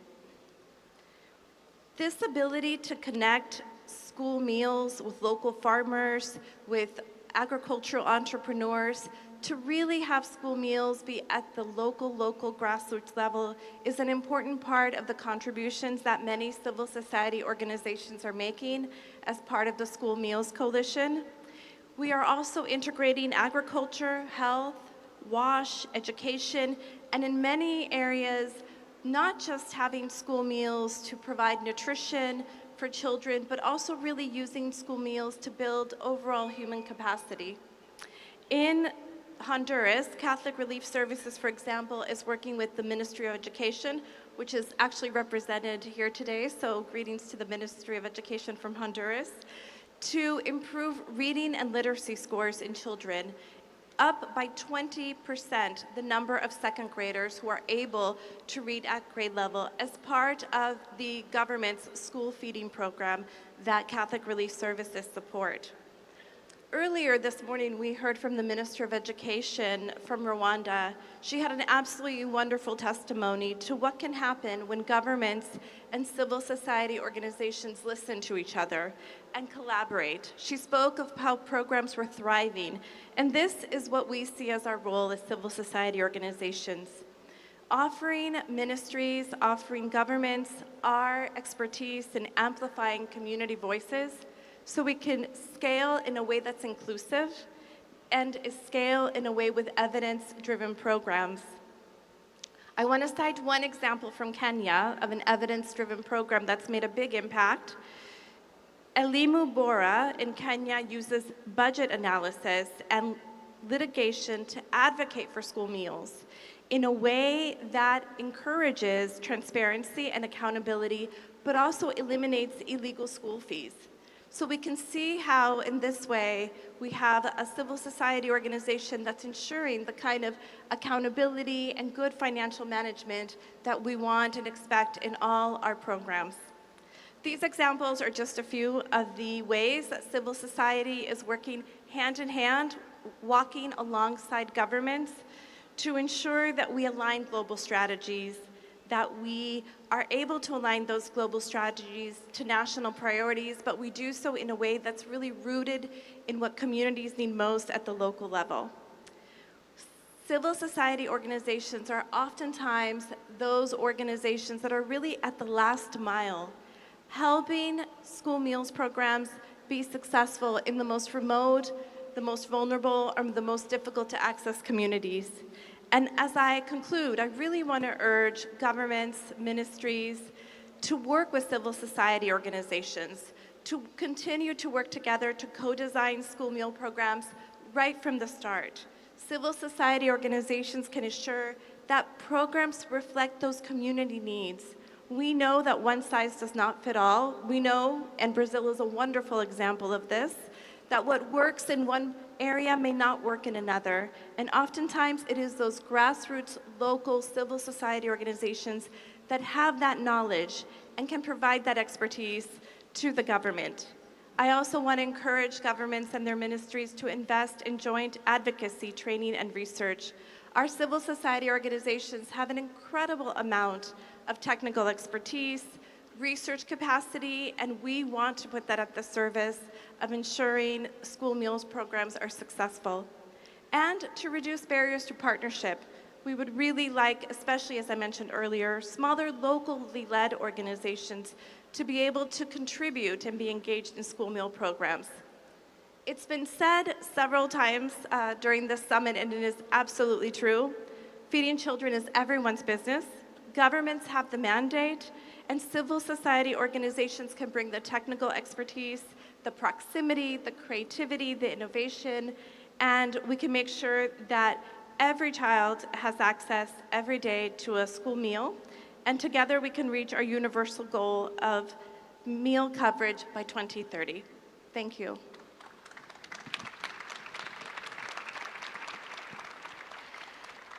I don't know about you, ladies and gentlemen, but I have to declare that I'm very inspired by what we heard from this panel. I'm so inspired. We started with Voices of Children. What more meaningful than that in a 2-day conference that is talking about school meals programs? And we have very clear recommendations from them. Thank you so much, Davila, for being the voice of more than 1,000 children on so many continents in 13 countries. Thank you for that. Then we traveled quickly to Haiti, and we heard absolutely impressive stories of how actually providing technical and financial support to small farmers has a direct impact on increasing the quality of the school meals for the children. And we heard about a huge number of children benefiting, but also we heard about very powerful stories of cooperation between the government and World Bank and International Development, Inter-American Development Bank. And we heard about the importance of the mobilization of communities to create school canteens. And I think we all agreed with the minister that it takes faith and it takes courage to always put our children first when we are thinking about what are our government priorities for that. We then traveled to Zimbabwe, and I was personally so impressed by just the commitment to ensure that every child up to the 7th grade has at least one healthy, nutritious meal in school. And I loved the idea of villages that have business units producing vegetables for schools. I already picture that. I picture those farms around schools, and it's so inspiring with communities being mobilized to provide for their children. I think it's beautiful. And I think it's beautiful that everybody on stage reaffirmed again and again what a powerful model the Brazilian government and the Brazilian model is for the work that we are all doing. Thank you so much for that. And we heard from the civil society organizations about how we can really create stronger unity when we're starting together from the planning phase, because civil society can provide the expertise, but also the proximity and the innovation. And why not the accountability that sometimes everybody needs to be able to provide the best services for the children. As I said, I hope you're as inspired as I am with this amazing panel. A round of applause, please. Thank you all very much. And I think we are back to George. Thank you so much, Dana. And now it's my turn to ask you for a round of applause for them. They have been able to make us catch up with time. Can you believe it? They have done a wonderful job. And why not have a moment? Let's have an official photo for this moment. If you can all come together around, you will stand here, both sides. Davila would be in the middle because she's the star, okay? Then we have an official photo. There you go.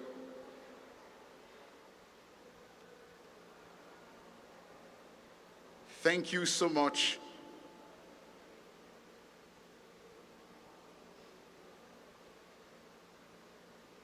And always wonderful to hear from the voice of the young. Thank you again.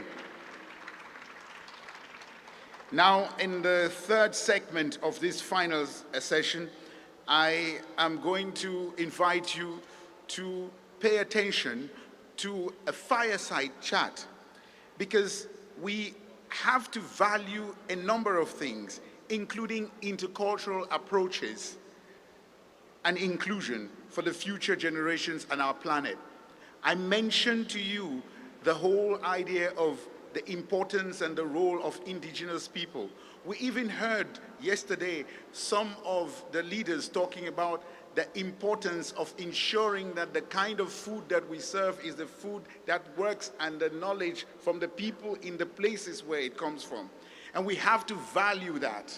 And we have to make sure that we respect and include those things. That's why we have two strong women who are going to discuss some of this in a fireside chat.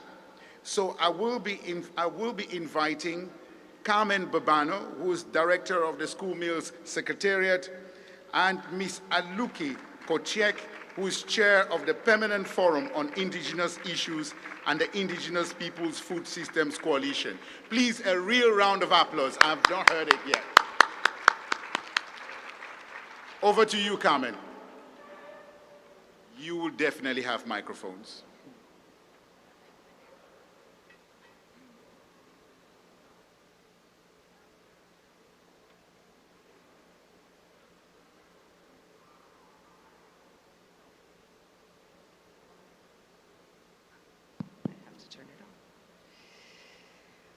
Here we go. We're about to welcome the closing ceremony for the summit, and I've been looking forward to this conversation with Aluki for pretty much the whole day, and I'm very glad that we're here. Thank you so much for joining me. And this is the last time that I'll speak in the summit, because we'll have the closing session in a few minutes. And so I wanted to share with you that it has been incredibly special to have this summit here. As everybody has mentioned before me, the enormous welcome of the government of Brazil, of the people of Brazil, has been incredibly heartwarming. Their generosity, their enthusiasm, the way that they share their knowledge and their experience with pride is something that I think inspires all of us. And I want to join everybody in thanking Brazil for hosting us and for having us here and for sharing their amazing experience. During the last 2 days, many of you have been coming up to me to say how different, how special this summit has been. The same experience happened to me in France, in Paris in 2023. It seems that these summits are mobilizing. They mobilize people. And it's impossible to know or to measure the value that's been created in meetings like this, because all of you get inspired by what you hear on the stage. A lot of you talk during lunch and during the coffee breaks. We all learn from the school visits that are happening tomorrow. And you go back home and hopefully you do stuff. You take action for your children, for your countries, for the communities that you come from. And that is what the School Meals Coalition is about. It is about you. It is about every one of you in the countries that you come from or from the organizations that you come from. It is about enabling leadership, different types of leadership. And I wanted to share that I joined the World Food Program about 21 years ago. I was very young then, and WFP sent me to Tanzania as a first assignment. And that was my first time when I visited a school and I saw a school meal program. And I absolutely fell in love with the program because I realized that it could change the life of a child, and then it could change the life of a school, and then it could change the life of communities, and that I could, in my lifetime, really make a difference. And so I decided to dedicate my career to it, and I will continue to do that because that's the way that I think that I make a difference. You know, I'm part of a generation, we're all part of a generation, I guess, that unfortunately has not been kind to the earth. We are really witnessing really difficult moments for this planet that houses us, that feeds us, that gives us shelter. The nature that we belong to is being ravaged and assaulted in so many ways by us, by our generation.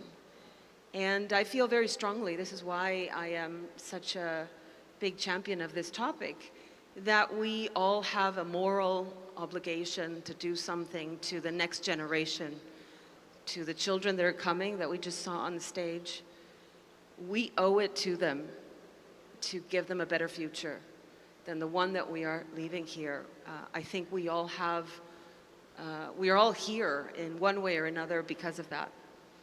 And it's been such a pleasure to meet all of you and to in any way possible inspire you to do more on this particular topic, and then how it can ripple across sectors, health, nutrition, food systems, education. We've been talking about all of that in the last 2 days. So that's why I'm here. That's why I'm so happy that this summit has been so impactful to many of you. And this conversation with Aluki is very special because I think you're also here because you feel very strongly about this topic and about why it's important. Aluki is the chair of the Indigenous Peoples Food System Coalition, and she is also the chair of the Permanent Forum on Indigenous Issues. So we have a leader here with me, and we're talking about leadership. We're talking about standing up for what we believe in. We're talking about spending our time and our energies and our gifts in the service of something that's more important, that really is our purpose. So Aluki, you've been here for 2 days. You've been watching and listening to many of the leaders of different countries. We just heard also a panel of of partnership and a lot of organizations that are also behind this school meals agenda. Why are you here?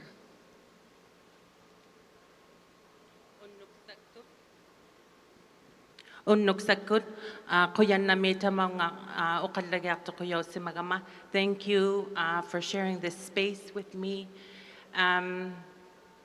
Indigenous food systems can contribute in a very positive way towards school meal programs. Indigenous people's knowledge is rich, diverse, practical, and I think there's an opportunity through the School Meals Coalition to work with Indigenous peoples to ensure that school meals are even better than they currently are. And we've heard such great stories about the numbers and the encouraging positive initiatives that are happening globally. But I think it's particularly important in a school setting because schools have been used, and it's documented certainly in Canada, schools have been used systematically through colonization to try and eliminate the identity of Indigenous peoples. And so I think it's especially important that now there's an opportunity through the school system to do something that will actually empower Indigenous students. And I say this because I often imagine that at the door of a school, anywhere, let's say in my community, that there are many imaginary hooks where Indigenous students, when they approach the school, have to strip who they are and hang that outside the school door because they're now going into a system where they're being taught in a language that is not their mother tongue. They're being taught with materials that are not based on their culture. And then on top of it, there are often good meaning, well-intentioned programs such as a school meal program that might provide food that is not culturally appropriate. And so I think there's an opportunity for us collectively to work together to start shifting that. See if I can get this on. No. We need to share the mic. No problem. Identity is very important to you. We've been discussing this for a couple of days now. This is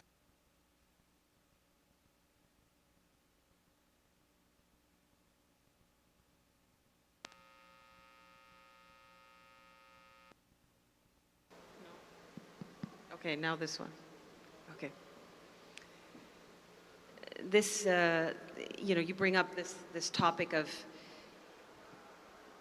Indigenous peoples in a system that isn't theirs, in schools that might not be totally respectful of their own culture, and of course that has a connection, of course, to food and what they eat, and what can we do in the school meal space to maybe provide an opportunity, right, to reverse those assaults on Indigenous culture. So before we go further into this conversation, you talk about Indigenous cultures. Where do you come from? Tell us a bit about you. So my home community is a small island of a population at the time of a little over 1,000 people. It's about 250 kilometers above the Arctic Circle in the Arctic of Canada. What is it called? It's called Igloolik, okay. And it's in the territory of Nunavut. Nunavut in our language means our land because we're always asserting who we are very proudly. So there are 25 communities and they're all flying communities, and the public majority population are Inuit, who are the Indigenous peoples of our territory. And 85% are Inuit, I think I just said that, and the majority of us speak Inuktitut as our mother tongue. So in our territory, we each have schools, And so I was thinking that I would share. Yeah, I mean, share a little bit about your childhood. Tell us a little bit about your family, your parents. Who was your father? Who was your mother? What were you like as a child? I'm naturally very shy, and even more so when I was a child. And I'm the oldest of 7, so even though I'm really shy, I'm also very practical because things have to get done. You had to take care of siblings absolutely, as well. all the time. And so my father, even to this day, continues to be a hunter, and he's always been a provider for us. And my mother has been a teacher. And so, as the oldest of 7 children, I grew up looking after people, my siblings. And so, when I got to an age when I was 19, right away, I thought I always had to look after people. So then I went and proceeded and have 5 children of my own.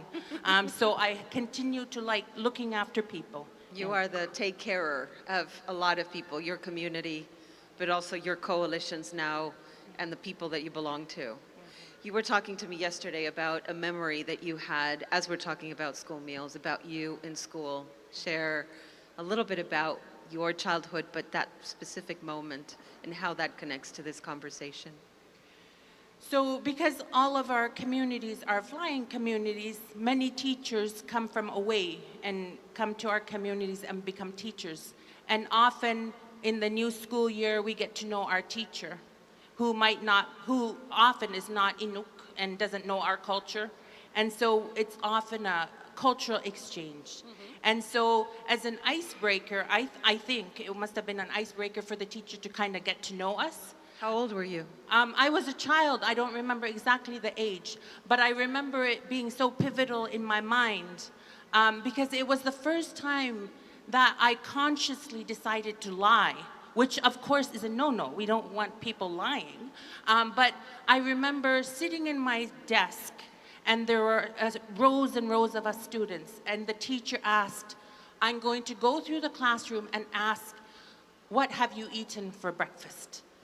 And I was thinking, oh, I'm going to have to share what I ate for breakfast. And so the teacher was naming all the students, and I was listening to them, and there was a classmate who said Frosted Flakes, and I was getting all hot because I was so embarrassed about what I ate, and I heard Frosted Flakes, and I had a moment in that split second of daydreaming, thinking, Frosted Flakes, wow, Frosted Flakes must taste so good, because I had never had Frosted Flakes myself, and I remember feeling like my heart was pounding, and time was becoming very slow because I was trying to determine whether or not I would tell the teacher what I actually ate or whether I would lie.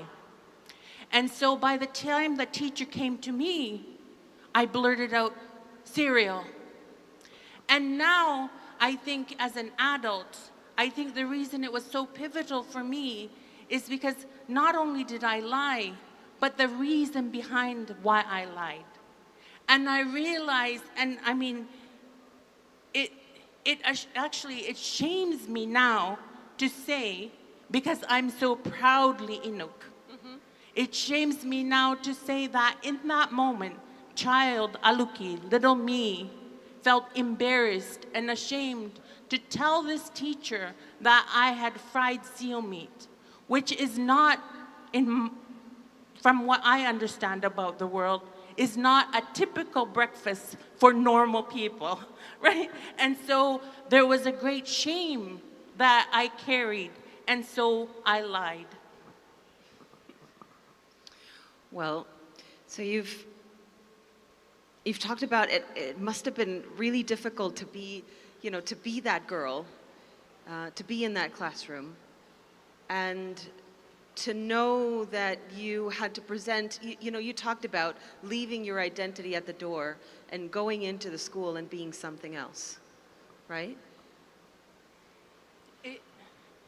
It actually is a point that angers me, to the point that it motivates me to be a strong advocate for Indigenous people's rights. because Indigenous peoples have the right to be who they are, wherever they are, whatever the ecosystem is, whatever the part of the globe they're from. And so it's moments like that where I see the inequities growing up as a young Indigenous woman, growing up and then becoming a mother and being fiercely protective of my own children, my own Indigenous children. Those are the things that have propelled me, despite my timidness, to say strongly, this is not right, this is not acceptable.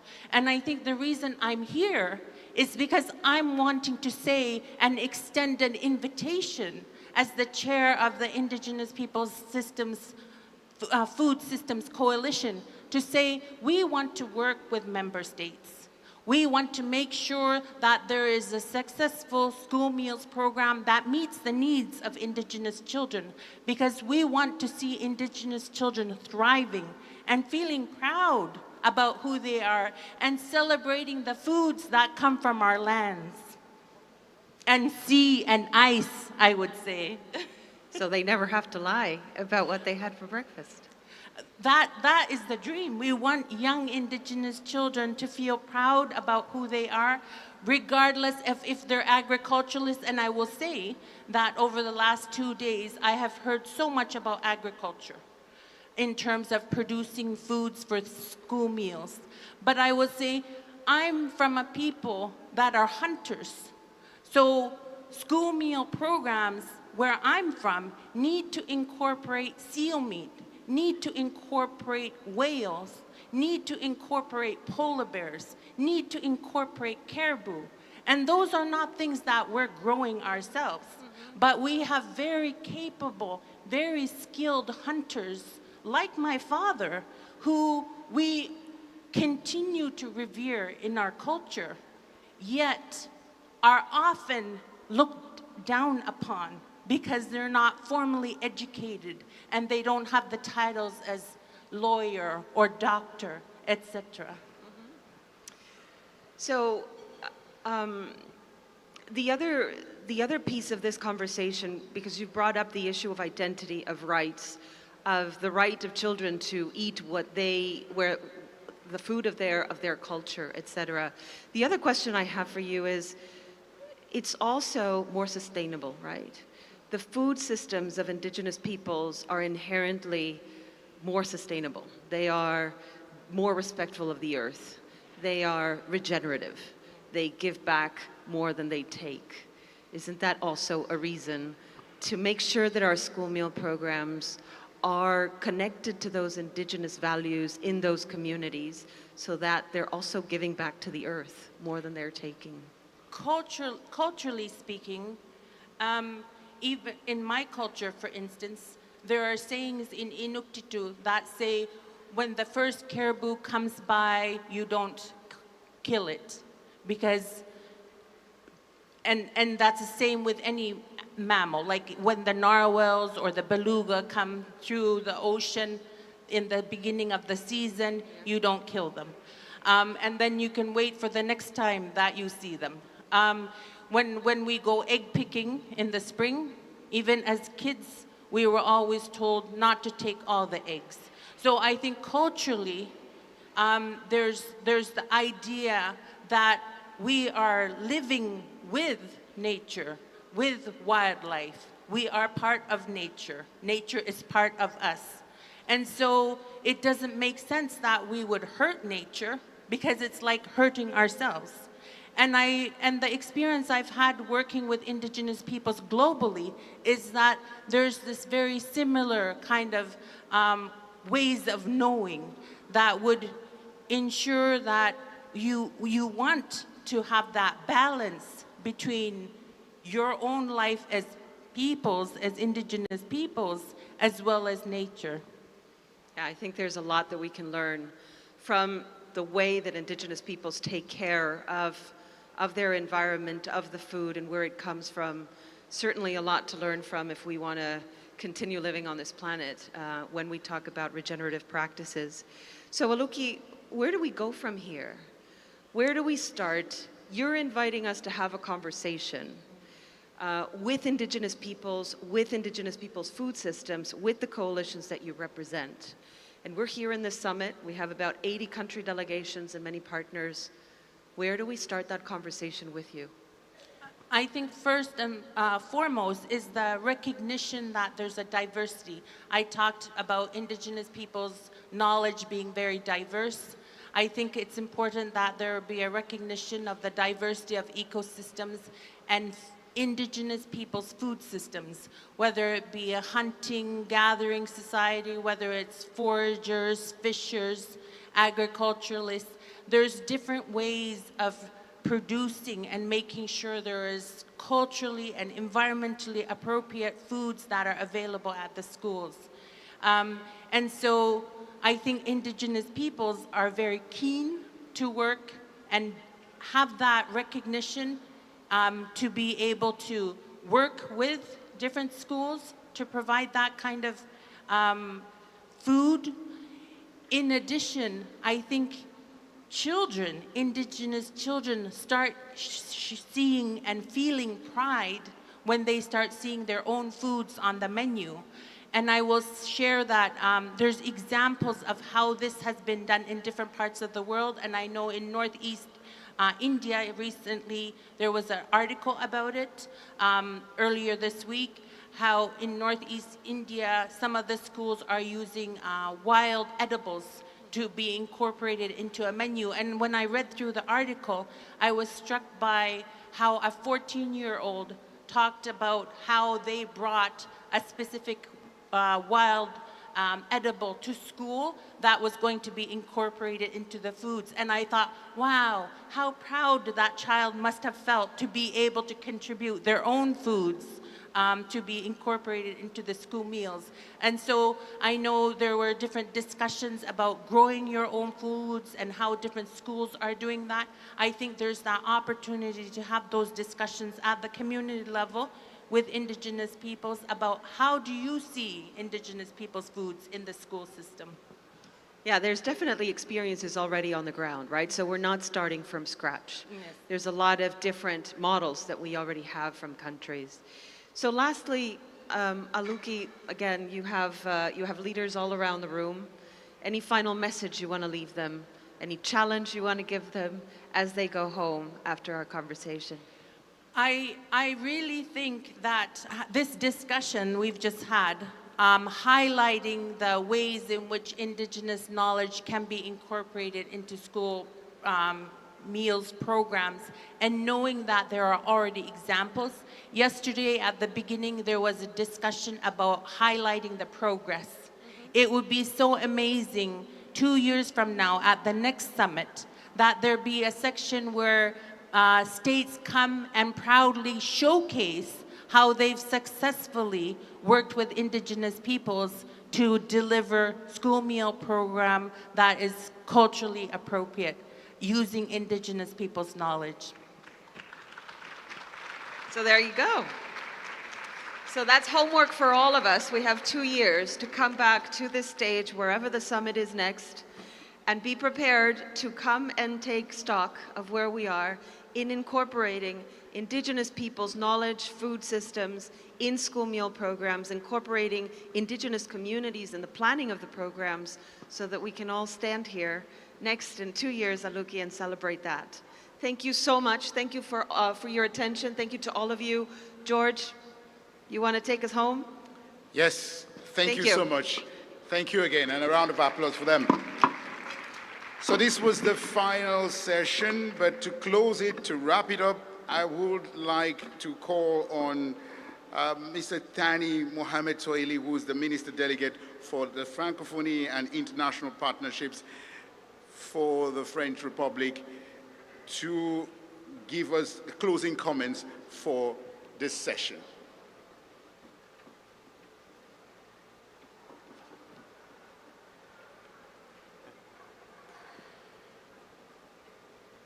Excellences, Mesdames et Messieurs, permettez-moi quelques mots et tout d'abord vous remercier pour la richesse des échanges qui ont eu lieu tout au long de ces travaux. Il nous rappelle summit, they remind us that for a collective initiative and for all the players of society, that is the only way we can advance with our school feeding program. We have heard testimonies from children, agencies, organizations, civil society organizations from all countries that are telling us one thing. The results will only happen when we have very strong partnership and inclusive. And the testimony that we have heard, that happens in Costa d'Ivoire, and Haiti, and Malawi, with the connection with the United Nations that help us to have more beneficiary and mobilize financially, that will also ensure the continuity of this program.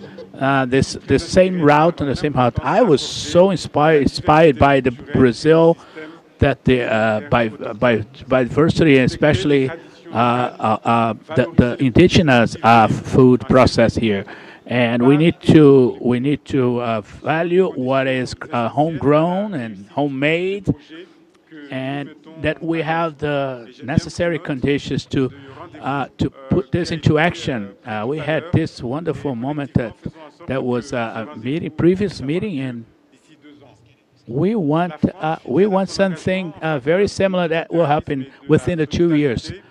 We need to work with multilateralism, and we need to also encourage multi-sectors approaches, education, health, agroecology, and especially social protection.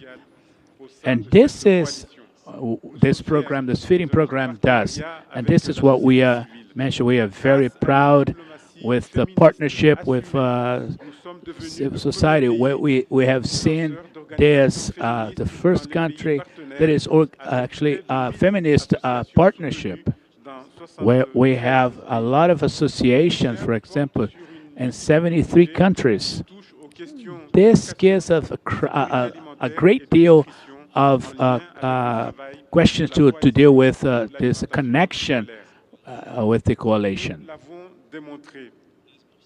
We have shown, and this is going to be my conclusion, we have shown that school meals is not only a public policy just once, it's actually a social choice. It's also an engagement, a political engagement, to offer to each child a chance to be well, to get well, and to be able to be partner of something innovative and also resilient and anchored in communities. And it's through this cooperation, those actions that has to do with the durability and the sustainability, that will be able to bring something that is going to be universal.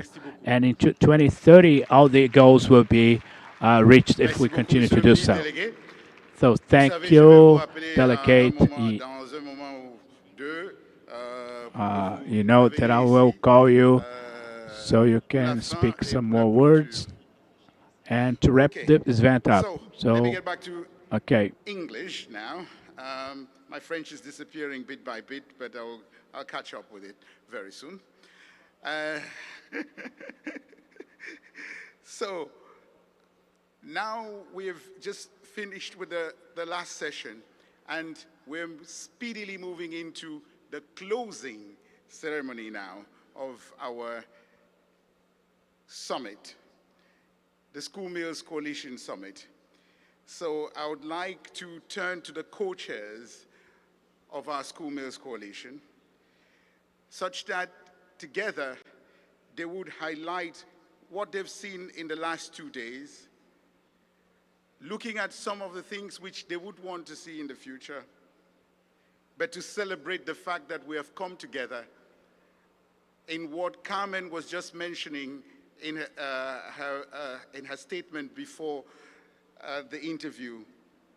The fact that we not only celebrated the good news and the announcements and the commitments, but we had time, ladies and gentlemen, dear delegates, to meet, to network, to exchange, to build, to learn from one another. That is the power of summits like this. So may I now use the opportunity that I have being here to invite to this stage the members of the co-chairs.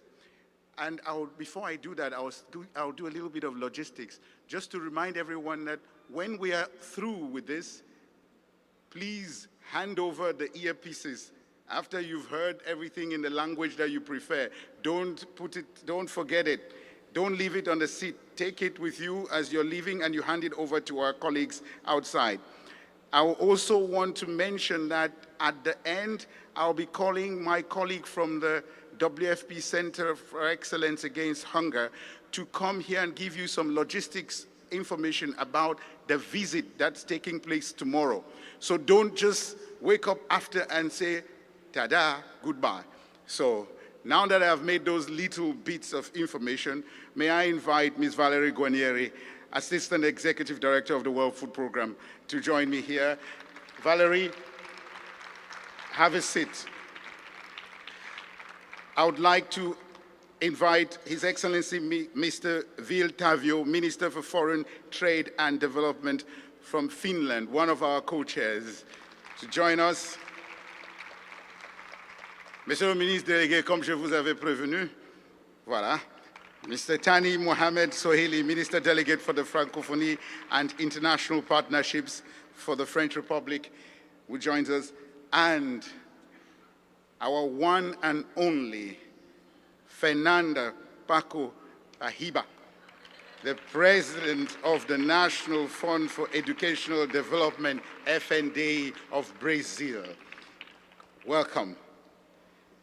Now, I will be inviting each one of you, please have a seat. I will be inviting each one of you for those very brief closing remarks, which will bring everything together. And the first will be you, Valerie Guarnieri, Assistant Executive Director for the World Food Programme. Please.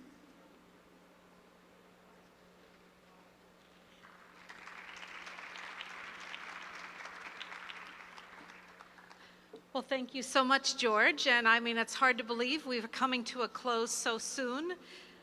And I just wanted to take us back a little bit. You know, 4 years ago, we launched this School Meals Coalition at the Food Systems Summit, 4 years ago. 2 years ago, we gathered in Paris at the first summit to plan for the future. And this summit, we took stock of what has been done.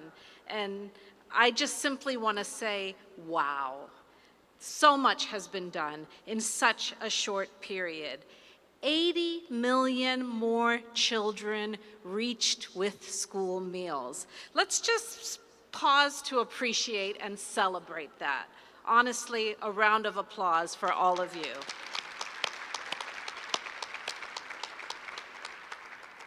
You know, it's been a tough year this year. I think that's fair to say. Multilateralism and solidarity have really been put to a test, threatened even. And at least from my perspective, good news has been a bit hard to come by. And here we have good news. We can and we should be very, very proud of what we are accomplishing together. Thank you.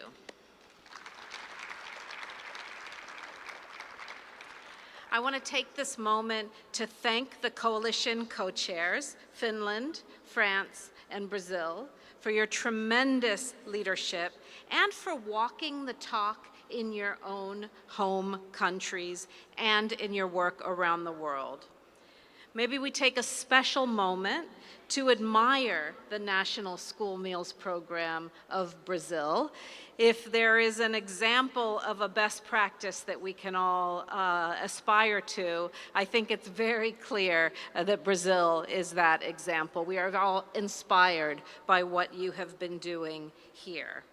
And of course, we have to thank Brazil for hosting us hosting us so beautifully, from the meeting rooms and the space to the school visit to the cultural event last night and the dancing. Really, all of it has been what we would always expect from Brazil and more. Thank you for hosting and sharing so generously with us.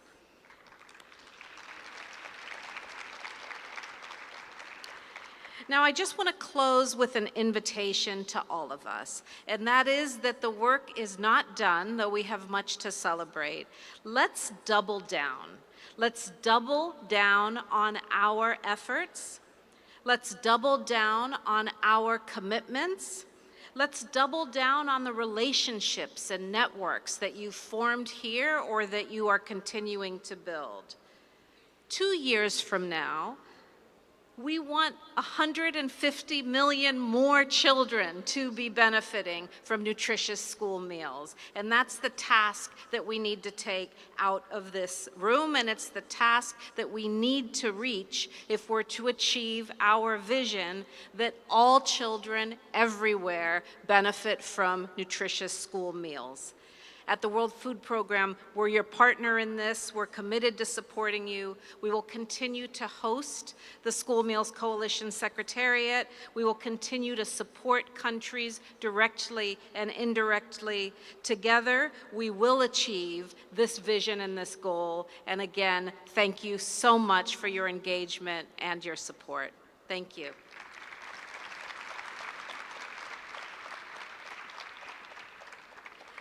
Thank you again, Valerie. And now, I'd like to invite His Excellency Mr. Valtavio, Minister for Foreign Trade and Development of Finland, one of the co-chairs of the School Meals Coalition.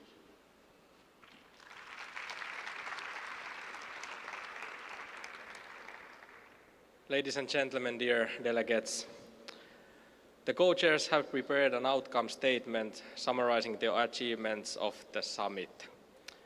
Let me highlight some of the outcomes.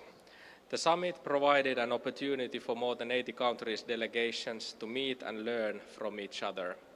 This has allowed us to nurture collaboration and mobilize commitments for the next 2 years. We were inspired by the 22 new member states and regional bodies, along with 46 partners who joined the coalition since 23 summit held in Paris. 30 governments have submitted new national commitments, and 49 governments shared voluntarily national reviews ahead of the summit.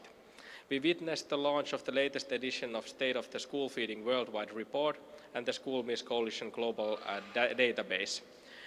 We celebrated that 80 million additional children are now receiving meals in schools, and most of them in low-income countries. Further adding to our collective knowledge, the Research Consortium for School Health and Nutrition presented evidence on the growing recognition of school meals as an essential investment in human capital and future generations, and presented its 4th annual research statement to guide country investments. The Cities Feeding the Future initiative and the School Meals Coalition welcomed a new group of champion mayors committed to placing school meals at the heart of their political agenda. Following high demand for support and work with 13 countries, the Coalition's Sustainable Financing Initiative announced its intention to extend its support to countries from a focus on developing financing strategies to accompanying governments and to implement those plans. The civil society organization network presented a progress report and endorsed new joint commitments to strengthen inclusive government-led school meal programs. Additionally, we heard from critical voices across civil society with the launch of the School Meals in Our Words, Choosing Our Future, child-led research, and call from indigenous people for culturally appropriate approaches to school meal programs. Moving forward, Finland continues to support Coalition and its Secretariat as a co-chair to supporting countries with their programs. We also want to continue to share our own expertise and provide technical assistance to others. Thank you all for your efforts to come here where we are today, and let us continue this path to nurture collaborations and continue to establish, improve and scale up school meal programs. Thank you.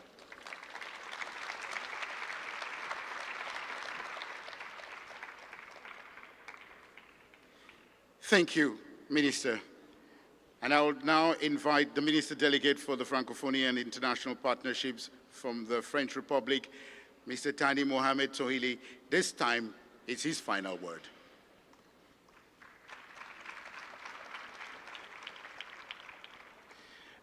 Promise, it's my last intervention of the day, and I won't be long. Mesdames et messieurs, chers amis, je me réjouis que cette deuxième réunion mondiale ait permis de nombreux... I'm very, very happy that this second moment have allowed a lot of progress. 4 years after the creation, we could see that this was a multisectorial initiative, one of the most fruitful that we have seen the last few years. With 45 governments in 2021, now we are 110, and we managed to mobilize ourselves to a common goal, guarantee that every child has a healthy and nutritious meal at school up to 2030. More than 140 partner organizations also joined us to help our governments to respect their national commitments. France was very honored to have this first moment in 2023 in the first coalition, and we're very happy to see the path that we have taken so far. I want to thank you warmly, both co-presidents of Brazil and Finland, as my co-chairs for this World School Meals Coalition program. When we see the commitments and quality in our partnership, I want to express again my friendship with Brazil, this wonderful, fantastic city of Fortaleza.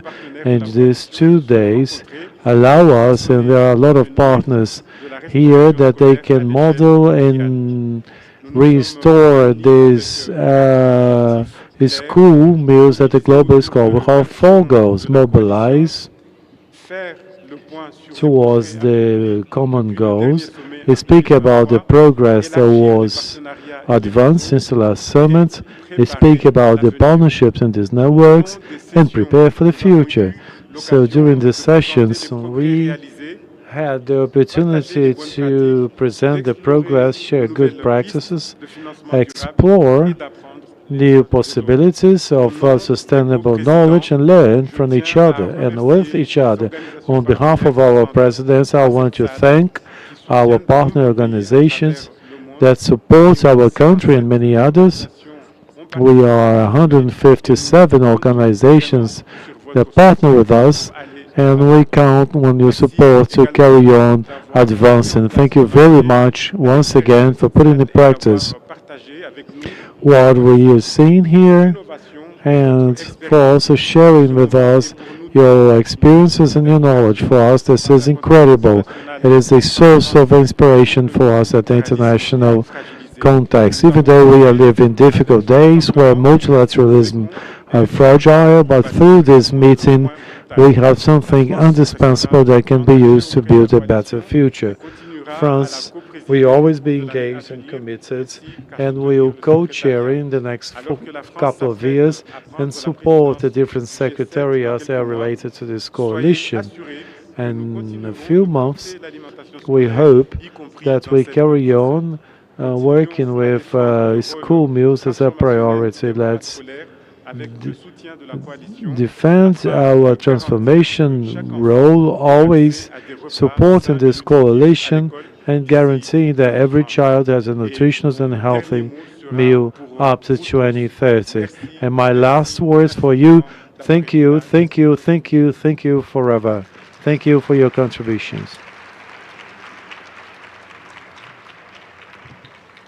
Now you can understand the way we organized it. So France hosted us in 2023, And now we will wrap up with Brazil, that is hosting us now. And I'm going to invite Her Excellency Fernanda Paco Bahiba, President of the National Fund for Educational Development, FNDE of Brazil, to close this event.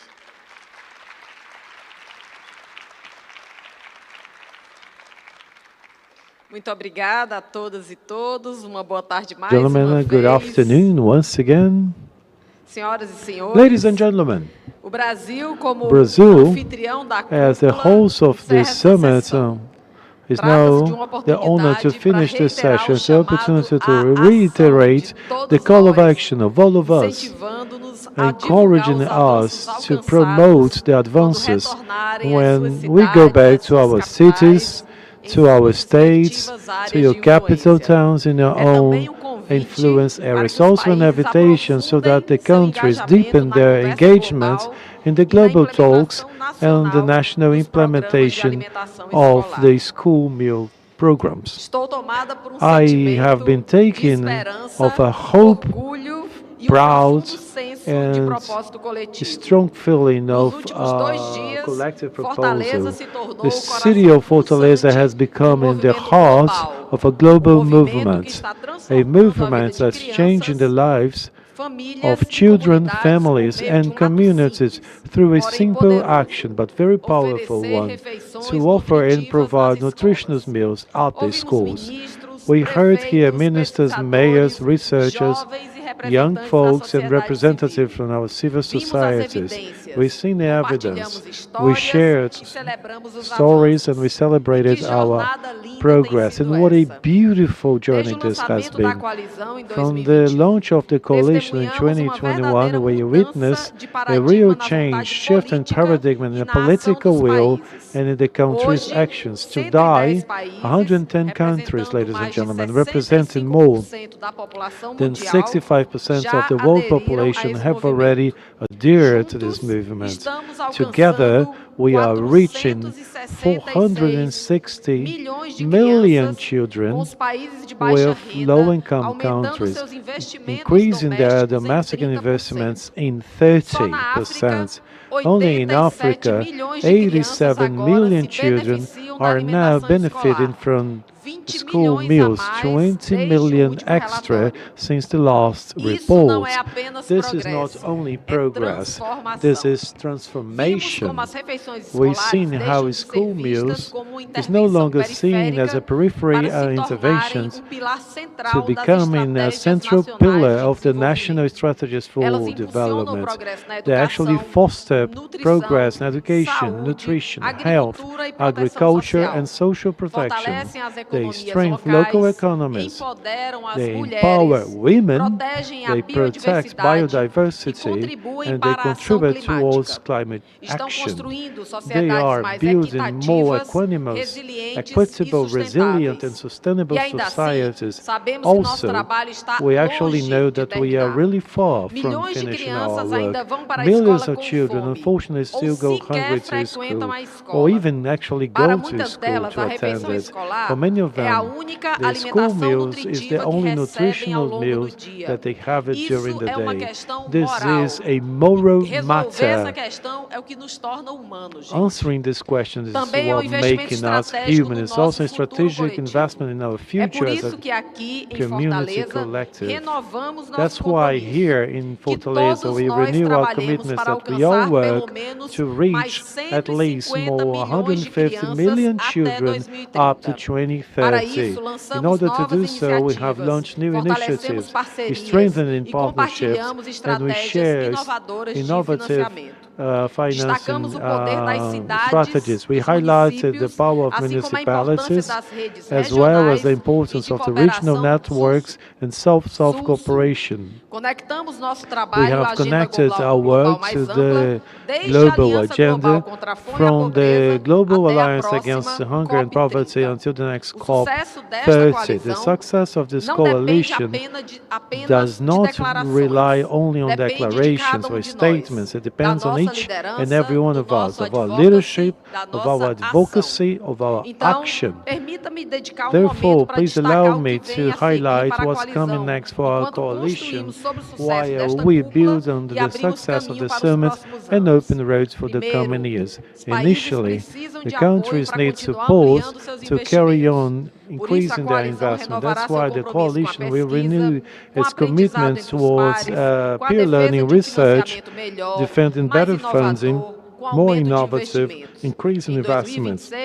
In 2026, the co-chairs of the coalition and secretariats will work with strategic partners to strengthen the approach on technical assistance for those countries that have solid commitments and need support. It is foreseen for November 26 the holding of GCNF now in Zambia.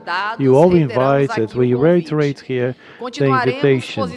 We're going to carry on positioning the coalition and school meals in the main agendas of regional and global policies, including the African Union, G7, G20, the United Nations General Assembly, and the United Nations Climate Negotiation COP31 2026. Last, I would like to announce that the next Task Force Ministerial meeting is going to be in 2026, and the next summit is going to be organized in 2027. We thank you very much, the manifest of interest of Ethiopia and other countries to host the next summit, and the Secretariat will support the co-chairs in the coalition for the decision-making process. Definitely, the city of Fortaleza was a good environment for this one, and the next one will have the challenge to even making it better than we have held here. On behalf of Brazilian government, we extend our most sincere thank you and gratitude to the WFP that works as a secretariat of this coalition as being a tireless partner for the organization of this event. Leadership, devotion, expertise were key for us to be gathered here in Brazil, reaffirm its commitment to carry on work in this partnership. We acknowledge the leadership of our co-chairs, France and Finland, whose commitment with this cause carries on inspiring and guiding us. To all the member states, partners organizations, regional organizations, bodies, cities, youth representatives, and civil society stakeholders who were joined here by us in Fortaleza. Thank you very much. Thank you. A hand of applause to all the members, all the participants. Your presence here, your voices here, your actions here make this coalition really strong. Last, our children, the reason for us to be here. We like to tell you, we see you, we hear you, we work for you. Let us leave this summit not with a finished feeling, but next to new journeys. Let's advance with renewed energy together for a common goal and determined to put together a future in which every single will have a healthy, nutritional meal every single day, everywhere in the planet. So, ladies and gentlemen, we now closing this summit. I invite you to take this ahead when you go back to your communities, your cities, your organizations. Share this. The good news. The world needs good news. Definitely good vibes. Good vibes for all of us. Good energy. We find it very easy to disseminate lies, fake news, bad things. But I am 100% sure that inside us there is a seed of good. And it is important to speak about what we have experienced here, so that this summit will actually bring more engagement, bring more partnerships, be stronger in daring actions. Let's make school meals not only a policy, but let's make it a promise.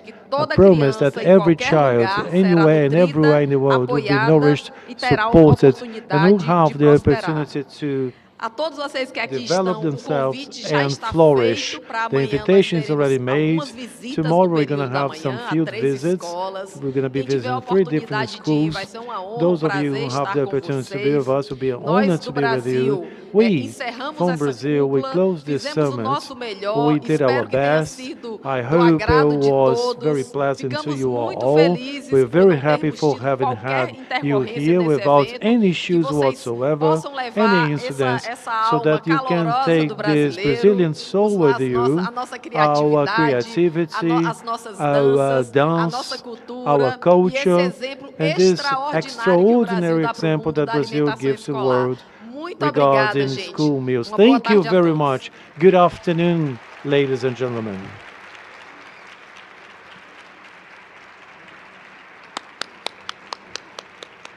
Please, standing ovation for Brazil, please, and for Teresa.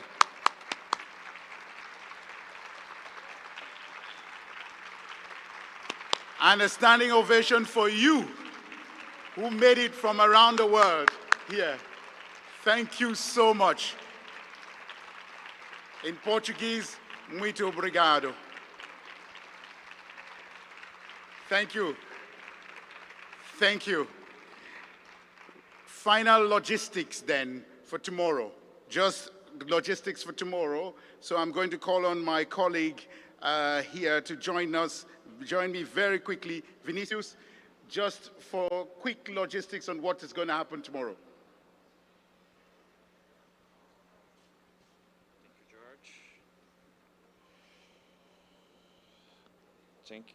Thank you so much, George.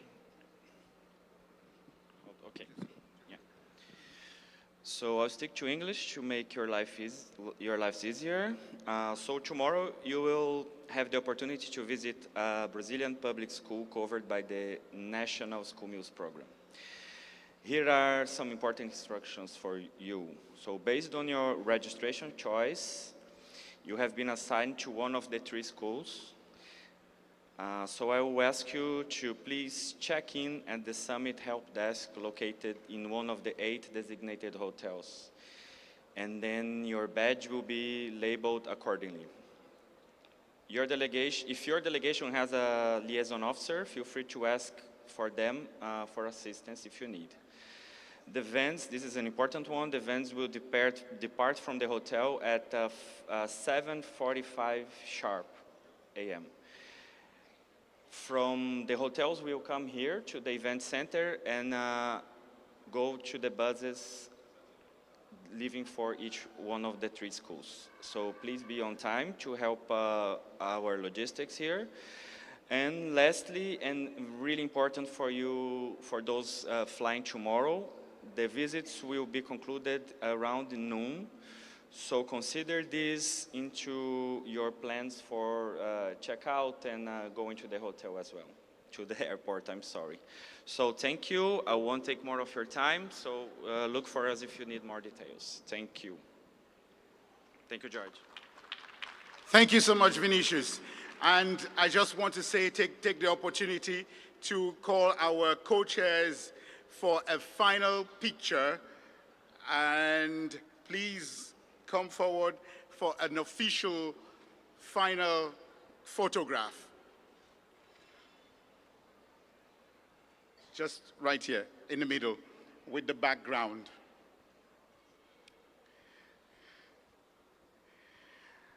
And while we are having those photographs taken, may I use the opportunity to thank all of those who worked tirelessly behind the scenes to make this work. Gratitude to the School Meals Coalition Secretariat, all the teams that have been working with you behind the scenes. I need you to say a big round of applause for them, as you do.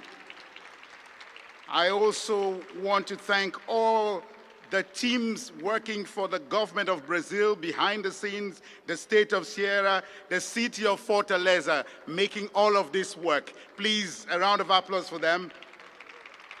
Special thanks to the logistics crews, all the camera people right here who have been making this thing go around the world. They are here. Congratulations to them. All the photographers, all the cooks, all the drivers, everyone who has been working behind the scenes to make this work, the interpreters, and everybody that has been working. Thank you so much, and thank you who made it from around the world. Have a wonderful time going back to your countries. Until the next time we meet again, bye-bye.